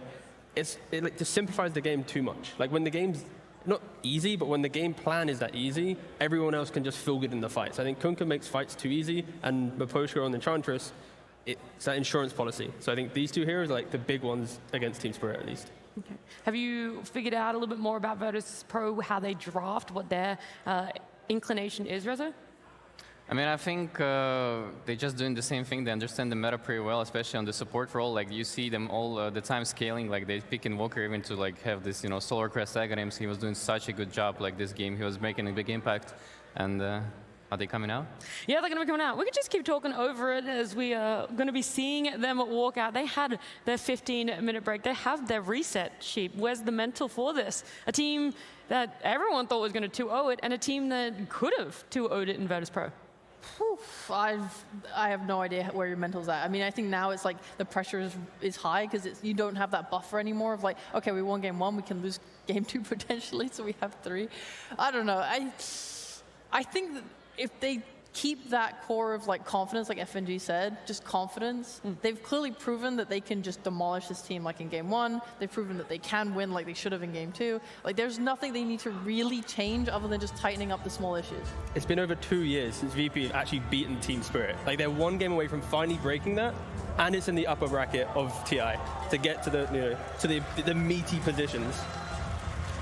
Yeah, these players are walking out. All the games today are upper bracket, so no matter who loses this best of 3, not that anyone wants to lose a best of 3, you're in that upper bracket. You do still have the lower bracket to fall back on, so really, the pressure should feel alleviated. You have that second lifeline for yourself, Reza. Yeah, I think Virtus Pro has nothing to fear, and they should just stick to whatever they feel the best, like working the best for them. Maybe going back for that Spectre, maybe even early on, like not the first pick, of course, but you know, somewhere getting early because I mean, on that hero, Kiritich is unstoppable, really. Yeah, the 4 for 4 so far in the road to the international, 100% success rate on him. It's just being able to play it. What was so changed between his spec playstyle to his Chaos Knight playstyle? I think the Notice hero was changed because Notice wasn't able to scale as much in Centaur as he was on the Bristleback, so you need to make sure that Notice has a scalable hero. Ooh, okay. Does that resonate with you as well, Sheep? That's probably where they should be looking. Kiritich can play a bunch of carries. You don't necessarily need to prioritize him as much as maybe looking towards Notice. Well, again, I think they should have won that game. I don't really think their draft was like wrong or bad. I think Centaur's like a really good hero against Muerta as well, because it's just like you're so hard to, you do so much damage back when she's trying to deal damage to you early. Like, you know, late game we saw Muerta going pew pew, two-hitting people, but early game is a different story, and Centaur is good against her and her timing's there. So I liked it. I thought CK was a great hero. I thought their draft was fine. I really just think it was execution issues. Purely execution. Yeah. It also helps that the difference between game 1 and game 2 was how Noticed was able to punish Yotaro, right? In the first game, Yotaro was running down like the bottom side of the map, farming up all the jungle camps, not making any moves. In the second game, you know, Muerta is kind of top net worth, having a pretty good time. So even if you are playing aggressive and closing out the game, you're still giving this, wait a second, their carry's still farming, he's still scaling, there's going to be that X factor at some point. So I would like in game 3, either keep the Centaur but have a better position 4 to re-punish in the lane, or just make sure that you have that kind of Bristle-esque matchup, which is, oh, Yotaro has to just AFK jungle now because he just can't play the lane. I think if they can find that recipe, that's when they look their strongest form.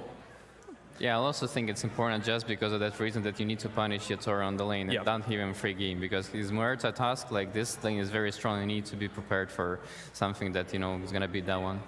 It doubles down on that execution that you were talking about, Sheep. Any hopes for when we do get this draft of what is picked up? I want to know if Team Spirit intentionally let TA through, because it came after the puck pick, and he did lose mid, I think. And that seemed like a mistake for me, because especially when you look at SquadX and how good he is, he even had like a really good game. I think the other cores struggled more. Last game 1, they banned it, and yeah, I don't know. We'll see. Yeah. Well, look, because of the way that this has gone, a game 3 is on the cards for us in our first upper bracket series. Team Spirit versus Virtus Pro. Game 3. We are treated to a game 3, another draft. We talked about if that TA was let through on purpose, and maybe it was and maybe it wasn't. Either way, Team Spirit don't want to deal with it. When it does come up on our screens, you guys will see that that was the first ban, the first hero that Team Spirit got rid of, and they are first pick this time around. They were second pick in game 2, game 1, first pick, game 3 here, first pick. That seems to be their priority, what they really want. Yeah, not much has changed since the last game. Nope. Same bans. We questioned if Virtus Pro was going to change with Mob Racer. They did not. They did not. And I think it's right, because they had a pretty good thing going on for them with the drafting wise, you know, purposes. Yeah, I think just the bans look, you know, Kunkka, Ench, Primal, and then that fourth one can be a little bit of flavor based on team preference and stuff. But yeah, so far, ban's pretty stable. There's heroes getting through though. We got Spirit Breaker, Dazzle, and Treant Protector so far that were banned last game. That are out in the pool. I would love to see Dazzle from VP. I think it's one of their strongest sides when they're playing like as a ball and they have this huge timing. Just don't put it 5, please. I love it in the core. I want it in a core role. I don't. Yeah. I think when they do this flex, I think VP are clearly showing that they like to flex some Invokers to support, some Dazzle as well. But I think Dazzle is that statement hero that when you pick it, it needs to just be the offlaner. And also, interestingly enough, VP ban out the Phoenix, but then allow the tree to go through. Phoenix is the counter to tree, because when you press the overgrowth, if you press egg, you have to disengage as well. So to ban out one of the good kind of drafting counters. Yeah, they probably didn't want to give Phoenix first pick, but I'm not sure if Team Spirit rated that highly. Yeah, it's not something they've been rushing towards, so yeah, either way, tree gets picked up, and now VP are going to have to think what they want. Again, already, the Dazzle is still available, the Spirit Breaker is still available. FNG does not look very confident. Going to the first thing, he's like, what did I do? Oh no. What did I get? He's like, oh man, we forgot about this hero tree. Oh shoot. Slapping the Spectre right now, that's the statement. Right here? I mean, sometimes teams do this. Do I expect VP to do it? Probably not. Did Team Spirit ban the Spectre second phase? They did, yeah. That was the one ban they had in the second phase. So like, do you expect that? The respect. Yeah. Of course, they have 2 bans this time around. Oh, wow. Muerta. I mean, I guess it's flex. Oh, right, yeah. More of a support hero, right? They were considering that just not, they don't want to let Trient and Muerta be on the same team. That's why probably they got it right here. We haven't seen VP pick her up yet. Yeah. They are showing some new stuff though. And that is the new format to the Road to International, right? Like they didn't pick up Invoker 4, we suddenly see them play Invoker 4. Now we haven't seen them play Muerta, they're picking up Muerta, right? So maybe Sayus just train hard those two heroes during the break. You want me to check his pubs real quick? Try it, yeah. We'll see. I mean, I think Spectre should be banned still. I think it's their go-to anyways. And very comfort zone, so Team Spirit does not want to let him have it. Alright, he's played 2 Muerta games in his pubs. He lost with Quinn, and he lost with Thompson. Oh, well, that's not his fault, you know. Now he's ready. Yeah, these mid laners. Oh, I These tell you. lower bracket mid laners, am I right? Oh, so true, so true. The puck being banned out there. They got another ban for Team Spirit. We have guests. And then we do have guests. Yeah, it was the karaoke section of the draft. It's a new thing. I'm trying to think hard of why they would ban out Puck here, and if it's going to be another mid laner that they double down on, or if they're tossing up between this spec. Right? They're trying to bluff of where is the Muerta going to go? Are they going to have her in that carry? Is that something Kiritich can do, or is he significantly more comfortable in the spec and they should just ban it out, even if it's deemed to respect best? I think he's played it before. I think he can do it, but the Spectre is in. So I know it is what in. I'm thinking about. That could be the flair of getting the Muerta, right? Like it's something that they don't have information on. They have to respect the flex in some capacity, and of course Spirit taking away the puck, taking away the Spirit Breaker, these are very potent. They're kind of like the tournament heroes, while Spectre feels like the VP hero right now. Yeah. We spoke about it a lot, it also could just get ignored. I mean, I would also love to see the Wraithkin on notice this game, just because of the tree. I think it's very good against tree, just because of the skeletons, and he's been played it before. What else sort of counters Tree? Like if we talked overarching, you know, what is needed to shut him down? Is it this AoE that he struggles to deal with? Is it single target, someone to always be able to get on top of him? I like it when teams draft a lot of Dispel against Tree, like multiple ways to remove the ult. What sucks is if you're a carry and you're like, I'm just going to buy a BKB, and then you enter this fight, you BKB, and then you're rooted, and it sucks. Yeah. If you're able to buy like a Manta style, if any of your offlaner maybe can buy, there's the spec. There you Whoa! go. Can buy a Lotus Orb. Those are all really nice things to have against the Treant. I mean, if you want to go down, just go down your way. Yeah, right. I like that. Yeah, I'm not opposed. And also with the tree in laning phase, I love having ways to kind of push that tree away from you, either through slows or banishes, because then the leech seed value doesn't come into play. He can't just put the leech seed, heal himself up whilst punching you. It's like just anything. It's like, well, you're too far away from me. You're not getting that healing. You're not amping up your allies. So I think, yeah, laning phase is pretty critical as well when playing against this hero. Tree does a lot, but he has to be in close proximity. You know? Exactly. He yeah. literally hits like a truck, but if he can't get his hands on you, then it doesn't really matter too much. I'm intrigued as to if they go for a collapse hero here, knowing that it's going to be a spec, that's going to be the lane matchup, or if you just go again for your support. We're going to see double core if it's going to be a support, and probably your off lane is the only core you're really willing to reveal here. They have that possibility to pick collapse hero right now. Something like Downbreaker sounds good to me, this spot. I think if anything for Spirit now, to play into Spectre, you need to have self-sufficient heroes. Because at any minute on the map, this hero is going to be jumping on you with this the Haunt, or whatever it's called now. And just that issue alone, you can't have to react every time. So for example, Tree, you've got Overgrowth, you've got the Tree Walking, somewhat self-sufficient. Tidehunter already. You get jumped, you're going to have auras, Kraken, you're fine. So I think if Spirit have 3 or 4 heroes that can just not die to Spectre's 20-minute window in the early game where she gets 3 kills, that's when maybe you push this hero into, well, you just got a Spectre, guys. You can never end the game. Shadow, again, the Realm from Willow. Same kind of concept. It's very hard for Spectre right now to kill any of these heroes. I mean, it's good against Tree because it gives vision to him walking around, but Tidehunter and Willow, pretty hard. Oh my god, I hate this so much, dude. I can't. They have to have so much go well. I'm looking at these heroes. I think Muerta is a greedy support. I think she wants to like farm items. I think she's kind of useless without items.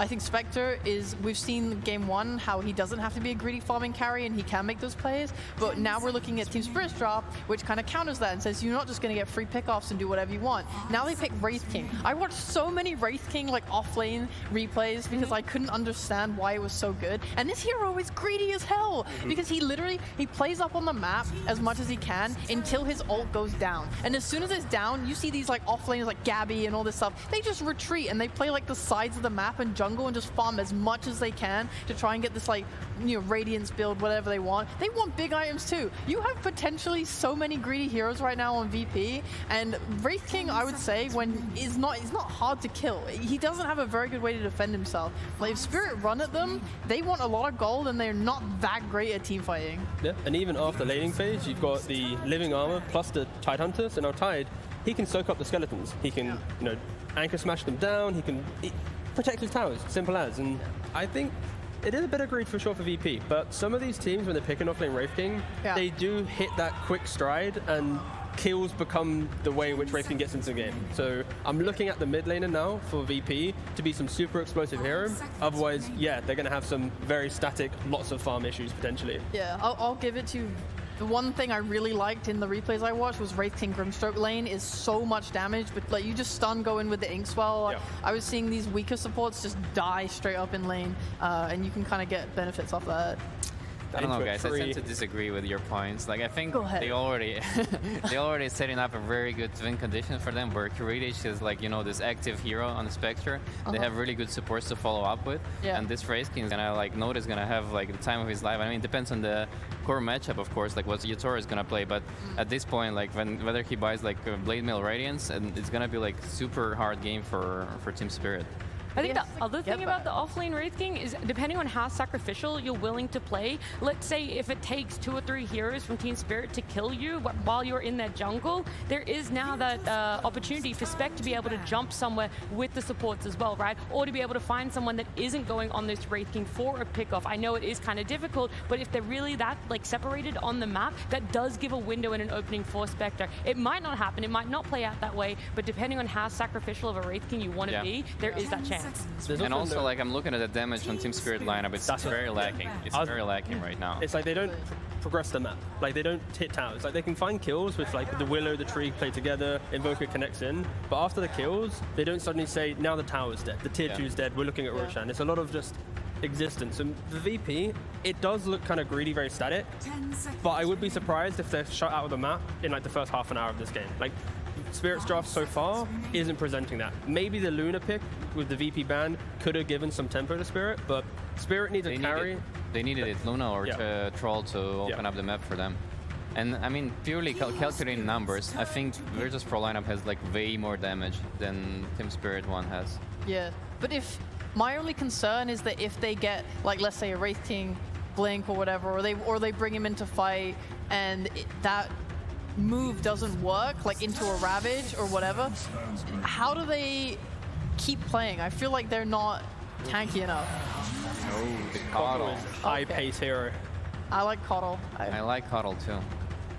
I don't know, guys. I love VP lineup. I like the Coddle. The Coddle made me a lot warmer towards. Yeah, why is that? Why is that? Explain why the Coddle was enough for you guys to, at least for you, she push aside the roller coaster right now. It's a roller coaster. Yeah, no. Mostly because I think Coddle, especially as a core when you have levels, is a really good damage mitigation hero. Like your ability to kind of push heroes off your team, and you're going to lose all your physical damage, and then you're not going to be able to sit on them with like Bedlam and stuff like that. You're doing so much magical damage and like rebuffing the enemy's attacks. Like you guys talk about their damage like problems already. I think Coddle makes that even worse for them.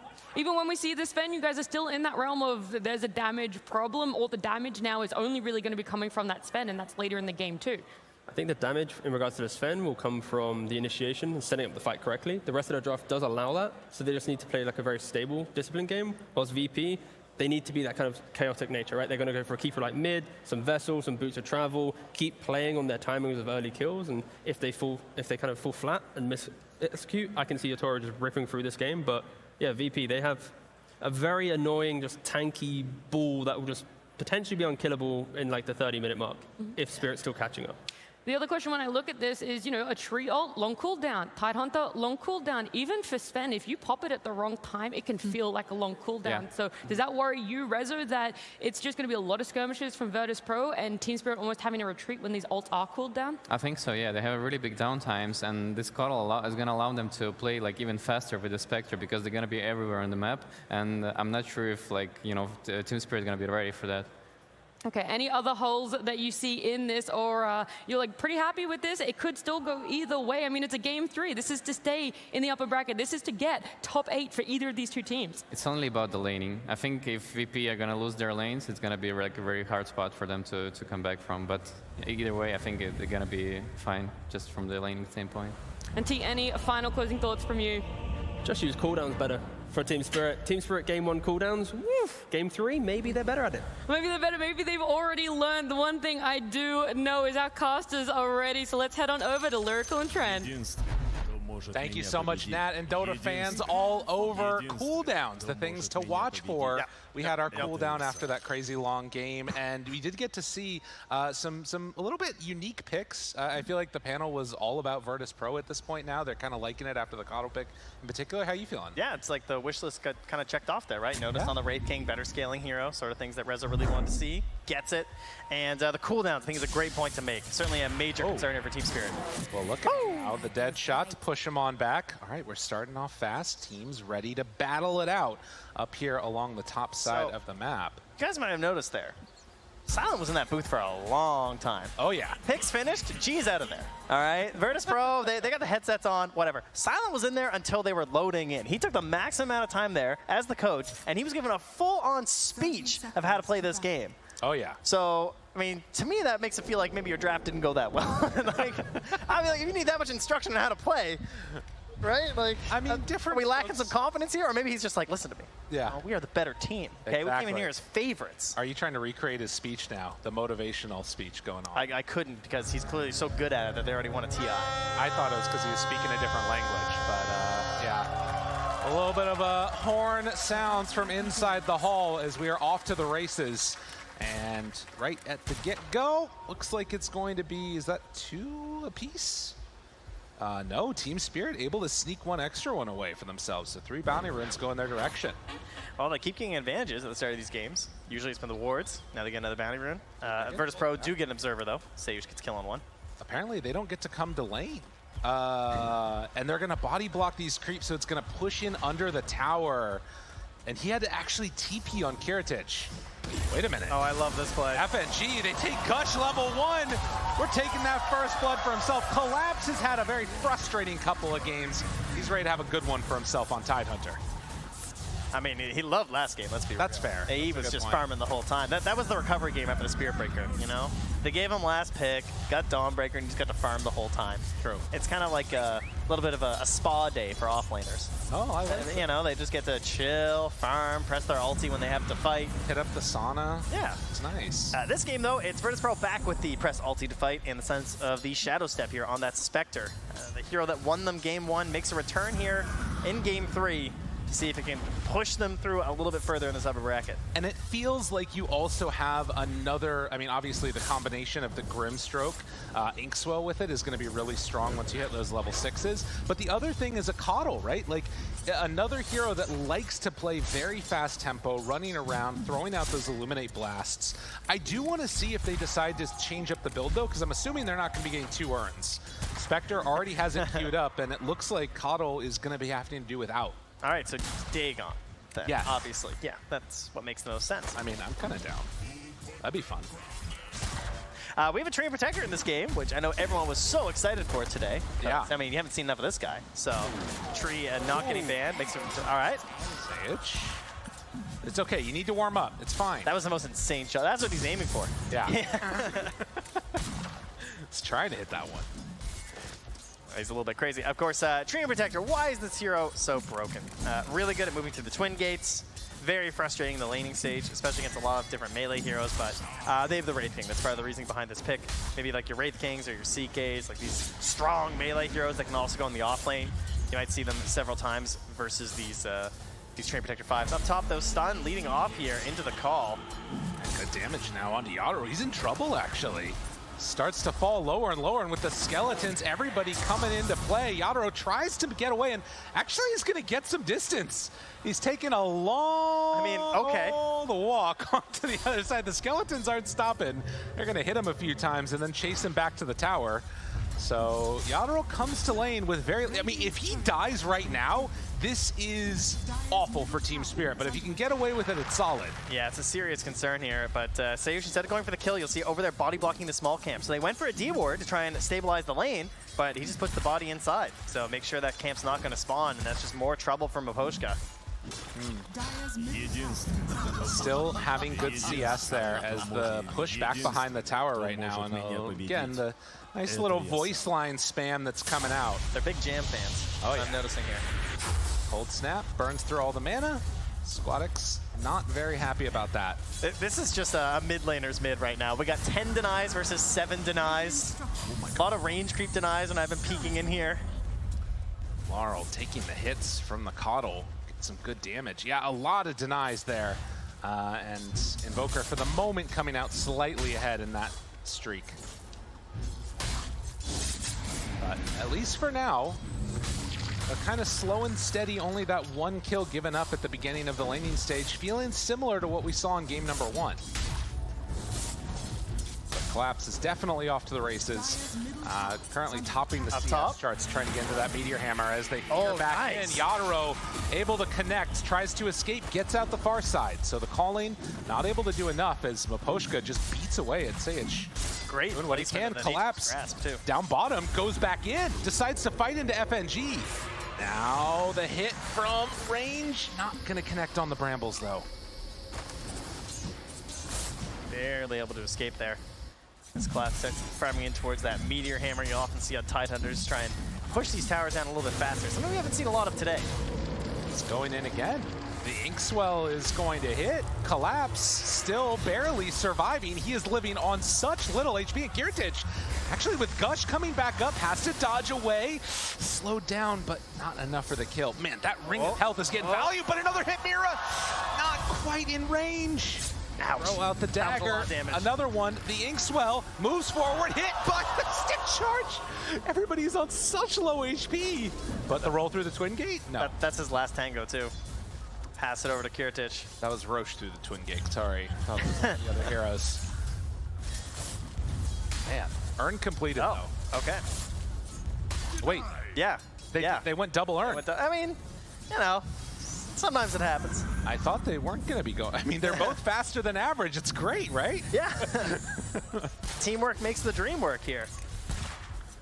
Well, we'll see. I mean, it feels like most of the time, Spectre should be the one getting the charges with the Shadow Step in, but if they can both get some charges going, I guess it could be worse. Honestly, with the fact that you get 2 and you get 1 if you die, it's not quite as bad as it used to be. We're just coping here. Cope. 6-minute mark coming around as the first power runes will spawn. And in position, Laurel's there to pick up the invis. Still just the 1 kill. Oh, well, maybe. Stun on the Yatoro. Damage from Squadix. Trying to kill him with the Illuminate Blast. Will find the follow-up stun under tower. Step forward, and it's going to be enough. Laurel made that move, and now Sage also going to be found and brought down. I just noticed it. Yeah, he's just out of there. He's going back in. I don't know, trying to throw a random stun at or something, but he will be the one who survives and makes his way back to the Lotus Pool. So they rotate the kill Yatoro, but they lose 2. So not the best trade in the world here. Immediately, Yatoro TP's mid. He says, hey, you just stay up there, Laurel. You're a little bit busy ganging for the Wisdom Rune. I'll go take your farm. But is he going to get it? Because Sayush is also here. They're making the move with Miposhka in tow. Oh, he's going for the stack at the same time. On top of him. Yeah, steps into no man's land. The dead shot, but a couple more hits. Will he survive long enough? Tornado lift up and stolen Wisdom Rune. Now, can they get out? Miposhka, he's going to get stunned and killed as denied by the neutral. Nothing going Virtus Pros. Wait, it's a 2K gold lead at 7 minutes, and the Wisdom Rune is still there for them to take. Yeah, FNG rotated as well. Squadix 2, they don't get the kill. The TP out as well. Oh, and Ravage! Collapse just comes in, smile on his face, happy to see it. All going the way of Team Spirit here early. And there were definitely some concerns of a bit of a snowball runaway here from Virtus Pro, right? If the lanes go a bit well, if you hit some combos. I wasn't sure where they put the Grimstroke because, you know, we've seen some 5 Muertas, we've seen some 4 Grims, so there was a chance for like lots of like Inkswell stun combos or something with the Grim, but I think it's been a little bit more passive with the Muerta. And so that hasn't snowballed too crazily. And now going the other way, Collapse with this Meteor Hammer, like he's just gonna be looking to constantly bully down this tower, and Kier just can't do anything. He's so farmed already. It's really gonna be a problem for the side of Virtus Pro. We'll see how it goes. And also with these stacks being built up that you're seeing. Yeah. That is gonna be real nice for Team Spirit. As a smoke from 2, Sage just going to TP out. Now, that could set up for something down bottom. They're moving on to Collapse, want to connect onto him. No, there's no Ravage. Can they bring down the Tidehunter? They brought 4, dodge, Collapse, sidesteps, gets out of there again, TP's in their face. Will it be enough to get out? No. It was a bold play by him. This is what he's complaining about in all the vlogs. Yeah. Yeah. They're always after me. 4 heroes rotate down bottom to the Ravageless Tidehunter. I mean, that's what happens when you're 1,000 gold of everybody else on the freaking game. Yeah, that's a fair point. Absolutely huge right now as the Faded Brooch gets picked up here from Squadix. These mid keepers of the light, they like to run the early game, you know? They either want to be farming a bunch of stacks in the jungle, or they want to be making multiple kills on the side lanes, utilizing that solar bind. And so 0, 1, and 2, not really what you're looking for at 9 minutes. No. See if Squadix can find some way to turn that around, but for now, it looks like it's just jungling time. I mean, that definitely is going to help them out, obviously, but there's a lot of stacks in the jungle as well for Team Spirit to try and build into and get their first couple of items. The interesting thing to see here is 3 heroes mid for Team Spirit. Maybe trying to make a play, or I guess just get set up for the next round of power runes. They know that it's going to be a good one that's coming up. They already went past the invis on that cycling round of them. Well, Notice is definitely getting space to farm, but I also feel like if they're going to make a Shadow Step play, it comes off the back of Notice just stunning someone. So I feel like if no one's playing near Notice, they're not actually going to be snowballing their Spectre all that much. No, it's true. And if the trade-off is that Yadro is just going to cleave the entire jungle of crazy stacks, it might not matter all too much. Well, but Oshka getting any extra time here just to sort of try and counter-push out against the tower, they already had to deny the one down bottom. I mean, this is what Rezo brought up on the panel too, though. A lot of carries, they get pushed out by this. Yeah. Wraith King, he just throws the Skellies out and able to secure an advantage versus Train Protector that a lot of people aren't able to get. Then again, he's also only level 5. All right, well, no living armor. Double Earn was not a problem, but double Radiance would definitely be a problem, as both Spectre and Wraith King have it queued up. What we have here is a failure to communicate. There's a couple of issues going on with Virtus Pro in terms of their itemization. We'll see if it ends up coming back to haunt them or not. But for now, Team Spirit's still happy as clams, playing on a Tidehunter that is juiced up. We just need like medallions from both supports now, and we'd be set. Ready. Well, it's still going to take a while, as there will be a Blade Mail coming out first for the Spec. Well, Collapse has mission accomplished down bottom, and now that he's ready to come up here, again, they want to play around this idea of Notice initiating, not onto a Tidehunter. Not who you're looking for the big Shadow Step plays. Immediately onto Yadro with the Shadow Step there. They're finding him. Silence, connection, nice Blinding Light pushback. That is exactly what they needed. Now retreat. Get out, run! Dude, they get out and they forced a bunch of TPs. That's perfect for Virtus Pro. Wow, that could not have gone much better.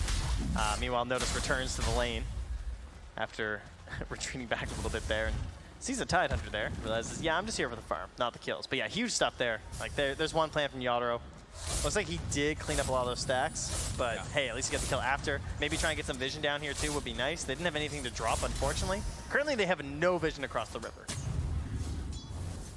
Well, that is potentially an issue, as Collapse right onto him. And do they have enough to kill? Yes, indeed. Can just keep running forward for more. I mean, they really don't have an answer for this on the side of Virtus Pro. It's basically just Caudal Blasts. And Miposhka, he steps up. If he's not careful. Good Blinding Light pushback. Well played. Nice save, but in the end, the tower's still going to fall here. It's 3 points in the Kraken Shell. Collapse has no concerns at all about being battered by this tower. The tempo that they're playing at on Team Spirit is presenting a lot of issues for Virtus Pro. Yeah, Arcane Rune for Laurel. TP coming in immediately onto him. That's a good catch. The silence was there, right on point, but then the pushback, will it be enough to find the kill? Yes, it will. Oh, and that is what Virtus Pro needed. They find him. Mira now in trouble. Noticed right onto him, tries to get that kill, and they are going to get it. Collapse has to back out as Virtus Pro bring 4. Man, showing why they value this Spectre so highly. Yeah. To pick it that early, I mean, they won game 1, but they're getting value out of this Shadow Step that I would not have expected with the state that they're in. Picking up humongous kills, like picking up the Sven, then picking up the Invoker. It's the only thing keeping them in this game. And now it gets them up to that Blade Mail as well. As they go right back to farming, try and progress to that next item here. Hoping for the Boots of Travel onto Squadix, so that'll obviously help a lot when it comes to actually playing off of Noticed, who has committed to the realm. Yes, I'm keeping my eyes on this, and Spectre still have Radiance queued up. I mean, it's not a great Manta Defusal game. No. It's really not. I mean, this is an issue. If he actually commits to the full Radiance, I mean, obviously gold lead being built up already by Team Spirit, it'd be even more of a detriment doubling up on that item. It's fine. Everyone's just on fire. Yeah, that's okay. That's not how it works. They're playing opposite sides of the map. Well, smoke up now with 3 and having Shadow Step at the ready. Can they find anybody? Down bottom, Virtus Pro, Dark Willow and Sven. They spot Yatoro and manage to get away. Nicely played by Team Spirit, escaping just in time. Good coverage there from Mira. Had one good Bedlam that unfortunately wasn't able to quite save him. Collapse, though, in a bit of a precarious position. Yeah, they move in. Stun is there. Collapse starts to fall. They bring in Squadix, connection, but it's too hard to bring down the big watermelon. The dead shot there. If Sage hits that dead shot, he's dead. Yeah. That's, I mean, one of the concerns about the Support Muerta, you know? Got to hit that skill shot. If you miss it, a lot of people are going to survive, and sometimes you're doing it in a saving mechanism as well. Right. Notice gives the tip to Laurel on the Misty MP. Notice is like, well, it's not the best time for them so far. It's still a Spirit in a good position. Yeah, and any viewers who are unaware, he's currently holding a point. You'll see this a lot with Wraith Kings. So basically, you might notice he has no ultimate. He can skill it whenever he feels like it's the right time to make sure he's going to reincarnate. Doesn't necessarily want to take the point if it's going to be a bad opportunity for his teammates to actually follow up. So he's not in too much trouble, just being, you know, as, again, like some of the panelists mentioned there, Sheep 6 was saying, trying to play up as much as possible. You want to be like super greedy on this Wraith King. That's the entire point. Look at that damage. They pump fake the Ravage too. Wanted to get something out of them. And Team Spirit, they might be turning up the fight pretty soon too. You've got Blink Dagger just completed on Yatoro for this Sven. They already have a Spirit Vessel done on Laurel. And keep in mind that Dark Willow can throw the Bedlam on top of the Sven if he wants. Jump, find FNG, in trouble, gone. Just like that, Team Spirit start the movement. Now down bottom, they're also kind of Baboshka. He found himself a tasty treat. This would be huge if they could get him. Connection, Root, Overgrowth, Sunstrike, everything dropping low, but the turret Kiritich almost gets away. But they say no. Dude, what a great use of the 15-minute shard there from Aposhka, too. Just recognizing how they're going to be super spread on this map. They're going to have Wraith King over here, Spectre down here. I am just going to hunt Spectre this entire time. You know where she's going to play the whole time. And this is a strategy that I think it was Virtus Pro that were using it, where they kept going for this this tree for FNG, and he would always set up for the Spectre. But instead, they're using it on Team Spirit to just hunt and scout the Spectre instead. It's really nice. And now coming in with such little HP on Maposhka, not feeling like it's going to matter. Does sidestep the Brambles, and that keeps him alive. On the side of the Coddle, as there was more help nearby. Fear tries to TP out. No way to break it. They forced everybody down to the very bottom corner of the map, and then they all just TP out. Team Spirit playing this map beautifully. Collapse just continues to plant himself wherever he wants, has the pipe delivered to him from the courier, and now eyeing up that Blink Dagger so they can actually go for aggressive plays when they want. Off of something other than just a jump there. Stun, 3 swipes and he's dead. Can they find more though? The turnaround on this would be big. They managed to bring him down. Yatoro falls. Signs of life for VP. I mean, that's the thing. They have overwhelming magic damage right now, right? With this Solar Bind combined up with the Illuminate and some Spirit Vesseling.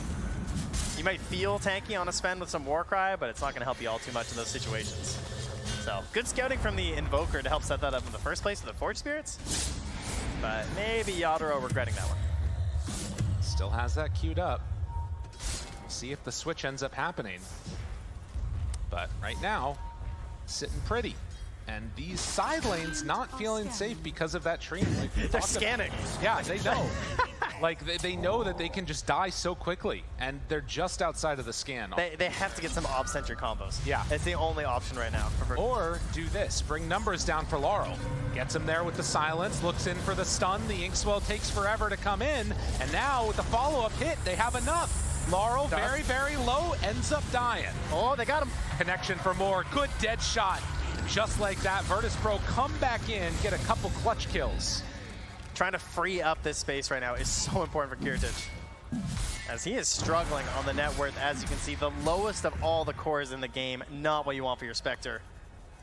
And probably just still trying to figure out exactly what to do to fully commit for the Radiant. I do feel like it's the only choice.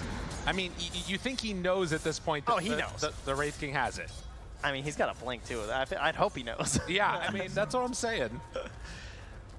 I think it's just the reality of the game. Top tower is under attack. Wow. Coming up on 19 minutes. Nice. Push back the shot there. Tries to TP out. Oh, just in time. Able to get out of there. That was pretty cool.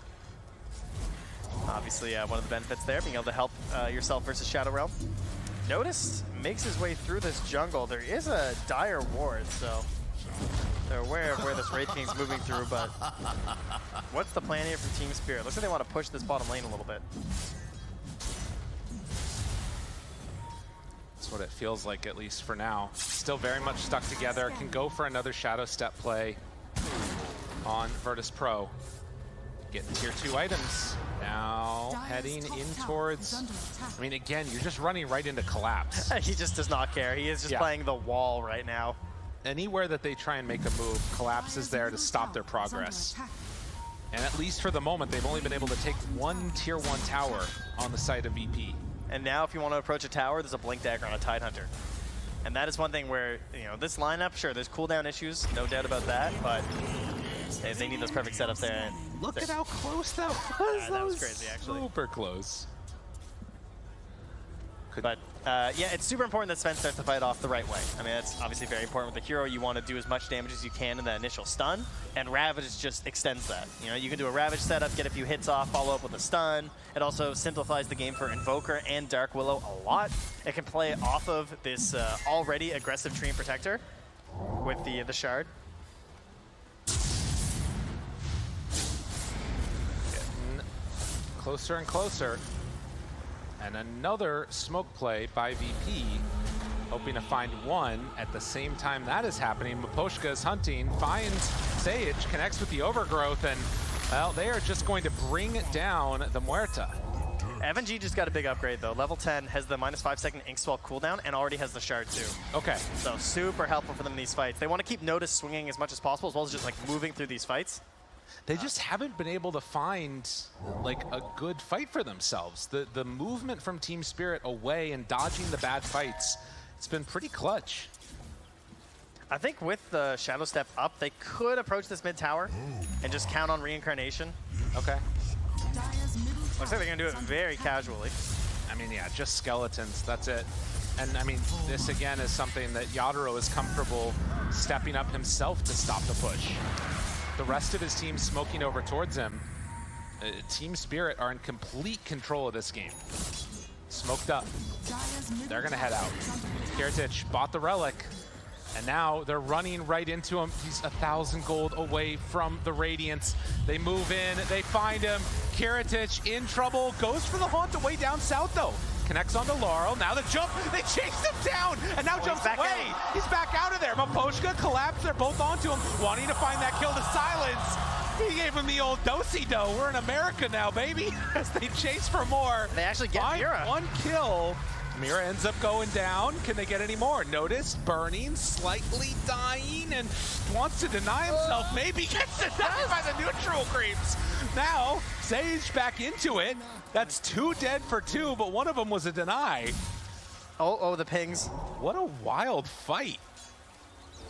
Notice quickly realizing that the Wisdom Rune is up, but not taken here from Team Spirit. Just pinging it frantically right now. and what a hold by Collapse in that instance to not pop the Ravage, because now you still don't feel safe going for these fights, and particularly when lose the Muerta. So Team Spirit keeps the ball rolling. It still hasn't ballooned out into a big gold lead. As you can see, even these little fights here before they ended up losing one more, gold favoring VP. Well, Squadix gets his first item in a long time as well, picking up that E-Blade, so gonna have some defense here up against Yadro, just immediately jumping on top of him, as well as, of course, some aggressive potential. Just like that. It's still waiting. The Radiance. It's been a long wait. It has been rough. Kiritich not having the game that he did in #1. As they do have an E-Blade done on the Coddle, which will help in trying to get towards that Hex. But a lot of net worth right now that's just not able to get the most out of it for him. 23 minutes. He had this, I think, 4 or 5 minutes earlier in game 1. Squadix gets caught though. Tornado lift up, and now the stun. Kiritich shows up. They're trying to kill off the Coddle. Will they be able to? Soaking up the damage. Notice shows up, and they take down 2. Can they go for more? Looking, thinking about it, hunting. Kiritich. Does he want to? It's a little bit too scary. He just wants to farm. Leave this man alone. Yeah, notice that blink up in a few seconds, so maybe hoping that someone would get aggressive and he can go in for the big saving play. Has his ulti back up in 10 seconds. So chance they want to go for a aggressive play on the next Shadow Step, which is also in 15 seconds. So things certainly lining up here for Virtus Pro.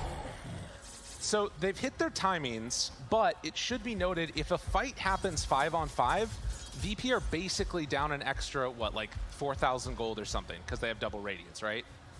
Yeah, if they're like stacked on top of each other, yeah. Okay. True. I mean, that is sort of, I mean, there's other, you know, you get 55 damage. That's fair. Right? You get some evasion. Fair enough, fair enough. Do you think that Virtus Pro would want to try and go in for a battle now, like in terms of their timings and when they're hitting it? Oh, Collapse. Kiritich got the shard. Oh my god. Not great when your Harry gets it, but now the injection of gold, it helps him out a little bit. Collapse.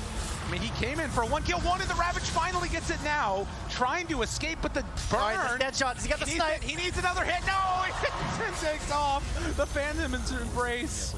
Managed to find that stun. Yadro walks forward onto Notice, trying to bring him down. Gets swiped to death. Miposhka still hunting. Sunstrike getting vision. Sayich is nearby, and now Miposhka, he's gone out too far. Mira shows up, throws down the Bramble Maze. One last hit. Sidesteps it, the pushback. And then the DOT is enough to kill off Miposhka. FNG's got to get some arcanes. I feel like he's struggling a little bit here. Oh, he has to go for the gem. Someone called him out. He was running to the secret shop. Yeah. Desperately out of mana here. Trying to help out, of course, versus this frustrating Invoker. But, yeah, need that gem. Try and secure things. And, yeah, like you said, getting the shard on Kiritich. A plan coming together, perhaps. Yes. Maybe this was their plan all along. That's right. Just sack the net worth so he gets a free shard. Genius stuff coming out here, and that's going to put him right over top of the Wraith King here. Shadow Step defensively almost at this point. Kiritich ends up killing himself on Mira. I mean, that's a nice way to save your buddy. Pop Blade Mail and run into it. Dude, have they turned a corner? Virtus Pro starting to look good. It's, you know, what did Rezo say? Just don't go aggressive. You know, Collapse just wants to burn an ulti on a Wraith King here under a tier 2 tower. Yeah. Ends up getting punished, and you can see Dota Plus, they're believers. They're believers Oh, it's in this Spectre. upset. Don't even put it away. All right. Dota Plus and Spectre, there's something going on there. You're not wrong. Well, a Shadow Blade into a Silver Edge going to be completed for Yadro. That will definitely look to try and swipe her down to size. Already the rest of VP is back and hiding out. Now, Roche is up. Yeah, definitely what both teams are thinking about at the moment. Still have a while before that's going to switch sides. Kiritich, Yasha done. After getting that Radiance, net worth has definitely started to bloom up. But they're going to go on into the pit. All right, not feeling like they have the opportunities here. They're going to scan just to make sure. The Radiant scan, they say, hey, they're doing Roche right now, but I mean, this is one of those situations, too, where obviously the old version of Haunt, or now the Agnum's version of the ultimate is kind of cool. Right. If you don't have vision, you can't do anything, but there's no way they're going into this fight anyway. It's only the first Aegis.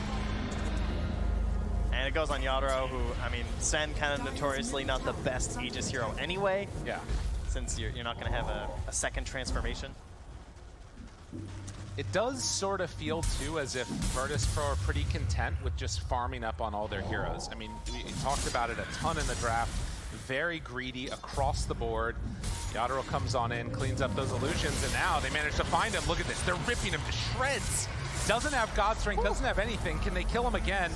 They don't even bother. Like it. Yeah, they're just happy with that. He's just gone. Yeah. Just get rid of it. You know?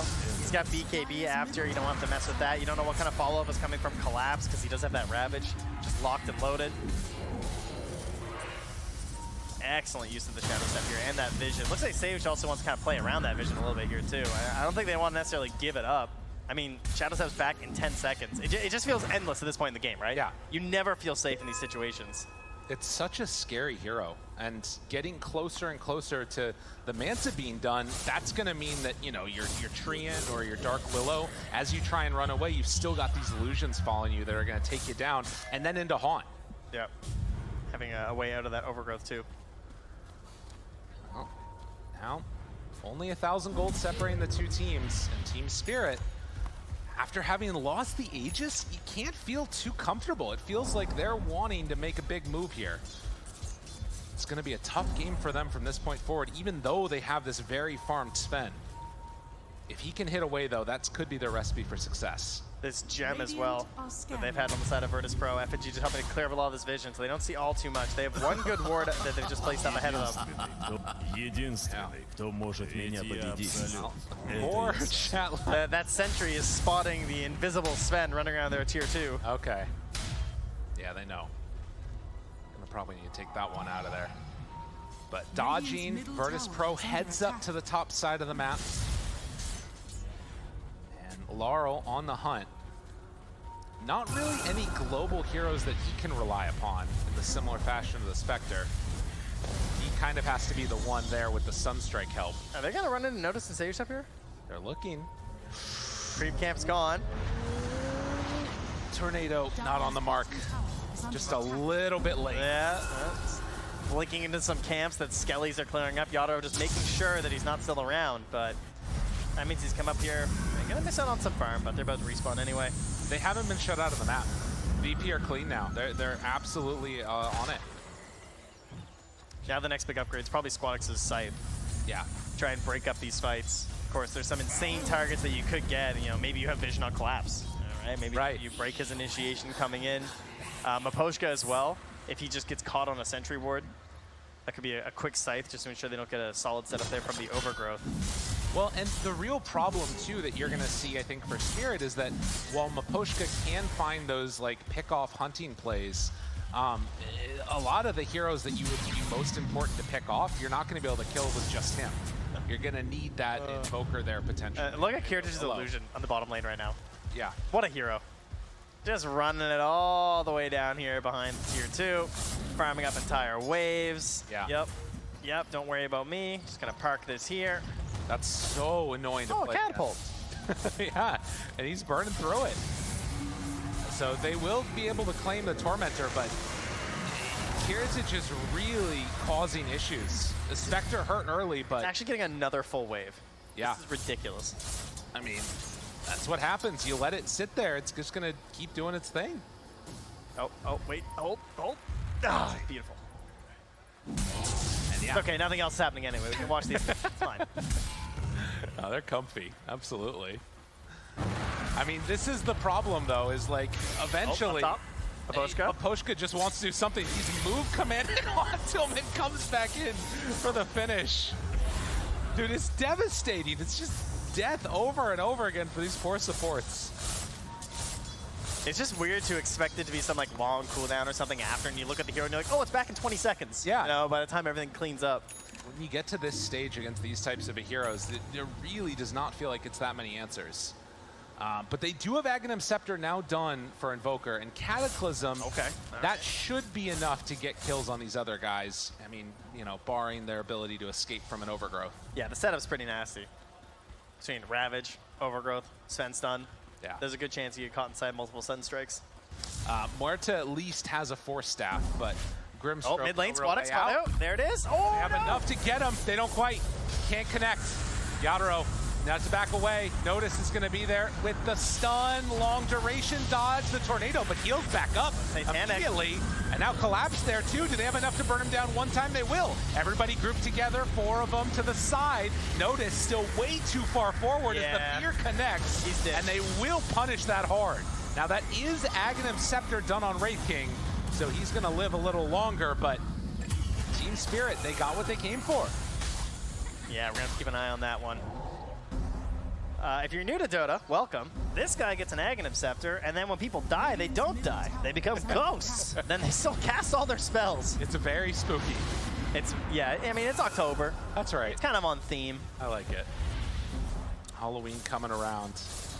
I mean, we did also see there the Yadro Satanic start to become an issue, but mid lane. Oh, smoke. That got spotted by Obs. Oh, well played, Miposhka. Nicely done. They have Haunt now, too. Oh, they do indeed. No notice, though, so. Collapse got stomped by the Centaur. Miposhka still scouting, sees the rotation. Collapse immediately jumps. Jump in, drops the anchor on him. Laurel immediately caught upon. Yadro, too. Kiritich thinks about chasing he's more. at deep. Onto Laurel, taking a lot of damage, continues Oh, he's to still haul at around, tries to jump away. There's nowhere left to go. In trouble, Kiritich, but he's able to back out. Force Staff keeps him alive. And just like that, they might have gone in too far. But wait a minute, Yadro, the E-Blade, he's still healing back up. FNG is dead. Can they look for more? Muerta also in trouble. Notice starts to fall, drops him into the Meteor Hammer. Notice is going to get burned down to death. Do they have enough to quite kill him off? Still trying to back away. But the Ag Scepter coming in, Wraith King keeping himself alive, but can't do anything. They end up finding 2 for 1. Team Spirit, they're just team fighting better. What an absolutely sick play from Yadro to come back in there with the Satanic. He must have been at what, 10, 15% HP? Right. Jumps right back in. Kind of a light panic moment there for a second because he tries to lifesteal and then someone got E-bladed, but he turns to the next target, immediately back up to full HP. I mean, definitely could have died rapidly if he did not manage to get off those couple of swipes. You can see he's doling out the majority of this damage. It's always scary to get these big, huge carries alongside something like Alacrity too. Yeah. Just get really out of control.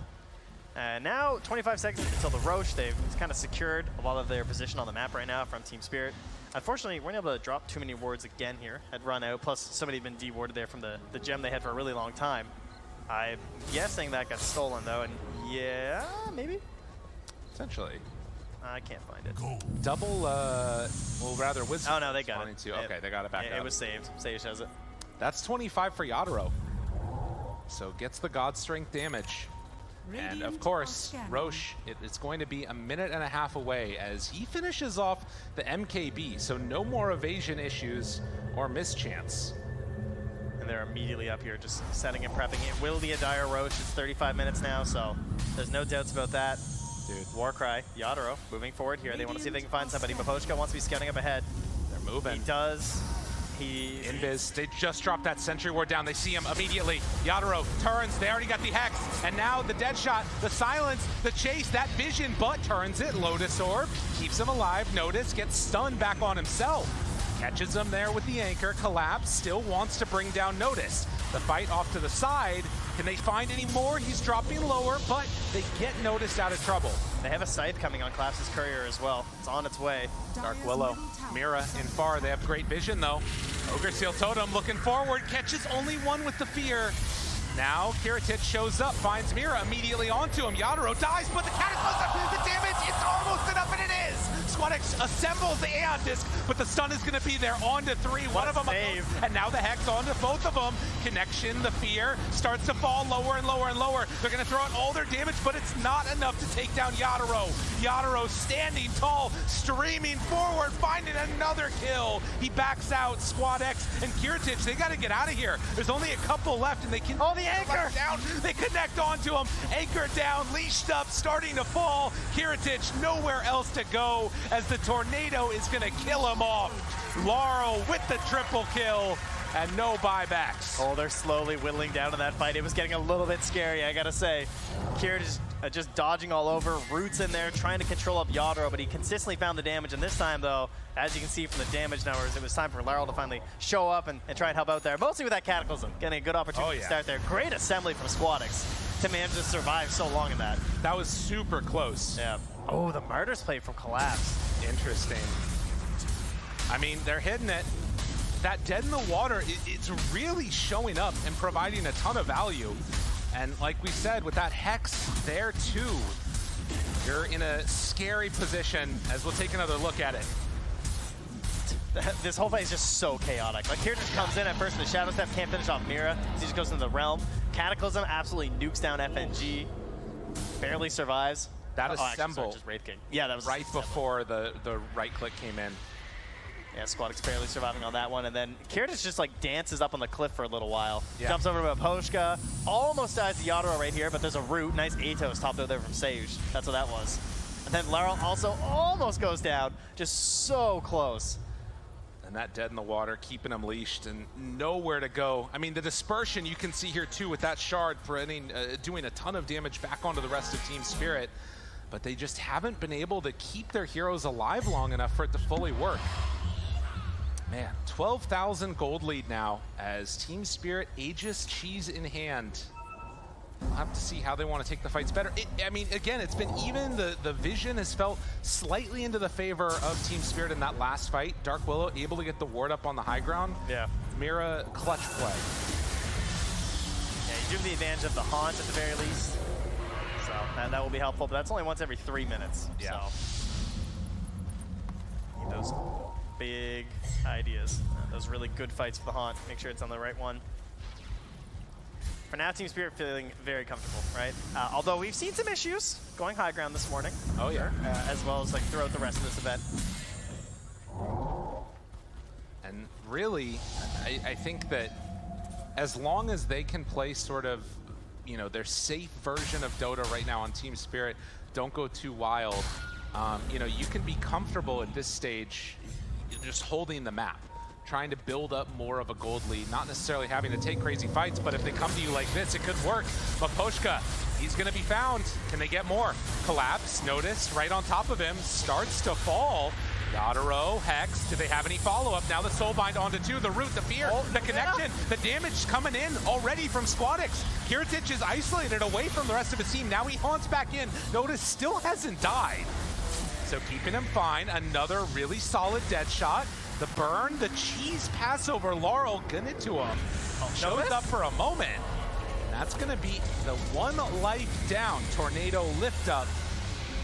And in the end, a lot of battle, a lot of damage, only one kill. All right, you'll take that. I mean, it's only 70 seconds on the Wraith King ulti, so not too bad at this point in the game.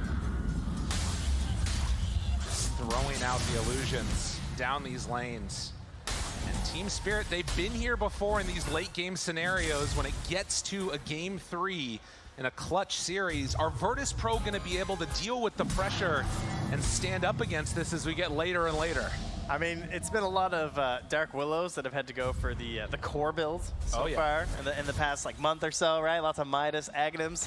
This game, it's kind of feeling like Sage might have to try and find a path there, right? Yeah. You already see the items queued up. Dragonlance, Hurricane Pike, going towards a Gleipnir later on after this Atos.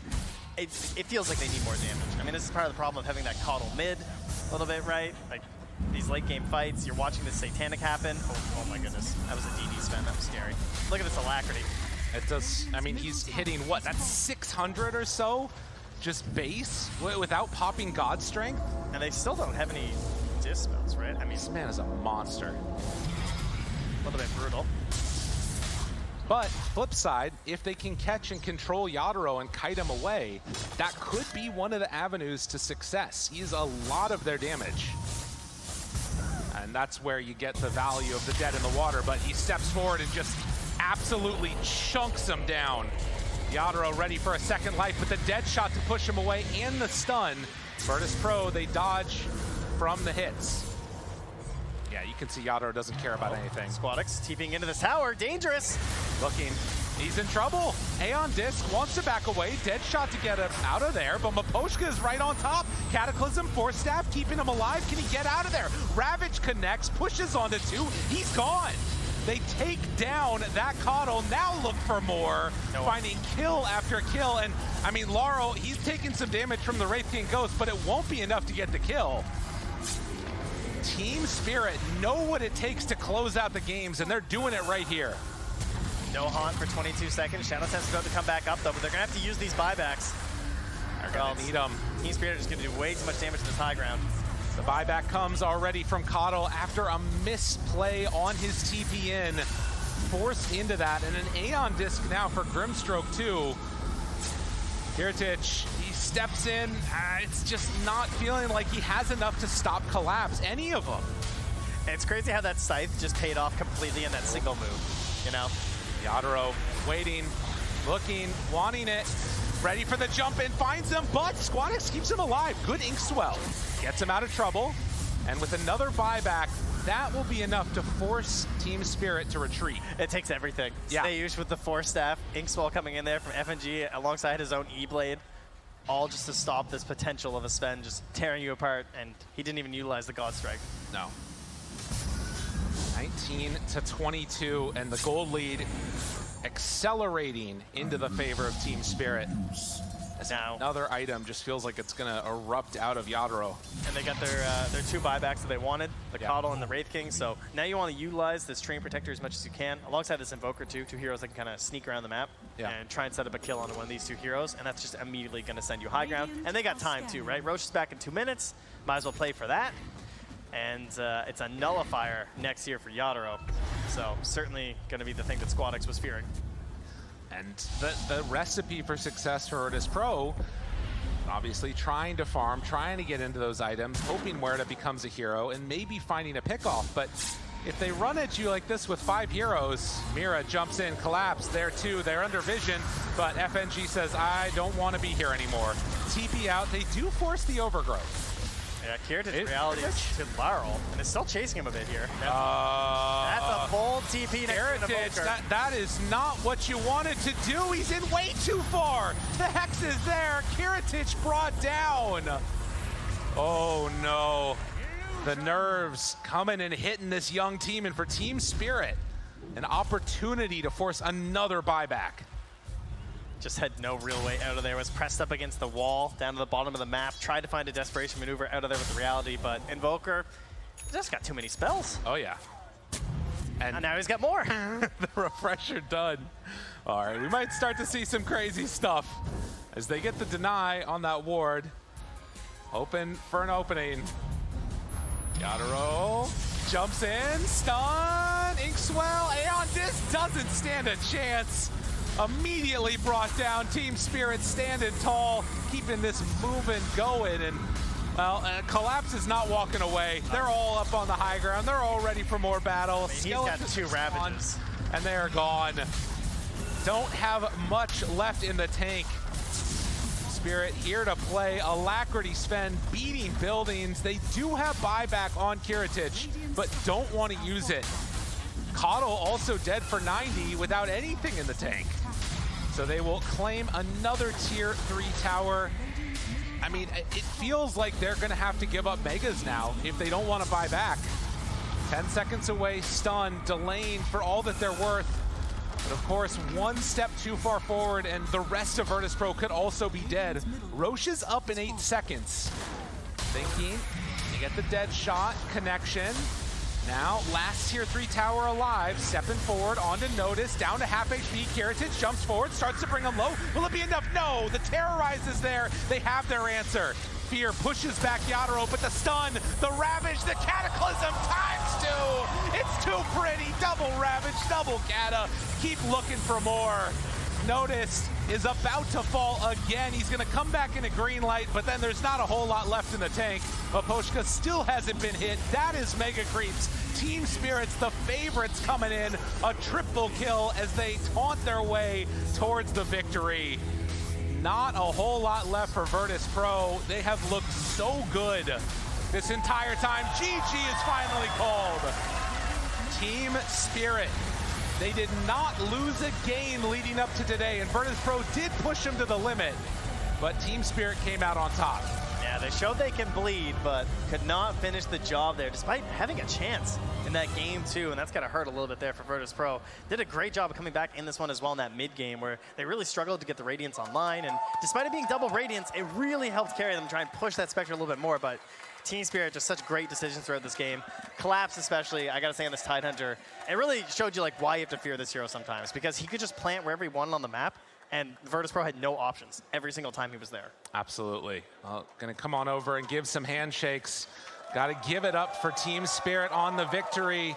Former TI champions who at various times has talked about how they love to play in front of a crowd because they didn't get a chance to when they won that TI back when. Now having a good opportunity and showing some love to the other team. They love Yatoro. Oh, yeah. For good reason. Oh, yeah, It's pretty exciting to watch. I got to give it to him here. Had a hell of a game. Yeah, a bit of a classic there too as well, of course. Popping out the Sven and looking very happy there. Yeah, definitely. Getting some appreciation from the crowd as they close out today. They're going to get to take a little bit of a break as they get ready for the rest of it. Man, and Virtus.pro, again, a team that at this point looked really solid. I feel like there were some really solid performances from them overall. They were able to take games off Team Spirit. Nobody else had done that. Where do you see them going forward now? I mean, they definitely have some strats that they really like, obviously, especially the Spectre. That's looking very good. So I'm kind of expecting that to stick around. Maybe some adjustments to be made to it, like similar ideas to what we saw from previously, where they have like a little bit better setup for it. Okay. Felt like they struggled a little bit getting the haunts online early in this one. Right. Then of course the double Radiance, which I mean, again, it's just I don't really think that there was much choice. So here's the thing, you know, pub players like to emulate what the pros are doing. Yeah. Hopefully that doesn't happen. We'll see though if that's a strat that comes around as we head on back to the panel. Them talk about it. Team Spirit doing the rounds. They're taking photos with their fans. I mean, it feels good. You're a top 8 team. Whilst you did get pushed to the limits, Virtus.pro, they really had the number when it comes to Team Spirit. They could have done it in game number 2. That one went either way. Game 3, though, definitely felt like the Team Spirit we thought would show up and had a 2-0. So they finally found their way throughout this series in this game 3. The greed did come back to bite them in the bum, Sheep. Man, Spirit, I was very happy with how the early game went. They gave up the top tower, but the mid they kept up for so long, which I think was key in making sure Yatoro was just able to farm. They maintained like this 4K plus net worth lead for so much of it, where they're just getting all this ancient space, Tides being able to play up on the lanes. I think him and Willow together were doing really good jobs of connecting with Invoker and making plays and getting little pickoffs. Like, I think the way they approached taking the mid tower on the enemy side was really clean and nice. Just these little pick off into just pressure, push them back, take the tower. Very nice. Meteor Hammer, very useful. The way that they enable themselves to begin to get that lead to be able to fight later was super lovely. We didn't know if they were going to get those pickoffs, T. We were worried that maybe their lineup would have been too cooldown-centric, that they were waiting for these big ults, but Team Spirit knowing how to play around and not always having to rely on a Ravage or an Overgrowth from Tree. Yeah, I think the key thing here is they didn't need to use their ults like you just mentioned. The Tidehunter from laning phase, he takes the bot tower Meteor Hammer, he moves to mid. Meanwhile, Yatoro on his Sven, completely free farm. So now you have Tide and Sven just farming, doing everything. And for VP, the real question is, when were they going to make a good move, right? Like Keeper Light, he didn't have anyone to play with. Wraith King was farming a Radiance. Your Spectre was also farming a Radiance. You then had the double, and like everything just felt a little bit disjointed from VP, where they didn't have that aggression. But I think it's also down to Spirit drafting quite defensively. Spectre never saw a hero and went, I want to kill him. Like at no point was it, wow, I want to jump the Sven, I want to jump the Tide. It was quite an uncomfortable game for VP to try and play out. I like how they found this Tide as an answer to the Spectre, which prevented like everything from happening, you know, aggressively on the side of VP. And he just like, he demolished the lane. He was like top net for the whole game. He was taking the whole map out of the Virtus.pro, and you know, they had no answers to the Tidehunter. I mean, but Yatoro, like you give this guy space, he's gonna give it back to you, and he's gonna carry the game super hard. Like at some point, it was like just Yatoro just jumping around, like, you know, you only see him starting the moves, starting the fights, and doing the actual work. Yeah, I've never seen someone use space so efficiently as Yatoro. Big props to him. But the standout, especially when it comes to KDA, Impact and Teamfight, Lalia. He got Invoker mid. We've seen Invoker in that pose before, but of course, traditionally, it's a mid laner. And on someone like Lal going 10 for 12, this item build as well, getting Octarine refresher for himself. Invoker was just always up, always able to be aggressive and active again, Chief. I liked it. I liked his Vessel and being able to play with the team, being able to scale later. He was doing everything he needed to. I thought it was just weird for me seeing like him running around being like the guy with the Vessel and doing stuff, whereas on the other team you had Spectre with an Urn, you had Keeper of Light with a Vessel. Like, it felt like a lot of wasted net worth on their side, whereas they were much more efficient. 2 Radiants, I think 2 Radiants is not actually that bad. We've seen it work, right? We saw in the seeding best of threes, 9 Pandas ran the 2 Radiants. Like, they were able to make it work for themselves. So it's not completely out of the question of it working. I had more of an issue with the Ags on Spectre. I think it was super unnecessary. I think the Radiance was fine. Okay. Why the Ags then, do you feel, was the sort of breakdown of his momentum of that net worth not really being used? Mostly because the way the fights played out, I saw Yatoro just keep kind of going in and out of the fights. Like, he would poke, kill, maybe get like Wraith King's first life, then be able to disengage and stuff. And it felt like, I don't know, if Spectre got Skadi? didn't even get a Skadi. Yeah, if he'd had like a Skadi, I think it would have made it so much harder for Sven. You saw the impact of the Satanic pickup on him and how he could just keep going back to full health and constantly life stealing. I agree. The also one item they were lacking is a Silver Rage on the Brave King. I think they needed that as well to be able to stop the tide somehow.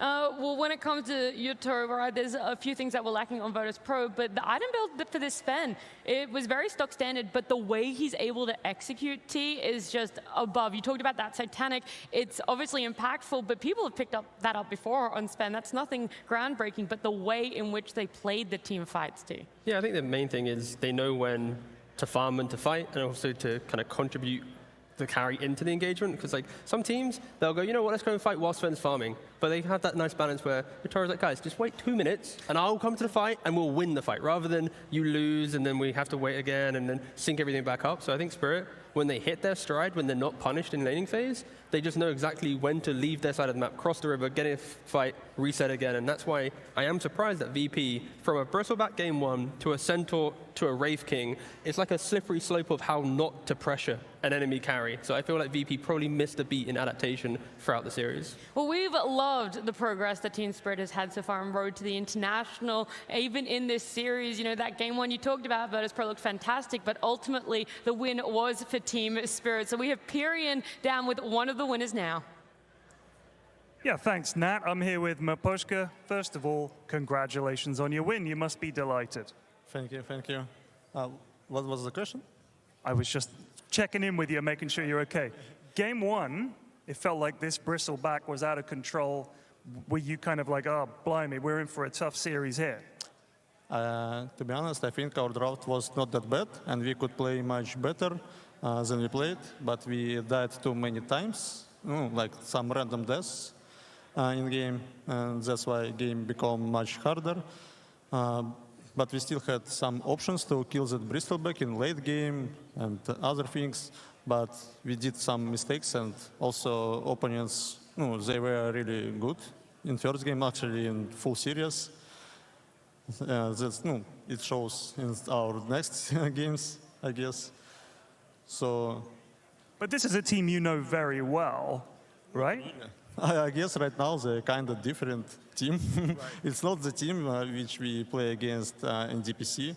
They definitely much better than previous our series. So that was the first game that you actually lost so far on the road to the International. Were you worried at that point, or were you just confident, like, we'll figure this out? I mean, I guess a bit worried, but I think it doesn't matter. Like, anyway, everyone wants just to win tournament. I don't think someone putting some goal to win some tournaments without loses. I think it's not really matters. That's why we have best of 3 matches. Okay, well, congratulations. We look forward to seeing more for you in the tournament. And back to you, Nat, and the panel.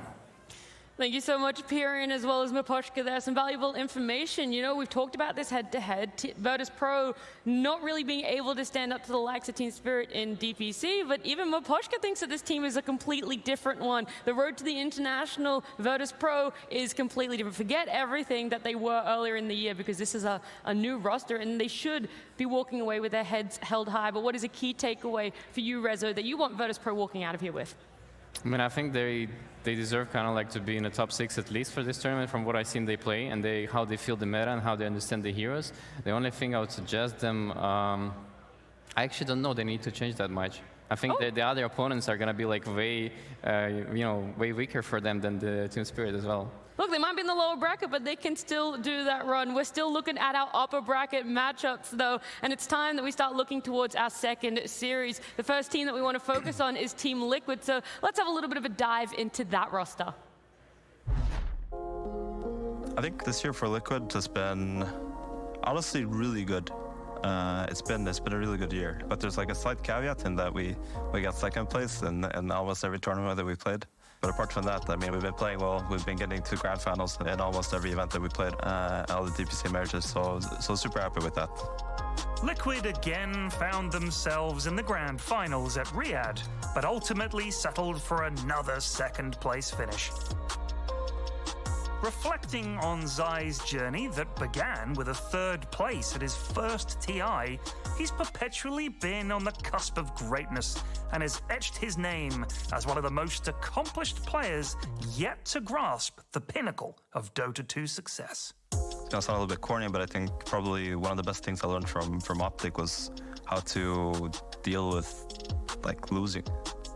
Optic came into Dota with like a ton of money behind them and a ton of like enthusiasm, trying to break into the scene and stuff. And they signed what at the time was meant to be kind of like a stacked squad, you know, and we were gonna make waves and stuff in the NA scene. And things like really didn't click for a pretty long time. Losing is like, it's awful, it sucks, and that's just the way it is. Like you have to be able to deal with it as well. Otherwise, every group and every team is just gonna implode if you don't have people that can manage like having success and also not having success. These days, I don't feel the pressure to win TI as much as I used to. I mean, obviously, like I'm not considered like, of course, I would really like to win a TI, but I also know that investing all my energy and all my heart into trying to win a TI is like, it leads to heartbreak as well. There's been years where I've been really close, and it's just like, it's just the worst. But we've also had a really good year, and we've been successful, and we're gonna go play TI, and hopefully we'll win. But I'm also like gotta be proud of what we've accomplished, pretty much no matter what. A heartbreaking loss last TI for them, coming third there, but you know, they upped the ante, second place at every international LAN for themselves here in 2023, and the story is this Liquid Talon matchup. This is what they were looking like in group stages, but Liquid having their number team. Yeah, and also on top of that, when you look at the group stage games, Liquid, win or lose, they're ruthless. They're out in like 36 minutes. Their average game times are the quickest of anyone, whilst Talon, they're incredibly slow. Like, the games they're winning, they draw them out a little bit longer. The games they're losing, they find this miraculous comeback, right? So this is a real test of like one of the fastest teams we have so far at this the Road to International versus one of the slowest teams that we have. So a lot of work for Talon to try and kind of set the pace in this game. Yeah, that might be the only time we see first against Liquid's name. I am just joking. This team is heavy favorites. I say it because I do know some of those players. But Team Liquid looking fantastic. The story between these two teams is that every time Talon are this close, their dreams get crushed by Team Liquid. All right, their matchup. That's not true. 23 Savage crushed their dreams once. That's true, yeah. He has to click the Ancient and control his hero, but he decided not. Okay, all right. We're taking internal shots for Talon over here. I'm just saying, that was probably their win. I'm just saying, every time they've been in upper bracket, they get knocked down by Liquid, and then they get knocked out by Liquid. Okay. That's the pattern, the trajectory. When did it happen? Lima and Riyadh were the two times that these guys have faced off in international lands. But now they learn a valuable lesson. Play till the very end, you know?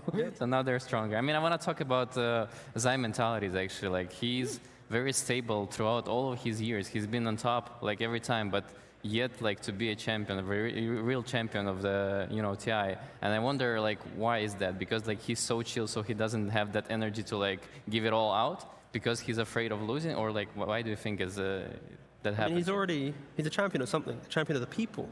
So maybe he's just You reckon he's the people's? Exactly. Oh, Reza. Stop it. No, I think obviously Dota's such a complicated game where, like, even if you're at the top of your game, you need the other 4 people in your roster plus coach to also click at the right time, right? But it was different rosters. Yeah, no, that's the point there. It's like Zai's always been on the hunt to find that perfect click, and I think Liquid is probably the best shot he's ever had. And maybe this TI is the best shot after years of second places, no curses set throughout the year. Like, he's also been taking a leading role, right, in this team. So he can be the driving force for the team to actually like accomplish what he wants to accomplish.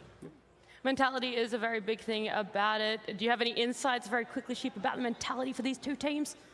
No. Oh, okay, all right. Well, you're going to say no, right? And that's because you're wanting this series to start. You don't want us to hold up anymore. So let's get to it. Let's start this series. Let's welcome our very first team in this second best of 3 out onto the stage.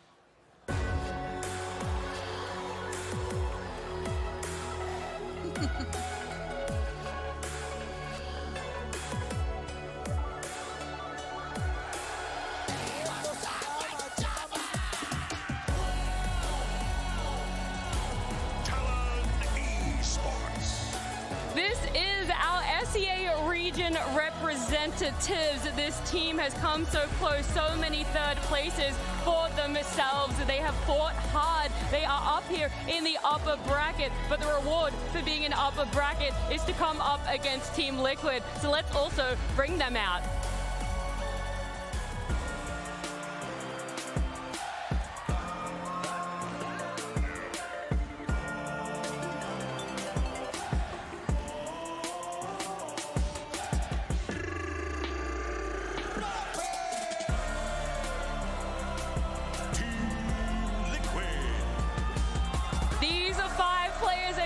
To the upper bracket. They're used to playing in front of a crowd. They're used to success in many different ways.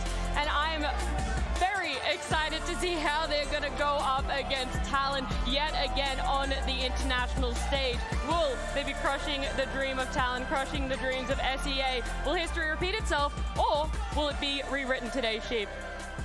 Oh my God, I think it can go either way. I mean, they're both, so every time they come together, they are so evenly matched. And people like to meme on Southeast Asia and how they play Dota, but like every single time I hear all these pros, coaches, people in Dota talk about Talon, they just say how underrated they are and how absolutely phenomenal they are to play against. And I think it really shows.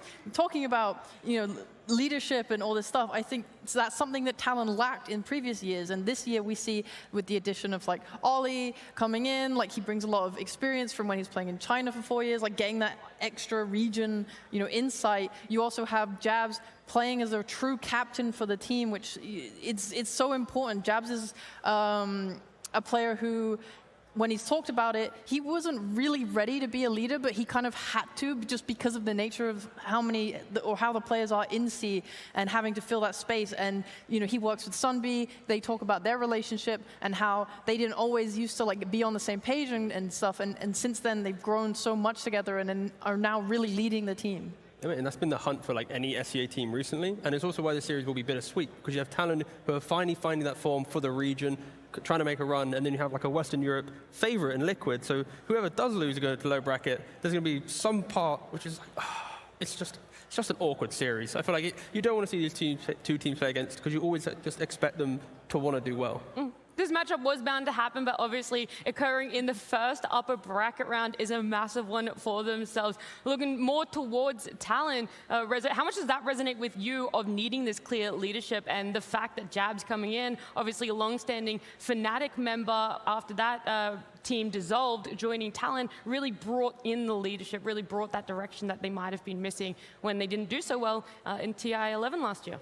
I mean, I'm not really familiar with like his style of leadership. I'm sure he's done a lot there, but I want to mention like the one player that stands out for me, like especially on this tournament, which is Q. Like his task has been phenomenal to me, and like what he's been doing as a position for this team, like considering 23 Savage and Mikola are like really good skilled players or whatever, like this is already like we know all of that, but Q has been performing super well in this tournament. I'm really excited to see what he's gonna bring for this series. How do you feel that Q compares to Boxy, right? Because Boxy was underappreciated for so long as well. This year, he really came into his own form. We talk about how he feels that he's able to play every hero under the sun, that drafting for him is probably one of the easiest things. Do you see Q as maybe just a little bit under Boxy, or also fulfilling the same sort of role that he also can play almost any hero? And I think they both had a really big impact on these teams. Yeah, and I think Boxy is pretty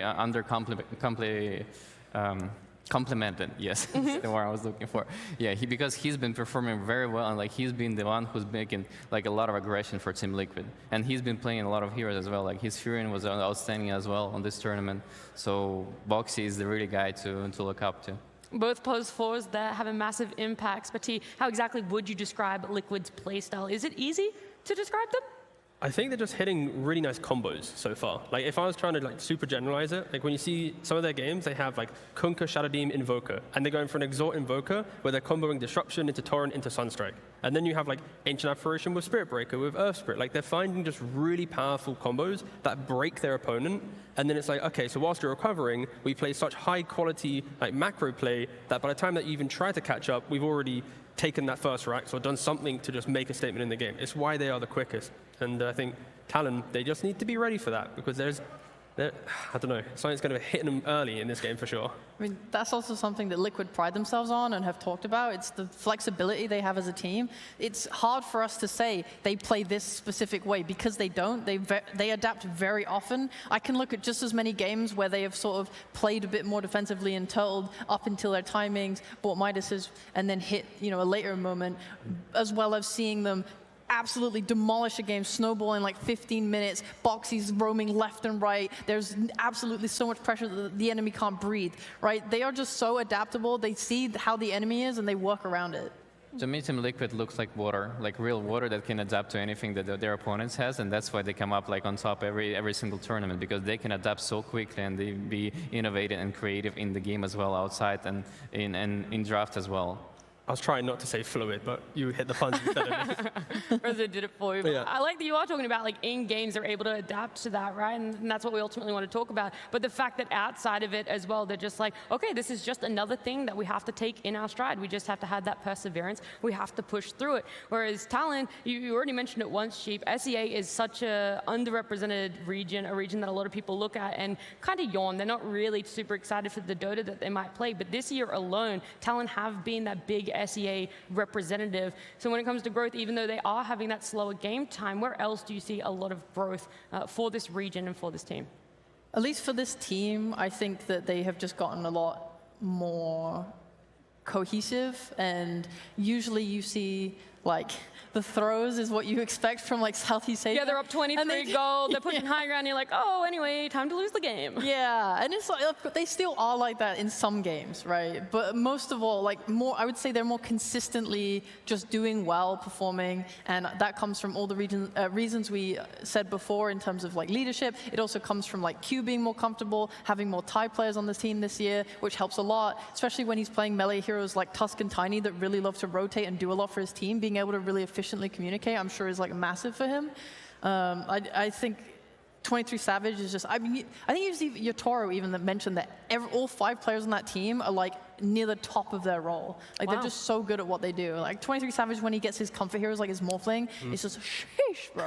Like, I love watching like Makoto when the game goes past like 45 minutes. Like me and Rezo were watching one of these games, and when he's playing Invoker against Gaming Gladiators, and he's like TPing into their Ancient whilst there's a Roshan fight. They have no idea if there's TPs up or down, but he's pressuring the tier 4s instead of going to the Roshan fight, forcing Gaming to think 2 ways, and like these are the small things that you can do for your team that can like bring you that combat potential, that can get those like 50, 60-minute games over the line. And just having that level of just like understanding in the heat of the moment, a lot of these teams that struggle on the international stage, their key players, their star players, don't make those moves. So just seeing Makoto make that play against Gaming of all the teams, it was like, damn, this team's a team to like not mess around with, because yeah, it was so incredible to see. I wanted to mention that too, because like all their games go pretty late. They kind of like become a kings of late game because they know exactly what to do like on the specific roles, and they're so confident doing that as well. Yeah. And probably because Jobs is not like so demanding as a captain, it allows them to have this freedom to make their own decisions in the later parts of the game, and make these games like very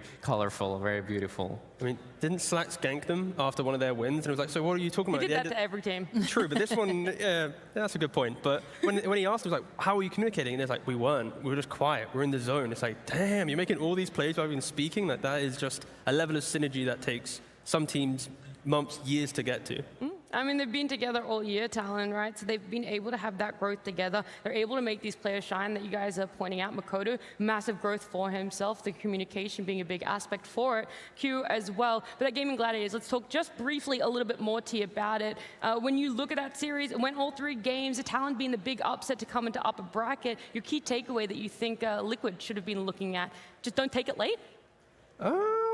Yeah, try and close out the game in a reasonable fashion, but also if you think your draft can't scale perfectly. Like even when, so let me rephrase that. Talon's drafts, even if they don't look like they scale, they find ways to make them just be explosive in the late game. Like other teams, if their heroes fall off at say 30, 35, they're going to play like that as well. But Talon has that little bit of spark to them where it's like, okay, damn, you're taking your Bristle back to like 70 minutes, even though it's been like, there's silver edges in the game, there's breaks, there's healing mitigation, everything in play, but they're still like bringing it to that later point. So yeah, just have a lot of respect in this series.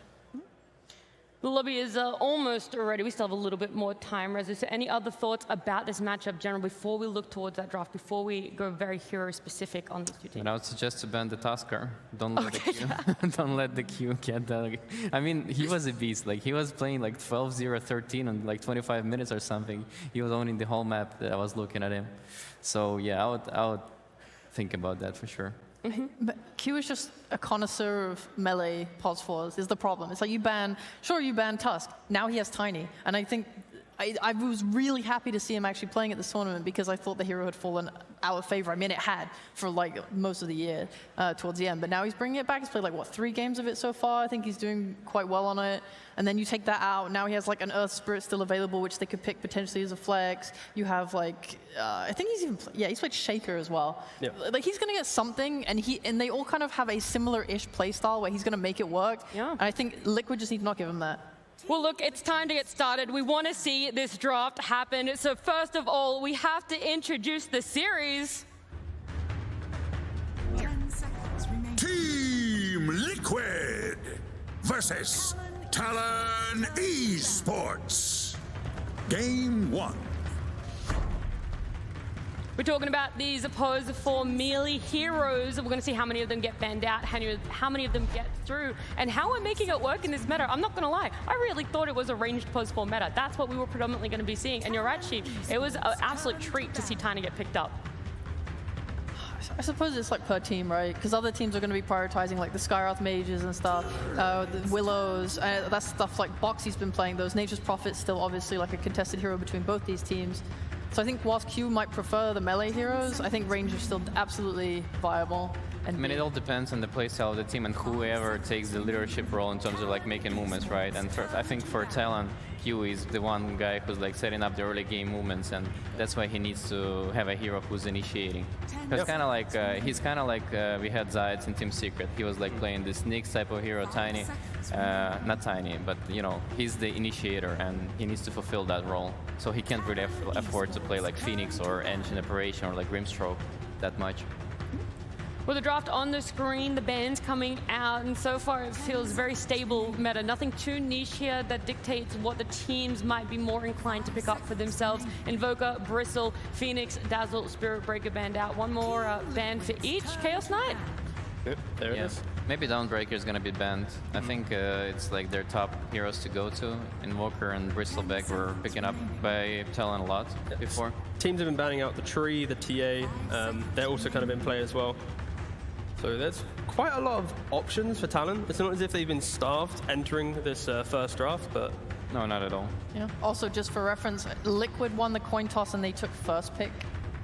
Yeah, a lot of teams actually favoring the first pick in the Team Spirit Virtus Pro. Whenever they had the choice, it was first pick too. So the way of the drafting order changing up for themselves, it feels that everyone now getting accustomed to it realize how impactful and all the potential of this first pick. Yeah, I think it's nice when you're first pick because you only have to ban 3 times. You pick a statement hero, you force your opponent to obviously pick, and then they only have 1 ban to adjust, and you get to close out the second phase. Yeah. So your opponent needs to react to your first pick, ban perfectly with 1 ban, and then draft open enough that you're not getting to get fully countered by the closing phase. So I think first pick, logically, it's a pretty difficult thing to try and draft into. Yeah, and towards the first pick, you can only answer with 1 pick only, right? So. And what will it be? Into the Primal Beast. Do you go hard for a counter, something that as a support can not necessarily deal with Primal, right? But that's the old school one. Yeah. Kunkka. Sure. They can both buy Blade Mill Hearts. So just send the beefy boys to the corner of the map. They do their thing. That's the name of the game, bro. And then go be honest elsewhere. That's the name of the game. Sounds like that's your next voice line for next year, mate.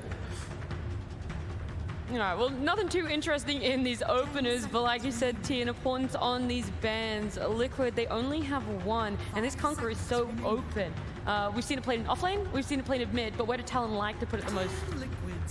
For the Kunkka, they liked to play it They've only played it off lane. lane. Yeah, so they Oh, okay, so the team that's only off lane. But judging by last series, I mean, they clearly have much more to show on all these teams, and they've had a break since we last saw them play, so the pubs could be there. I'm not like locking it in any which way. Liquid have shown the Primal played off lane and mid so far, which is fine either way. I'd love to see another Nature's Prophet on Boxy, to be honest. Yeah. Yeah, the other thing as well is like, I'd like to see Talon, for example, go for Enchantress. Like when they open up the next phase, they pick up just some nice casual Enchantress. It secures the lane against some Primal offlane. You have to slow to deal with his trample, you scale as well. And especially when you have heroes like Kunkka, you do want your supports to scale as well. So when he has Ag Shard, they're pumping out damage during the chaos of whatever fight Kunkka provides. You don't want your supports being like, I'll save someone. It's like, no, you have an opportunity to slaughter that fight. I also really love the Kunkka response to Primal because it forces your iron build a little bit more. Like it seems so hard to buy like your Ags before BKB, for example, because you just won't be able to move, and you really want to be able to use like your ult, which is just impossible into Kunkka. There's so many stuns. I think it's still better to go for the Eggs though, especially if you have Heart already, like Blade Mail Heart. I don't think you need more in terms of like BKB to move around. Like you can just press your E and just like, you know, hands off keyboard already. Yeah. Ancient Apparition was going to be that one ban from Team Liquid there. Sorry, one of the bans, not even an AA. So they didn't want to take it out, even though that's a very common hero for both of them. Liquid could have picked it up. Talon obviously having played it too, which leaves still one very busted support in the pool, Tree. I don't really like Tree into Primal Beast just because he can find you like super easy in the trees already. It's also like there's a lot of times I see Primal, even with Leech Seed, still do enough damage just to rip through you. But in regards to lane, maybe if Talon are thinking of some like Muerta or something themselves, then Tree secures that lane for a ranged carry, just to body the death. But we'll see what their angle is here. I mean, maybe they're just trying to secure like their carry idea. You play these team fights into Tree Kunkka. It's like you have to have so many ways to deal with like the Kunkka Ags and all that stun. You also have to have a way to dispel the Tree ult. Like in going into late game, it gets harder and harder. So playing as a carry into carry, it's very difficult, especially when 23 Savage is your win condition. You want to set him up. Yeah. I mean, it's true. Just thinking about that, right? Kunkka gets these Ags, it almost makes you go BKB. You pop it, and then all of a sudden Tree puts out his ult. It's just like, this BKB, you're still not going to get away. You're not going to get to run away. You're not going to get to do anything in a team fight. Yeah. That is a very deadly combo there. And then Dark Willow going to be that, most likely pose 4 picked up for Team Liquid. Boxy getting his hero early. Not the Nature's Prophet you wanted, Reza. Not the Nature's Prophet. I mean, Nature's Prophet not that good here, to be honest, because your Primal Beast breaks your trees and the tree is walking from your trees. So. Synergy just not there. One option Liquid has, they've done it before. I don't know if they pick it now, but like they've done Silencer, and it's like, I don't like talking about this hero too much, but when you have Kunkka, a tree, and you already have Primal who's very quick to initiate, it could synergize with the, we're in the fight, you can't take our fight now, but they go and themselves. Also, super, on the flip side, just this support duo, they can break the map alone. Like Ench plus a Creep plus a Willow, they're going to run around, poke everything, fight everything, and if you get the Troll, you'll be able to actually kill off towers into the Tree and Protector as well. So yeah, Liquid, they're wanting to play that high pace that we expect from them, being, you know, the fastest average game time of any team so far in the tournament. So far so good, I would say. I love their support duo. I love their offlane already. What don't you love? I don't like this Tree pick, to be honest. There we go. Yeah. I think they should have taken Ench themselves. Yeah. Nice, yeah.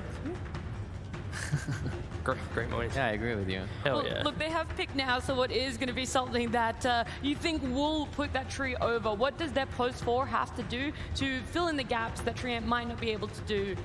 Initiate. Initiating Damage, for maybe? sure. Yeah. Initiate and damage. Oh, that's a lot. A Tree does initiate with his shard, but it's a little bit more methodical. You need to set up the map correctly, you need to make sure you're not under vision. But then having that 4, that's a little bit more traditional. Like I blink stun, fight begins, and then Tree can like scurry his way in. It does simplify the game a little bit, but Tiny Tusk? Do you think there's room for Morphling here for Talon early, or do you think it's too early? Just because they have no real hard lockdown right now? for sure, I think it's easily an option. Wow. Augers. Good job, Alex. It's She's so 23 good. Savage. It's It's 23 okay. Savage. If you don't, you could just say Morphling. We and it's literally like, open this and you're just like, 23 Savage, 23 Savage. Morphling, pack it up, series is done, let's get on. it's like a 75% chance it shows up. You can just say it whenever you feel like Yeah, it. he wants to play Morphling every game. Exactly. I was gonna say, you say that, he's played 9 different heroes out of his 10 games so far in Road to the International. That's I'm my gonna king. assume Morphling was banned out, but you never know. My man's just branching out, trying to pick up some new heroes for himself. Yeah. They profit themselves. So like for Talon right now, I see them looking at Liquid's aggression and going, okay, if you're going to run at us, you're going to run as like a bundle. So now we can have Tree behind you, skipping a wave. Nature's Prophet can skip a wave, and Morphling, once he gets a couple items, in theory shouldn't die to the first 3 heroes. The next 2 picks on Liquid need to kill off these, kill off this Morphling, because right now they don't have that very clean way to stop the Morphling from getting 2-3 items and just being unkillable. Do you think Primal deals with Morph in the laning phase? Do you want to see it shifted to mid now, or are you still hoping it goes in that off lane, still goes the very tanky build, the stereotypical Blade Mail Heart? I think it's totally fine for Primal to go in the offlane and just, play behind the tower and skip waves and just be farming. But he's not gonna push Morphling out of the lane. Couldn't this just be Naga? The Dark's okay. I was like, for Liquid, they could have responded with like some Naga to fight their map play with your own map play style hero. I was thinking about PL or Naga. Sure, Yeah. okay. Yeah, instead they go for a Darkseer, which... I don't like this pick. Do you like it? No, you have to explain why you don't like it. You can't say that right I don't like on it this panel. because it already gives Morphling a free lane. Yep. It's not punishing him. This is the first reason. Second reason, he doesn't have support to play with the shells. So he's kind of on his own. And I don't really see a big reason for the wall either, because Morphling doesn't really care about the wall. You can just waveform out. It feels like a pick for the mid game and not for the how they get to the mid game style. If they could put all their heroes at 20 minutes straight away, they're like, okay, this is perfect. We've got Darkseer punching a Morphling, we've got the Primal Beast soaking up all the early game, but to get there, I kind of agree with Reza. This lane probably isn't going to be that great. Like a Tree Morphling lane, that's really formidable to deal with. They might just have to skip wave and just kind of trade Darkseer free farm for more free farm, and normally you lean probably Morph. Yeah, but I think they can easily connect to kill this Darkseer who's skipping waves, because Tree's gonna set up, and there's TP from Furion as well all the time, and Morphling is just gonna come and waveform it. Yeah. Oh, and they ban out the Naga, so yeah, I kind of would have preferred the Naga in that position instead of Darkseer. I feel like that conceptually deals with how Talon want to bring out the game longer. You also can buy Skadi, you can buy Orchid, so you have different points of pressuring the Morphling. I agree. So I think potentially Liquid missed the beat here by going I have Dark a question.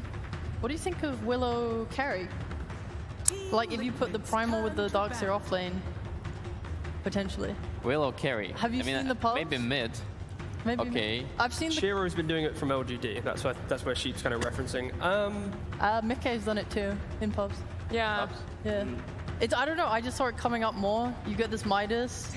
When you get your Ags, you're just doing so much damage. I don't know how much I like it. I think like Kunkka with Ags makes it a little harder because you can't just sit there in Realm and hit. But I prefer it in games where your opponent cores can't reposition and also be very active in the fights. Yeah. Like in this lineup here, Kunkka can stun you AoE when you're in Realm. The Morphling can just waveform away from your Realm duration and then reinitiate after. So I think it steal you. Yeah, true. So I think it'd just be crapper. I think it'd be a bit awkward.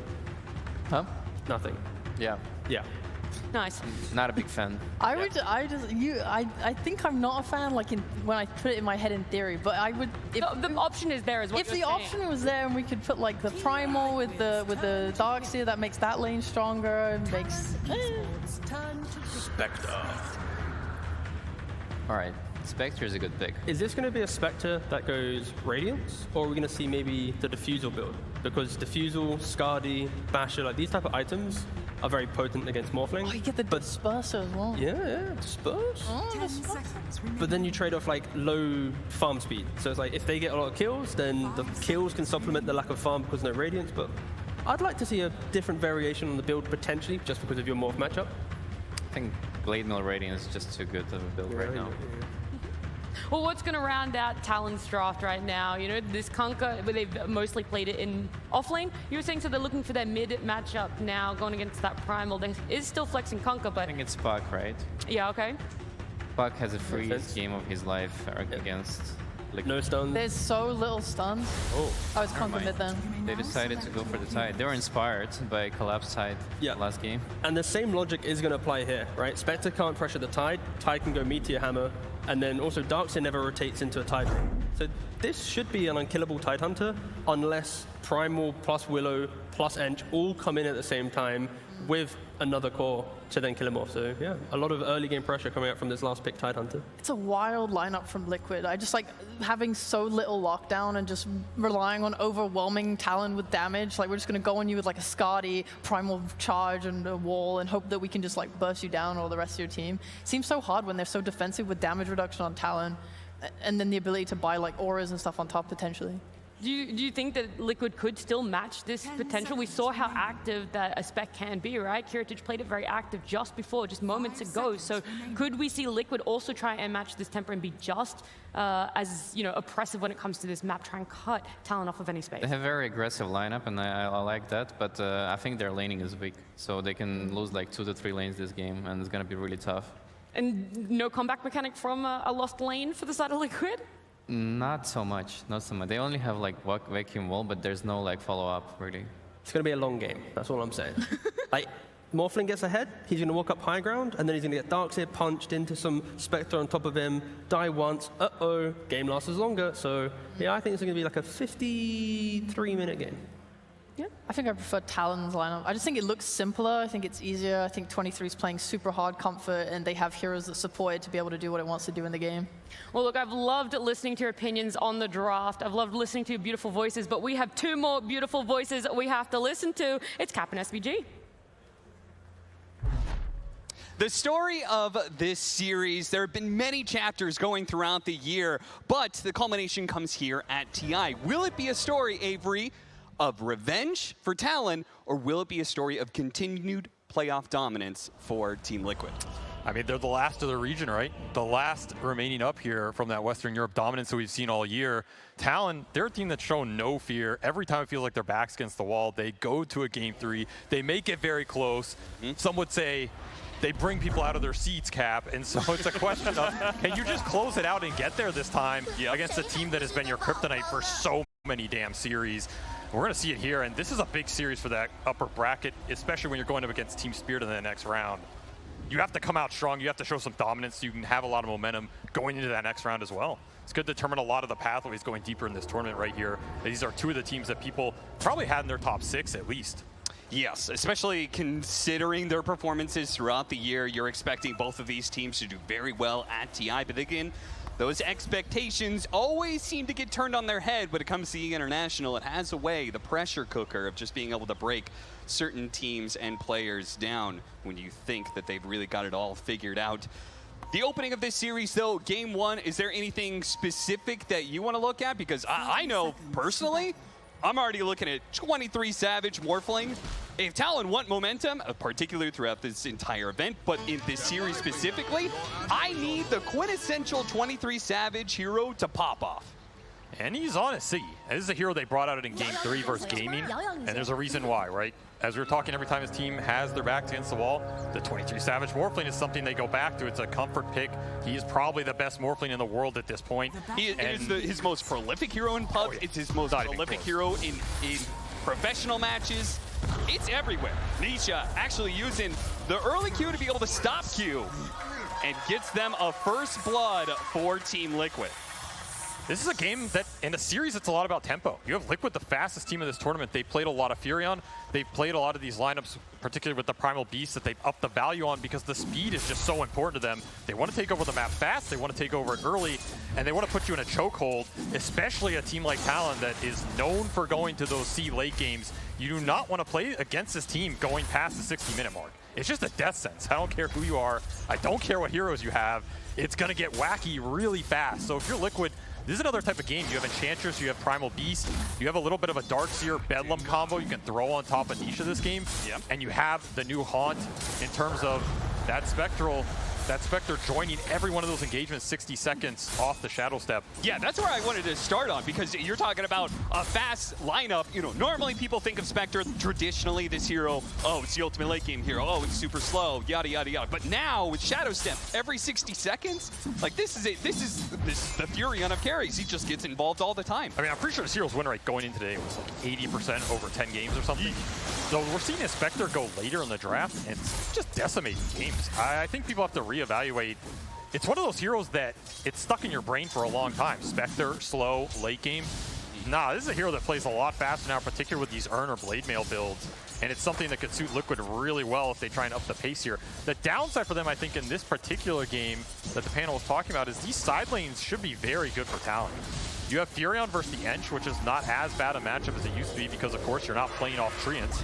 And you have this Treant Morphling lane, which is just a powerhouse of a lane, especially for a Darkseer that doesn't have a melee for to combo with. Oh, Nisha playing the margins there. He went down to below 10 health against that final hit from Makoto. Makoto's still playing for it. Furion's going to come in, and he's going to be in a bit of trouble here. Nisha is going to be slapped down as the creeps were underneath his tower.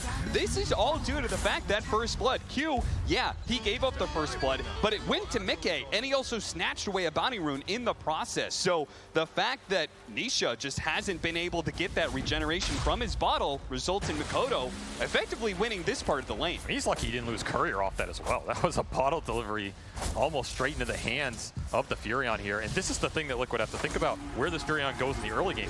We're talking about the speed they want to come out with. If there's one king of speed in this tournament so far, it has been Nature's Prophet. This hero is almost unfightable in the first 5 to 6 minutes, particularly on these rune fights, and particularly in those mid lane ganks where you just can't react to it with the same sort of support committal. So it's like Nisha's gonna have to think about even more now, the fact that he's behind almost a 3/4 of a level here in a Kunkka matchup that can easily set up on him. This is something that Talon are going to try and exploit here, especially for Q, who wants to get a fast Urn up, get the levels rolling. You get an Urn on this Furion plus the blood grenades. The kill threat on the map just goes up exponentially. He's looking straight back towards mid. Yep, here he comes again. Now, Nisha has been holding on to the onslaught this entire time. Another reason why he's struggling in this lane, he can't use that ability. Otherwise, Q's going to come in and punish him. And he almost gets him there with the torrent. Not quite. He's going to try and bottle up, but it looks like he's just going to be chased down. Not receiving any help. No TPs coming in from the Liquid side. They are just leaving Nisha hanging him out to dry here. Nisha. Slow and painful. Yeah. I mean, I guess the one saving grace is you don't have the Urn on Furion yet, so hey, no charges. That is true, yeah. But at the same time, okay, the Furion left lane, surely it means you're punishing the solo off laner. Yeah. No, Gabs is totally fine. Get back to you on that one. Ollie, gonna be in some trouble here. Vacuum doesn't actually grab Ollie, grabs 23 instead. That's fine, they'll run down the Train Protector anyway because Insania, instead of trying to put pressure on the Tidehunter, they leave in a 1v1. They say, okay, it's better for us to try and have an impact in this bottom lane instead. And it's a smart heads-up play. You do not want to linger in the early game with Enchantress, particularly if your mid lane's not going well. You have to make the action happen somewhere. This bottom lane's probably going to be the best place to do it. It just feels awkward because it's a Morphling. It's one of the ultimate brick wall carries. Yeah, I don't see 23 getting kicked out of this lane short term, especially with a Treant who Ollie can go back into the living armor points here. I mean, we're talking about slowing the game down. That is what Treant does to a T. So as long as Talon can hold this safe lane, I think they're okay with it. And it means Insania has to pick his marks very wisely in this early game. Where does he pressure? Who does he try and gank? And which of these lanes do you try and sway? Not easy when you're looking against two very tanky heroes in the Tide and the Kunkka that are pretty much full HP because they're not getting harassed. And a Morphling that's hard to kick out of the lane entirely. Tough Enchantress early game, honestly. This is where you really wanted that mid lane to go better if you're Liquid because, yep, it just opens up your plays with this Primal Beast damage. Otherwise, it feels like you're lacking it a little bit. I mean, it's crazy. You're talking about the brick wall hero that is Morphling. I'm looking at this Tidehunter. I'm looking at a mid lane Kunkka. I mean, these are 3 different brick wall heroes that just stand in lane and are not that easy to gank, not that easy to kick out of lane. And if your mid lane continues to lose like it's going to, once again, Q snags in that final hit to be able to finish him off. They're going to get the kill on Q in return. Stuck underneath the tower. No problem for these two supports. But the trade-off is so favorable for Talon. Q's really happy about that. XP, Urn charges, another death on Nisha. 3 and deaths. Mickey is going to be run down perhaps as well. Ollie snuck his way in through the portal and showed up behind Mickey. Mickey will TP out of there, though. He doesn't, I mean, these heroes are not close to ults for Liquid. You are a long way away from the 6 on Spectre, and you're particularly a long way away for the 6 on Nisha, who's just continuing to get punished. He's in the early stages of level 5, hoping for a 6-minute rune.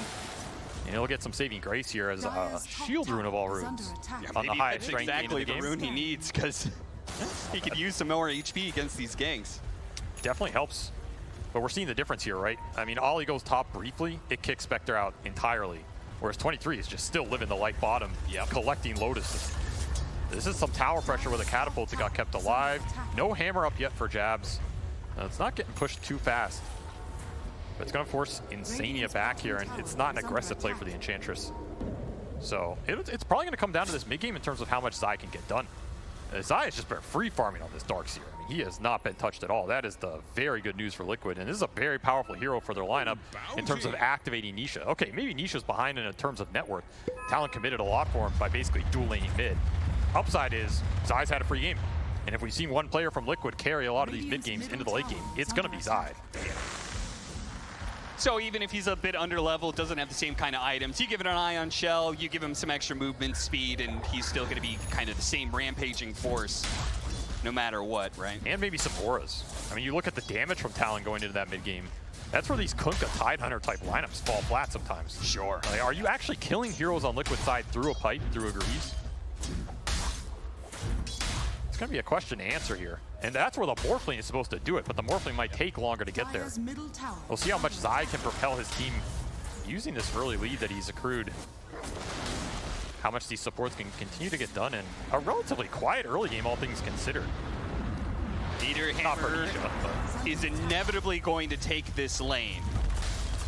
And Talon, I mean, this is what they're working with here. An early laning phase, like not quite net worth lead, but it feels like they've got more momentum combined with the fact that they're getting better pressure on the towers. And they're also the team that holds their towers the best out of anybody in this tournament. Didn't even have to put living armor points into it yet either. Another rune, Nisha's way, however. The luck continues to flow. See if he can use this one. I mean, this is another really good Primal Beast rune. He has gotten his pick. Double damage with an Ion Shell surge. 23 here. A certain amount of burst damage. Pops out, double damage, hits him with a stun, grabs him immediately, but he's already morphed into strength. It's too late. I mean, you have to force him off here. You cannot let 23 sit down here against a double damage Surge Primal. 23 is trying to hold on to his waveform, forced to use it now, and that's when Mickey, who just hit his level 6, is going to pop up, and nobody from Talon rotates over. They leave 23 alone on an island, saying, okay, we're taking this top lane. We're doing some good farming bid. Sorry, 23. That's a good pickup for Liquid. Really nice that Mickey gets involved as well. Quick little boat for Insania, no level 6 yet. His heal only level 1, and no ultimate does not stop that damage. So 4-4, Talon eking out a slight lead thanks in part to that top tower that they've already taken. And Makoto already getting some swipes in here in mid as well. It's just going to be a lot about these tower trades, and if you can use the space. Jabs, he's going to try and give Talon a lead, just put this hammer to use. There's not a lot that stops us unless you're willing to combine the cores and the Darkseer and the Primal. Liquid, they're thinking about it actually. Yeah, they're just going to bring Zai mid. They do not want to give up another tier 1 this early in the game. So much space for Makoto to work with if it happens. This is a tough fight though. There's a lot of HP to chunk through. Oh, this is going to be a rough one. Trying to kill a Tidehunter under the towers with the Ravage. He grabbed it, he couldn't get it off. Oh, just no love there from the Kraken Shell, just not dispelling him at the right time. Got chained between disables, unable to get off the Ravage. Liquid do finally get a punishment on Jabs for all that pressure he's exerting on those towers. Just bring everybody to that fight. Shell on the Primal, Bedlam on the Primal, then you bring that Shadow Step in. I mean, that's a lot of surprise damage he was not expecting. It is also a pretty crazy large amount, like Ion Shell plus the Bedlam. Still has level 1 Kraken Shell. It's not the tankiest, but 1500 HP. Well, Jab's not expecting it. Liquid will continue to combine their heroes here. It did take a lot of heroes and a couple ultimates to be able to bring down Jabs. At some point, isn't it just kind of like, okay, yeah, they did that, but like, don't you just go right back to it? You're like, well, I'm gonna take that tower eventually. You just don't have support ults. I think it's the one thing hurting Talon, taking a straight up tower push that's going to result in a 5-on-5, because you know Liquid are going to take that fight. It's not like they have to commit huge spells for it. Sure. You're missing Overgrowth, you are missing the Nature's Wrath. Now you have your Fury on 6, you're still looking for the levels on Ollie. Jabs is going to be spotted here. Nisha. Another power room. An opening. They have really given these power rooms away. Can he get 23? Burst him down. It's done. Okay. Jabs comes out of the trees, and now he tried to help 23, but he's only going to be a victim right next to him. Surprise from Liquid. Nisha making these power runes worth everything right now. And they get the Ravage. On top of everything, to get that ult for free. And Mickey thought this phase, we killed 2 heroes, it means I can stick around and farm some more. No, Talon will keep the pressure on. Nisha's gonna pop out of those trees. They're gonna quickly grab him to go growth into the torrent, try and chain these disabled to finish him off, and that's enough. Zai now showing up with a wall. Not very good by itself. But maybe with a little helping hand here from Boxy, they can get something. The Bedlam put onto the Darks here to help bring down Makoto. That damage is just enough. Make a kill for Boxy, but Zai may pay the price for it, trying to get away with the Spirit Vessel, but it'll take him out. The heals from Insania not delivering in time. Good TP away from Boxy, though. He will keep his kill streak intact. Very important because he's the one getting all the 5-0-1 for Boxy. He just seems to be getting all the last hits on these. I mean, honestly, a weird fight for both teams in an area where the objective isn't even there. Started out great for Liquid, but ended up the best for, I guess, Q here, who really just reaps all the reward on this Furion. Full Vessel already done. Yeah. Still has a charge left in the bank, level 8. Nature's Prophet is cruising into a position where he's going to become a potential 4th core in this game. Yeah, his stats are going to be insane because he's getting the levels. Yeah. Nature's Prophet is 9.9 stats per level, right? So insane. Spirit Vessel, if he gets a Blade Mail, like he TPs in, he's not a good target to actually turn around and hit. I mean, that's the interesting part. He's considering Blade Mail, right? Yeah. Not a conventional second item support Furion item. See if it pays off. I mean, there is some uncontrollable damage on the side of Liquid, but it's also not guaranteed to go on him, outside of if Mickey wants to commit his ult onto Q for a decent portion of this game, which is traditionally what you want to do in this matchup. What would be some other options? Because I noticed Jabs is not going for, I thought it was this because Jabs is going for like a pipe build, right? Tons of magic damage going on. But he's not thinking about that. Right now he's thinking about Shard and Blink Dagger. He wants to get that initiation online. I almost think something more aggressive damage-wise. Yeah. I don't want to say the Orchid because I don't think it's a great Orchid game, but something in that line because like the Solar Crest build. Yeah, you have so much utility, and I mean, Blade Mail is an aggressive option. It could definitely pay out here. I think it's a very interesting choice. It's also a decent damage item on this hero that has very good right-clicking capability. Yep. I mean, you look at this talent lineup, it's going to be Tide, Kunkka, and Treant providing a lot of sustain, which is where I go back to Zai on the flip side. Like, he's going for this Greaves pipe build. That's going to be a really important timing for Liquid. You need to take good fights around Zai's timings in this game to accelerate you into those objectives, particularly for Spectre, so you don't fall too far behind in terms of, I mean, we're going back to some good old Aura gaming, right? Yeah, I was going to say TI-11, I think we would be pretty clearly favoring Liquid because we're going to get some team fights and one side is going to have auras, well, the other will not. Whoever built Wraith Pack. Yeah, well, with no Wraith Pack, Pipe Greaves is the next best thing. Yeah, what's the Wraith Pack to this tournament? I don't know. I'm not sure if we figured that out yet. Hard Blade Mail? Yeah, that actually is, yes.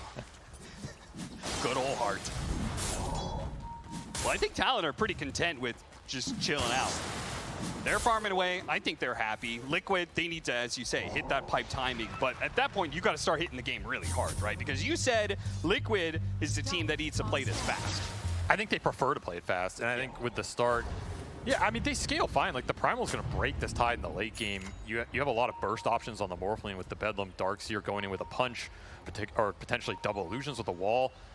I just think it's like, it's Talon. Every time I feel like the game goes 70 minutes, you have to think about how this team plays those late game fights. Yes. And Playstyle-wise, Liquid always looks better faster, and Talon always look better later in the game. But I don't think it's necessarily a draft limitation. Sure. Enchantress can also scale really hard in this game, and Insania he's going down that path. Early Dragon Lance for the Enchantress, looking to get into that Hurricane Pike, and I mean, it's a great Enchantress game in terms of being a 4th core. There's not a lot that really bursts him down on Talon's side outside of 23 committing on Insania in a fight, which is not something he necessarily wants to do first. You know, he wants to steal better spells than what Enchantress has to offer and find a better target. So Insania could bring up a lot of the damage powerhouse for Liquid going into lurking, finds him. Q. Now they are going to TP in for this one. Talon is saying this is a fight that we can still take. Makoto is going to be able to grab Boxy. Tried to stop him.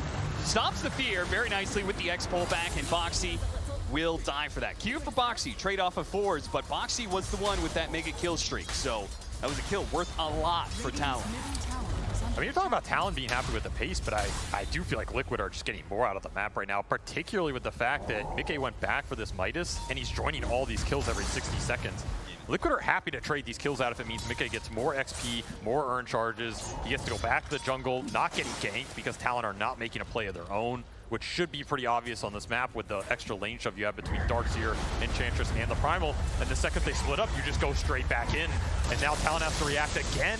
Yeah, they already used some of their TPs to come down to this bottom lane. There may not be the same kind of reinforcements, but maybe 23 is all you need. Shows up, turns in the Primal Beast, and brings down Nisha, chasing after Insanity now, who's now in no man's land, goes for a desperate TP up, and the Overgrowth is there to stop him. Liquid overextending themselves, thinking they had an opportunity with Makoto being unable to join the fight, but it's quite the opposite. 23 is more than willing to take that engagement. That's why this Morphling works so well for Talon. 23 is always happy to join these fights, even with early defensive builds like the Lincolns. Doesn't make a damn difference. He's going to contribute with the spell steal, and that's a fight where you don't have Spectre who can join that dive for the extra burst damage. Shadow Step just coming off cooldown there for Mickey, so it's a carry differential here. I like the concept from Liquid though, right? If you can split this Talon lineup on the map, abuse them with the lane shove advantage you have right now, and get some big core pickoffs, that's going to put you in a nice position. Because this is a lineup that wants the ball. TD coming in from Q to help out here. This is not an easy kill. In fact, Mickey is going to be able to make even the odds, 2-2. Zai trying to get away with the surge while Mickey wants to finish off Q.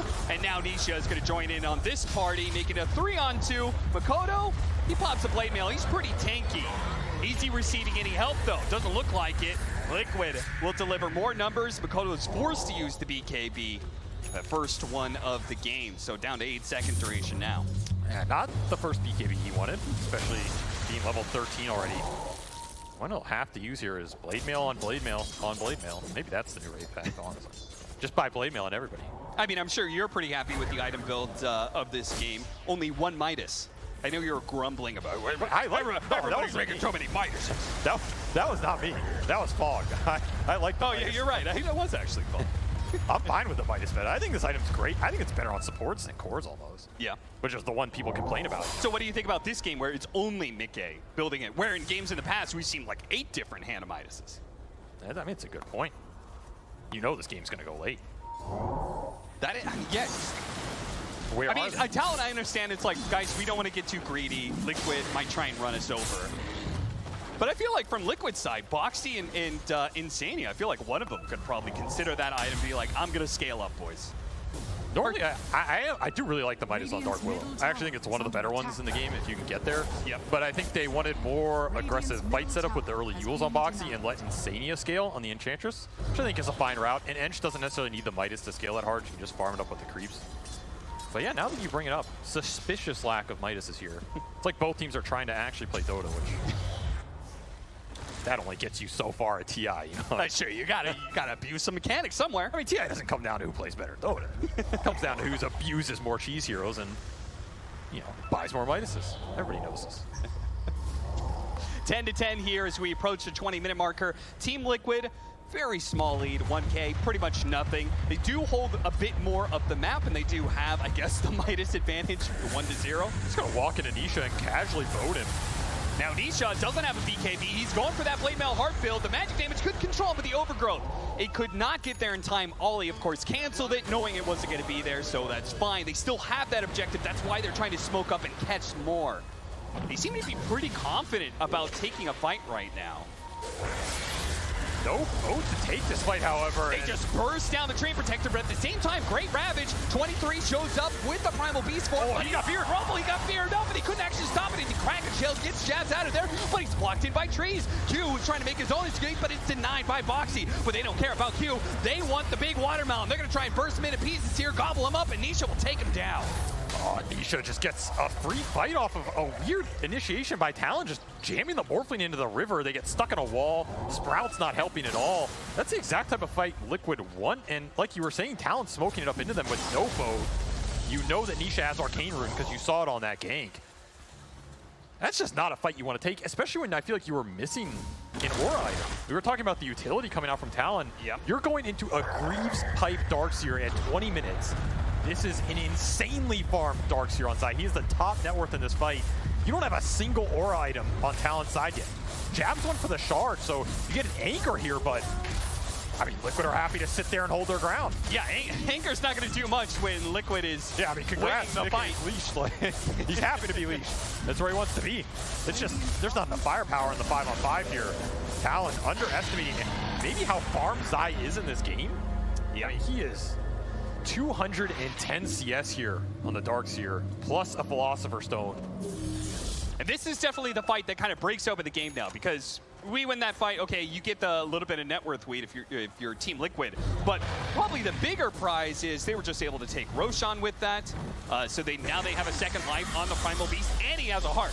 So this guy is hard to bring down. Nisha's just going to be running at you. Yep. And Talon, well, they're going to have to do something to be able to... They need the next set of items here, right? Some form of control or an aura to help 23 in that fight, or at least the next Morphling item. I feel like you're in dodge mode if you're Talon, right? A little bit. I mean, that was the big timing for Zai to get Nisha back into a dominant position and also get that objective acceleration that they can't get without the Darkseer winning in that team fight. So now you have an Aegis for 4 minutes. You can play really aggressive here, and the beautiful thing about Spectre with these types of lineups, you put the Aegis on somebody else, it's not a carry that needs it.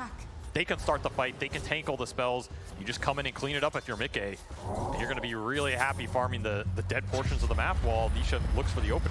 Yeah, you can take a lot safer farm as Spectre, right? Because you have this global ability to join in fights, and as you say, you don't have to be there at the start. You can just clean up, be the janitor.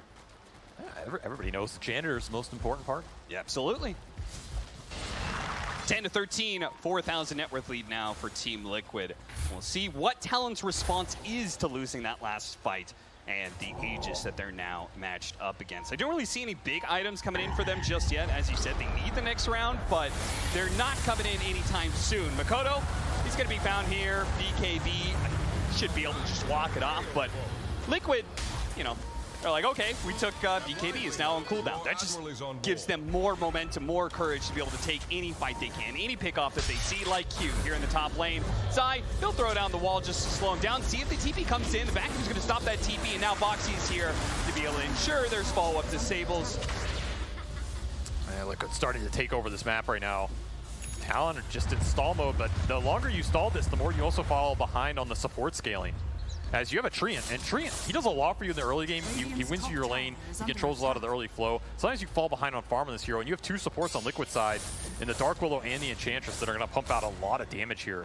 Yeah. So every time Ollie doesn't get to join any of these fights, feels a little bad for Talon. Liquid just getting objective after objective with this Aegis. Another 2 minutes still left on the clock here, looking towards BKBs.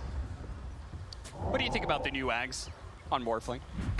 I mean, I think it can be good. I think it's interesting that he's going to third, because a lot of those games that we watch 23 play, he doesn't opt for the early Ags. Yeah. He's just going the right-click carry build.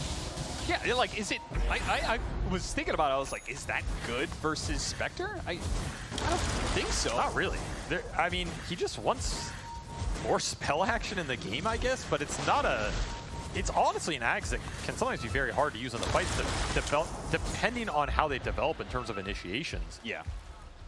I feel like it would almost make more sense if Mickey went like a Radiance route, you know? Yeah, maybe. But he's got the Manta Diffusal Plate, very single target focus. It's going to be tough for some of these supports, particularly Q. Might have the roughest time here. 23 uses the waveform here to try and farm this hard camp. Could be in trouble. Run over by Nisha. Try to get him with the fear. He does manage to get off the Shadow Ruff. That'll protect him for a serious amount of time. Pops Manta, waveforms away. Great morph there from 23 that keeps him alive and might even be able to get a return kill here. Boxy self-fuels to dispel some of this. Nisha comes charging right in, trying to protect his supports as best as possible, and Jabs may even be trouble. He just does not seem to be tanky enough anymore to deal with the Primal Beast. And this is before the late game break comes out. If you're Jabs, you are not feeling too good about your frontline capabilities in this game. Just getting dragged through these zone control spells that are not your friend. And that Axe could be coming soon. Nisha has both the BKB and the Aghanim Scepter queued up. We'll see which one he actually opts for. I could see either, honestly. You have enough auras to back up this Primal. I don't know if you need the early BKB rush, but it just gives you a free fight as well. Yeah. The only control that you have versus these BKBs in your talent is the overgrowth. Yeah, if you never want to die again, to make sure that happens, then you buy this BKB as soon as the Aegis expires, and it feels like potentially Nisha doesn't die, at least for another like 20, 30 minutes. Also good versus Torrent Storm. Yes. If you think the Ags on Makoto is going to come out in the near future, then BKB is your item of choice here. And he probably should know that. We've got the point booster in his backpack, so he's got to know. I mean, what else is Makoto going here? Yeah. Nobody really goes anything else. Nobody's doing right-click damage Kunkka anymore. It's all about this control. There was a Radiance Kunkka match. Oh, really? Was there? I must have missed that one. Don't worry. Thompson was doing this. He has you covered. Of course. I think you have to get something done with the Morphling Ags here. Your Aegis expired, so you're hitting a window where you can take those 5-on-5 fights again. You got your pipe up on jabs. Haven't really been able to use it. I mean, maybe if you're Talon, you feel like you need Torrent Storm plus the Morphling Ags here, just for the extra damage. But I feel like by then, the BKBs, if Liquid want them, are gonna be done. Yeah. So this is like a small window where you can get like a little bit of a win, even out the net worth a little bit more. Maybe not a full 5-on-5, but a core kill or a pick-off or something, because Q is giving you really deep vision on the map right now. He has an observer on the right side of the map. He has another one here on Dire Triangle. Like, these are wards that you get placed deep so you can get core pick-offs with them. So somebody has to be setting up for it in your Talon. Otherwise, they just go to waste. And you have the gem on Nisha. So at some point, eventually, there's a high chance they get dewarded or Liquid just move through the area. Dai is the person without a BKB who's very often alone. Mickey immediately tries to join him, and they say, okay, let's take Mickey instead. The wall goes out trying to help him out. Mickey does do a good job of realitying, trying to get away, but he is just getting deeper in there. 23, though, getting knocked around by Zai, and now Nisha is going to hop in into the mosh pit. He goes, and the pure damage slices down 23 so effectively. Just can't get anything going in the fights. Liquid playing the map way too well and not giving an even footing to Talon. Continue to struggle here to push in this late game. 10k gold lead almost for Liquid. That Aegis did a lot for them. And now did you're you gonna see the Ags do very much for the Morphling? I didn't really see it. I don't even think he did anything with it. Yeah. Troublesome for Talon. And another freebie. I mean, this is the part that is disgusting about Spectre now, because 60 seconds level 1, but 40 seconds level 3, every fight. Every hero you find on the map is a kill for Mickey. 2-1 and 12. Not put pressure at all this game, and is going to get to a very fast Scotty here, and that's going to make 23's life even more difficult in these fights. Like, he can deal some damage, but not if he can't stick on anybody, because he's stuck in a wall, getting hit by his own illusion, and then gets hit by a Scotty.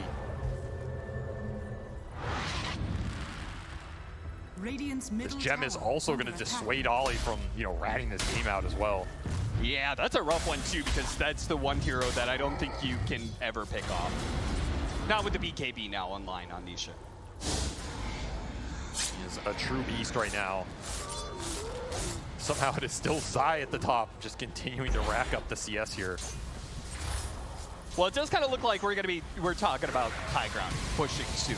Next right? Aegis for sure. Probably next Roshan. Do you feel like Talon, is this wait for the high ground push with Aegis, or do you feel like you contest the Roshan fight that's coming up? I mean, we've seen Talon play this high ground defense game. All right, it's in their arsenal, and they're getting 11% here, but if this game goes another 30 minutes, it's going to get weird. It's just, can you hold the high ground? I guess if you're Liquid, maybe your high ground isn't amazing, right? Spectre is not the best hero just sitting there and hitting the building, so you're pretty much just forcing the fight into Talon's base, potentially buybacks, which isn't, it's honestly not that scary because Talon's lineup is pretty ult dependent. So like if you go on the Tidehunter, he ravages and buys back, do you really care too much? Feels like you're either winning or losing that fight even into the buybacks. I feel like you can just force the high ground with an Aegis, particularly maybe on the Primal. Give it to Nisha again and let him just start the fight. There's not a lot to dissuade you here.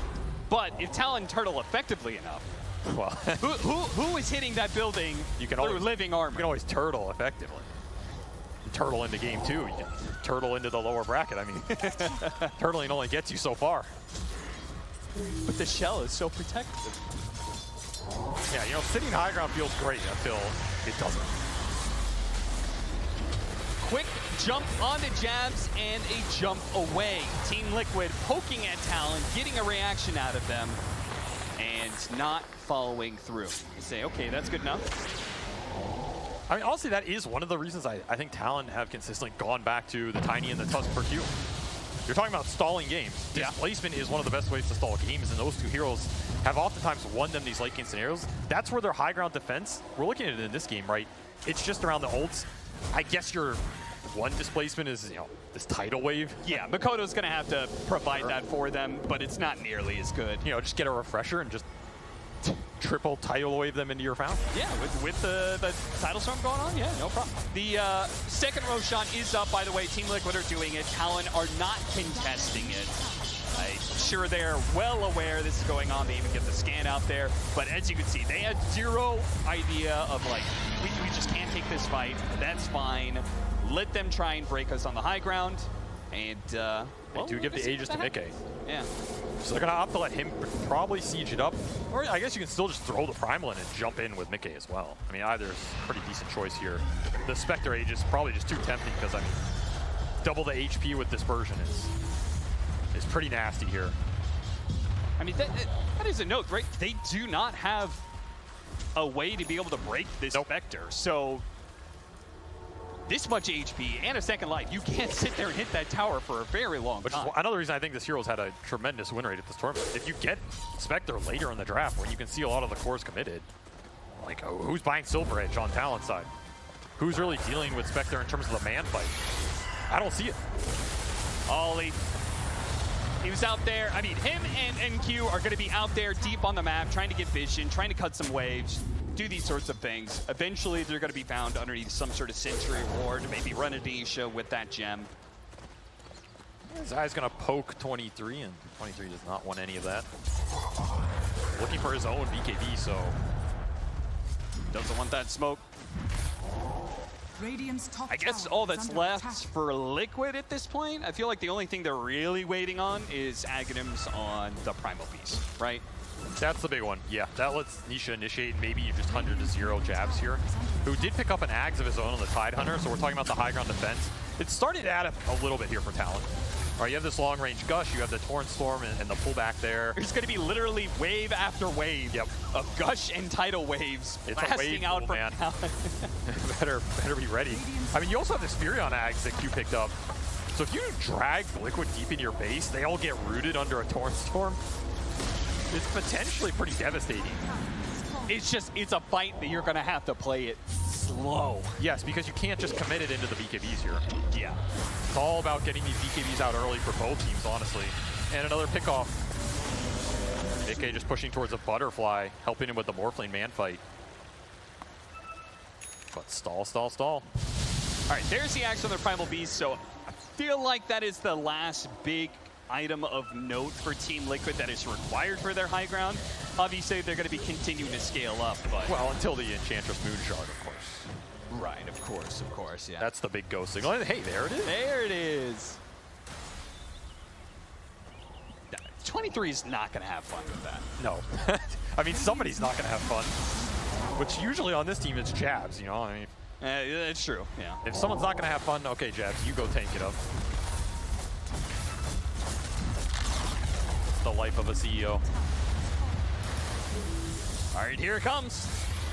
Time to put it to the test here. Can Talon survive through these folks? They got the BKB out of Makoto. That's already so valuable. Yeah, and Liquid didn't even take that much damage. They're going to keep, I mean, even from just Nisha and Insania, they're doing all right. They got a glyph out of them, got a BKB. But you got to remember, there's no blink on the Tidehunter right now. Jabs opted for this stand your ground build. There's no real initiation power. Like, there's no surprise wrap around with a Blink Ravage lead into Morphling waveform in. It has to just kind of be walk up and start going on somebody. I don't know who. Take your pick. I mean, 2 lives, Dispersion, Spectre. It just keeps up happening faster and faster. With Mickey being a part of all these kills, the Butterfly's done, but he's going to have that Disperser pretty quickly soon. I don't know. And Zai's just looking for a full Octarine. He's maintaining the pace. Yeah, and Boxy's going to do the same, right? So it's the Perma Shadow Realm. Yep. Everything's just scaling here for Liquid. I mean, they are very familiar with Talon. They probably know, let's just play to scale anyway. I mean, yeah, Talon might love playing late game, and it's going to get weird, but if you have like a 50,000 net worth lead on Team Liquid, surely. Gold can buy you out of any scenario, surely. That's absolutely true. And that's why Q's out on the map. That's why Ollie's out there constantly. They may be getting picked off sometimes, but somebody's got to be out there finding farms somewhere. They can't just all be sitting in their base forever, otherwise you're just going to fall too far behind in net worth. Man, it's the old Furion Cliff Farm. You remember that? Basically, yeah. It's back. Only took a couple of years. And he's going to be going for the Silver Edge. That's going to be a long time coming. Yeah, I guess that's your Silver Edge builder. You got to build what you got to build, right? Well, Boxy goes for the Wisdom Rune, and he might just notice that his Ancients are being taken. Immediately. Oh, gotta get out of here. All right, well, a wasted ult here. Victory for Q. Though I will say he has not gotten many of these Wisdom Rune steals, which is something you want to see with the hero, right? Because otherwise you do fall behind in XP. Another poke on Jab. Shouldn't yield anything. That's one of the big differences in this game. You look at the experience on Talon supports compared to Liquids right now. They're both 4 levels behind. Yeah. That is what map control does. And that is why scaling supports are so nice in this meta. Because if you just choke the enemy out, you're getting all these Wisdom Runes, you're farming all these camps. I mean, you just get to a point where you have 5 cores. Yeah, I feel like a lot of times when I'm looking at lineups, yeah, like, okay, hard to carry, that's one note. But it's not even necessarily about the other cores. A lot of times it's about how well does that board position scale? Or if both support scale, then hell, even better. And in this case, Team Liquid, they're going to be very content and confident. Confident enough, in fact, that they don't have to use the second Aegis. Maybe the high ground push comes with the third Aegis, or the fourth. We could be in for a very long farming session here, Avery. Yeah, you're telling me a Talon game is gonna go late? Yeah, our time in Southeast Asia is definitely well prepared us for this moment. Yeah. Never would have seen it coming. Finally, they smoke. As Talon decide enough is enough. They will not wait for 23's MKB. Mickey immediately jumps onto Jab just like all the times before. They don't want to go on him though. Yeah, it is tough to bring down this Spectre. They're trying to get Liquid to overextend perhaps in Nisha. He'll oblige, jumping right in there. But again, another target they simply don't want to go for. Trying to bait them in deep for this Ravage, but I mean, Jab, they see. Oh, he tries to go for the Ravage, but it's not good enough. And now the shots, the rainbow shots out from the Enchantress raining in. Jab's going to be punched to death. Zai, I mean, the damage will eventually come in. It's just a question of who else is going to be joining him in the grave here. Mikoto is forced to use the BKB, and they don't have anything to pierce that one. Losing 2 on the side of Talon. They took about 5 steps outside of their base, and it immediately goes all wrong. This is why they were so hesitant to do so before. And no buyback on Jabs, no Ravage even if he had it. Should be multiple lanes here for Liquid. These heroes are way too tanky. Liquid have been playing impatient, just waiting for them to make a mistake. And when they finally did, they're going to take a lane of barracks. They're going to take even more. Mikoto dies now. 23 going to be in some trouble, but the BKB protects him for now. They'll be able to get back to the mountain, but Liquid, you know, they can dive tier 4s and it doesn't matter. You have to wait for everybody to be up here. I don't know if this game's still going to be going by the time your Kunk goes up. Yeah, at this rate, the way they keep on losing heroes, it's not going to be a lane of barracks. It's going to be okay. There's some damage. 2, 3.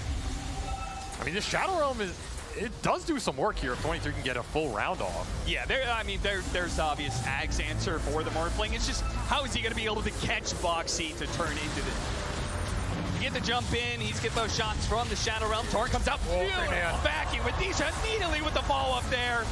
This could be the killing blow as they grab that Kunkka, slam him down, but it looks like maybe they're running out a little bit of steam here. Now they're getting pulled in. Nisha still, he held onto his BKB and he's getting out of there. Meanwhile, the buildings are dying on the side of Talon. They can't exchange buildings like this, a full lane of barracks just for a BKB. They gotta get a little bit more. 23 is gonna try and get something for the Eul Scepter. It stops him almost immediately. And the first damage is just too much for 23. 23 knows he needed something there, and he just gets met with the stone wall that is this Liquid lineup. They have every answer. There's just no room to operate, and yeah, that is a very convincing game 1 from Liquid here. As was not the fastest game for them in the tournament, but very methodical, right? And I feel like if you look at this game as a whole, it's just Zai. It's Zai with an incredibly free laning phase on a Darkseer. He doesn't have the greatest combos to play off of, but it almost doesn't matter. The Grease pipe timing is way too strong. There's not enough damage to go through it. You mess up 1 or 2 of those fights, and suddenly you're stuck on a map where you can't take the 5-on-5, and you're getting picked off by Spectre. What's your game plan? Stall high ground and go late? Well, didn't work out. No, it didn't. The Morphling, we had that Aghanim Scepter. We saw, he was going to try and turn into the Dark Willow, try and put some damage out that way, or turn into the Primal Beast, get some break mechanics going against the Spectre. But it just, one time he turned into the Dark Willow, and this time he turned into the Primal Beast at the end there. It just really wasn't working out for them. Nah, it's just down. Not a 23 Savage Morphling game we're used to seeing. No, 0-5. absolutely not. Pretty much gets shut down. He finds the net worth, but no real team fight impact past, I think, the first fight around the tier 1. Congrats, it's not what Morphling's supposed to do, so Liquid prepared for Talon here. They get this Primal Beast, which I think should be the hero going into game 2. You're thinking about a lot because for both these teams, Primal has decided a lot of their openers, a lot of the tempo, and how much damage you have in those early game fights. Yeah. Well, it's definitely going to be hurting Talon's confidence going into this. I mean, on such an important hero for them, like the Morphling, for 23 Savage, a hero that he's like literally 66% win rate when it comes to these professional matches. Game 1 against Liquid, a team who has had their number for much of the playoffs. It's going to be a little bit rough, but we'll see how they bounce back. After all, they are a veteran team. They've been around the block a few times. They've been in a lot of these top 3 finishes, and we'll see if they can bounce back going into game 2. Maybe our panel has some ideas of how they're going to do that. We can definitely talk about it, share some ideas, but it's heartbreaking for Talon. It's obviously only game number 1 in this best-of-3 series, but they've been here before. Liquid coming in stronger. We didn't favor their draft here. We thought Talon were going to have it. We liked the synergy. We liked what they had on paper, but at the end of the day, it doesn't matter how clean those papers are. If you can't execute the way that it needs to be, then everything's going to fall apart. So Team Liquid coming in strong. That Primal Beast doing so much as well. And Darkseer too, Rizzo, you didn't like. Yeah, I mean, Zai is just like phenomenal player. I don't know how he won that lane, and he was like the first network the entire time. Like, I don't know what he's up to, but this guy is ready to win this tournament, I think, because like, I don't know, he's just a phenomenal. His execution is on top. Yeah, 23 Savage singled Zai out. He's like, who is the hardest person to lane against for you? He's just like, Zai. It's always Zai. I don't know who pulls it out. It also helped, I think, that Talon, most of their focus in the early game wasn't to mid lane. Like, you see the Prophet TPing mid. Like, during the draft, we were talking, okay, a Darkseer against a Morphling, when you play behind tower, if the Nature's Prophet goes to that lane, get a couple kills, then maybe you can dictate the game. But instead, they look towards mid, they're trying to apply pressure elsewhere. And in doing so, Talon lost their tier 1 tower very early into the game. And then because of that, you've got like this Darkseer free farming. Like all the highlights we're seeing here, it's just like Darkseer initiates, you've got Primal running in, Spectre going for a beautiful build as well, the Diffusal, the Midas. I love the Midas. It was so good. Like, because you go for the Midas, it then allows you to go Diffusal, Manta, Skadi, and not feel like you're behind on farm compared to the Blade Mail Radiant. So I think Liquid just understood how to get their heroes as powerful as possible for 20-25 minutes, when potentially other teams would look at this lineup and go, okay, we need to farm a lot longer. But no, they found a way to get it online much earlier. Yeah, well, we even talked about potentially them needing to farm longer because 23 Savage on Morphling, we already heard from Cap, like the amazing statistics that he has, but for this game, he just didn't really have an impact. This Morph was getting burst down so much, wasn't getting that free farm that we thought was going to be traded. Darkseer can have free farm, but at that we thought Morphling was going to get it too. He didn't get it, and he was fighting really early sheep. I thought that their game plan was that Morphling would hard farm while the other 4 sort of held the map because they were defensive, right? You have the Tide and stuff again. But he got involved in those early fights. I don't have the pro insight to know whether the fighting was an okay choice or not, but I know he's not happy with how it went. Yeah. He literally would enter and die. He would just die. They had so much, but this Primal Beast damage output, I think I even underrated. He was easily just taking more from full to 0. They had more than enough to just instantly wipe him. It's more like you don't need stuns if this Morphling is waveforming into you and then just exploding, which is what happened at least twice. That was massive, a massive blunder from him. Yeah, trying to be aggressive, trying to be that initiation. And look, we don't necessarily have the insight from our pro players, but I do have a professional that we can get some more insight from. It is Purge.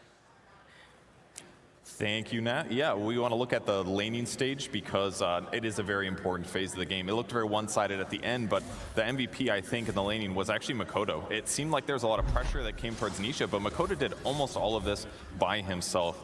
it was a lot of right-clicking of the Primal Beast when there are opportunities to do so. Like when this range creep is about to be denied here, he's going to deny it, and then when Nisha charges in, he's going to have Torrent ready to go to help guarantee that he gets as many right clicks. So watch how many times he's right-clicking the Primal Beast here. 2, 3, 4, 5 times. And now that Nisha is low HP, every time that he tries to approach and go for last hits, he's going to be right-clicked again by Mikoto. So by keeping him low at this period of HP, he just doesn't get as many last hits and denies. And Kunkka gets to play more mind games. He gets to pump fake his torrents to make sure that Nisha still doesn't always feel comfortable. He's got to click on Mikoto constantly to check for mana levels and things like that. And these are ultimately what leads them to the first kill here. Nisha's again trying to get as many last hits as possible. Mikoto's sitting about too high, pump faking the torrents. Here he's going for the range creep, trying to get as many last hits as possible, but Mikoto's just on top of it consistently here.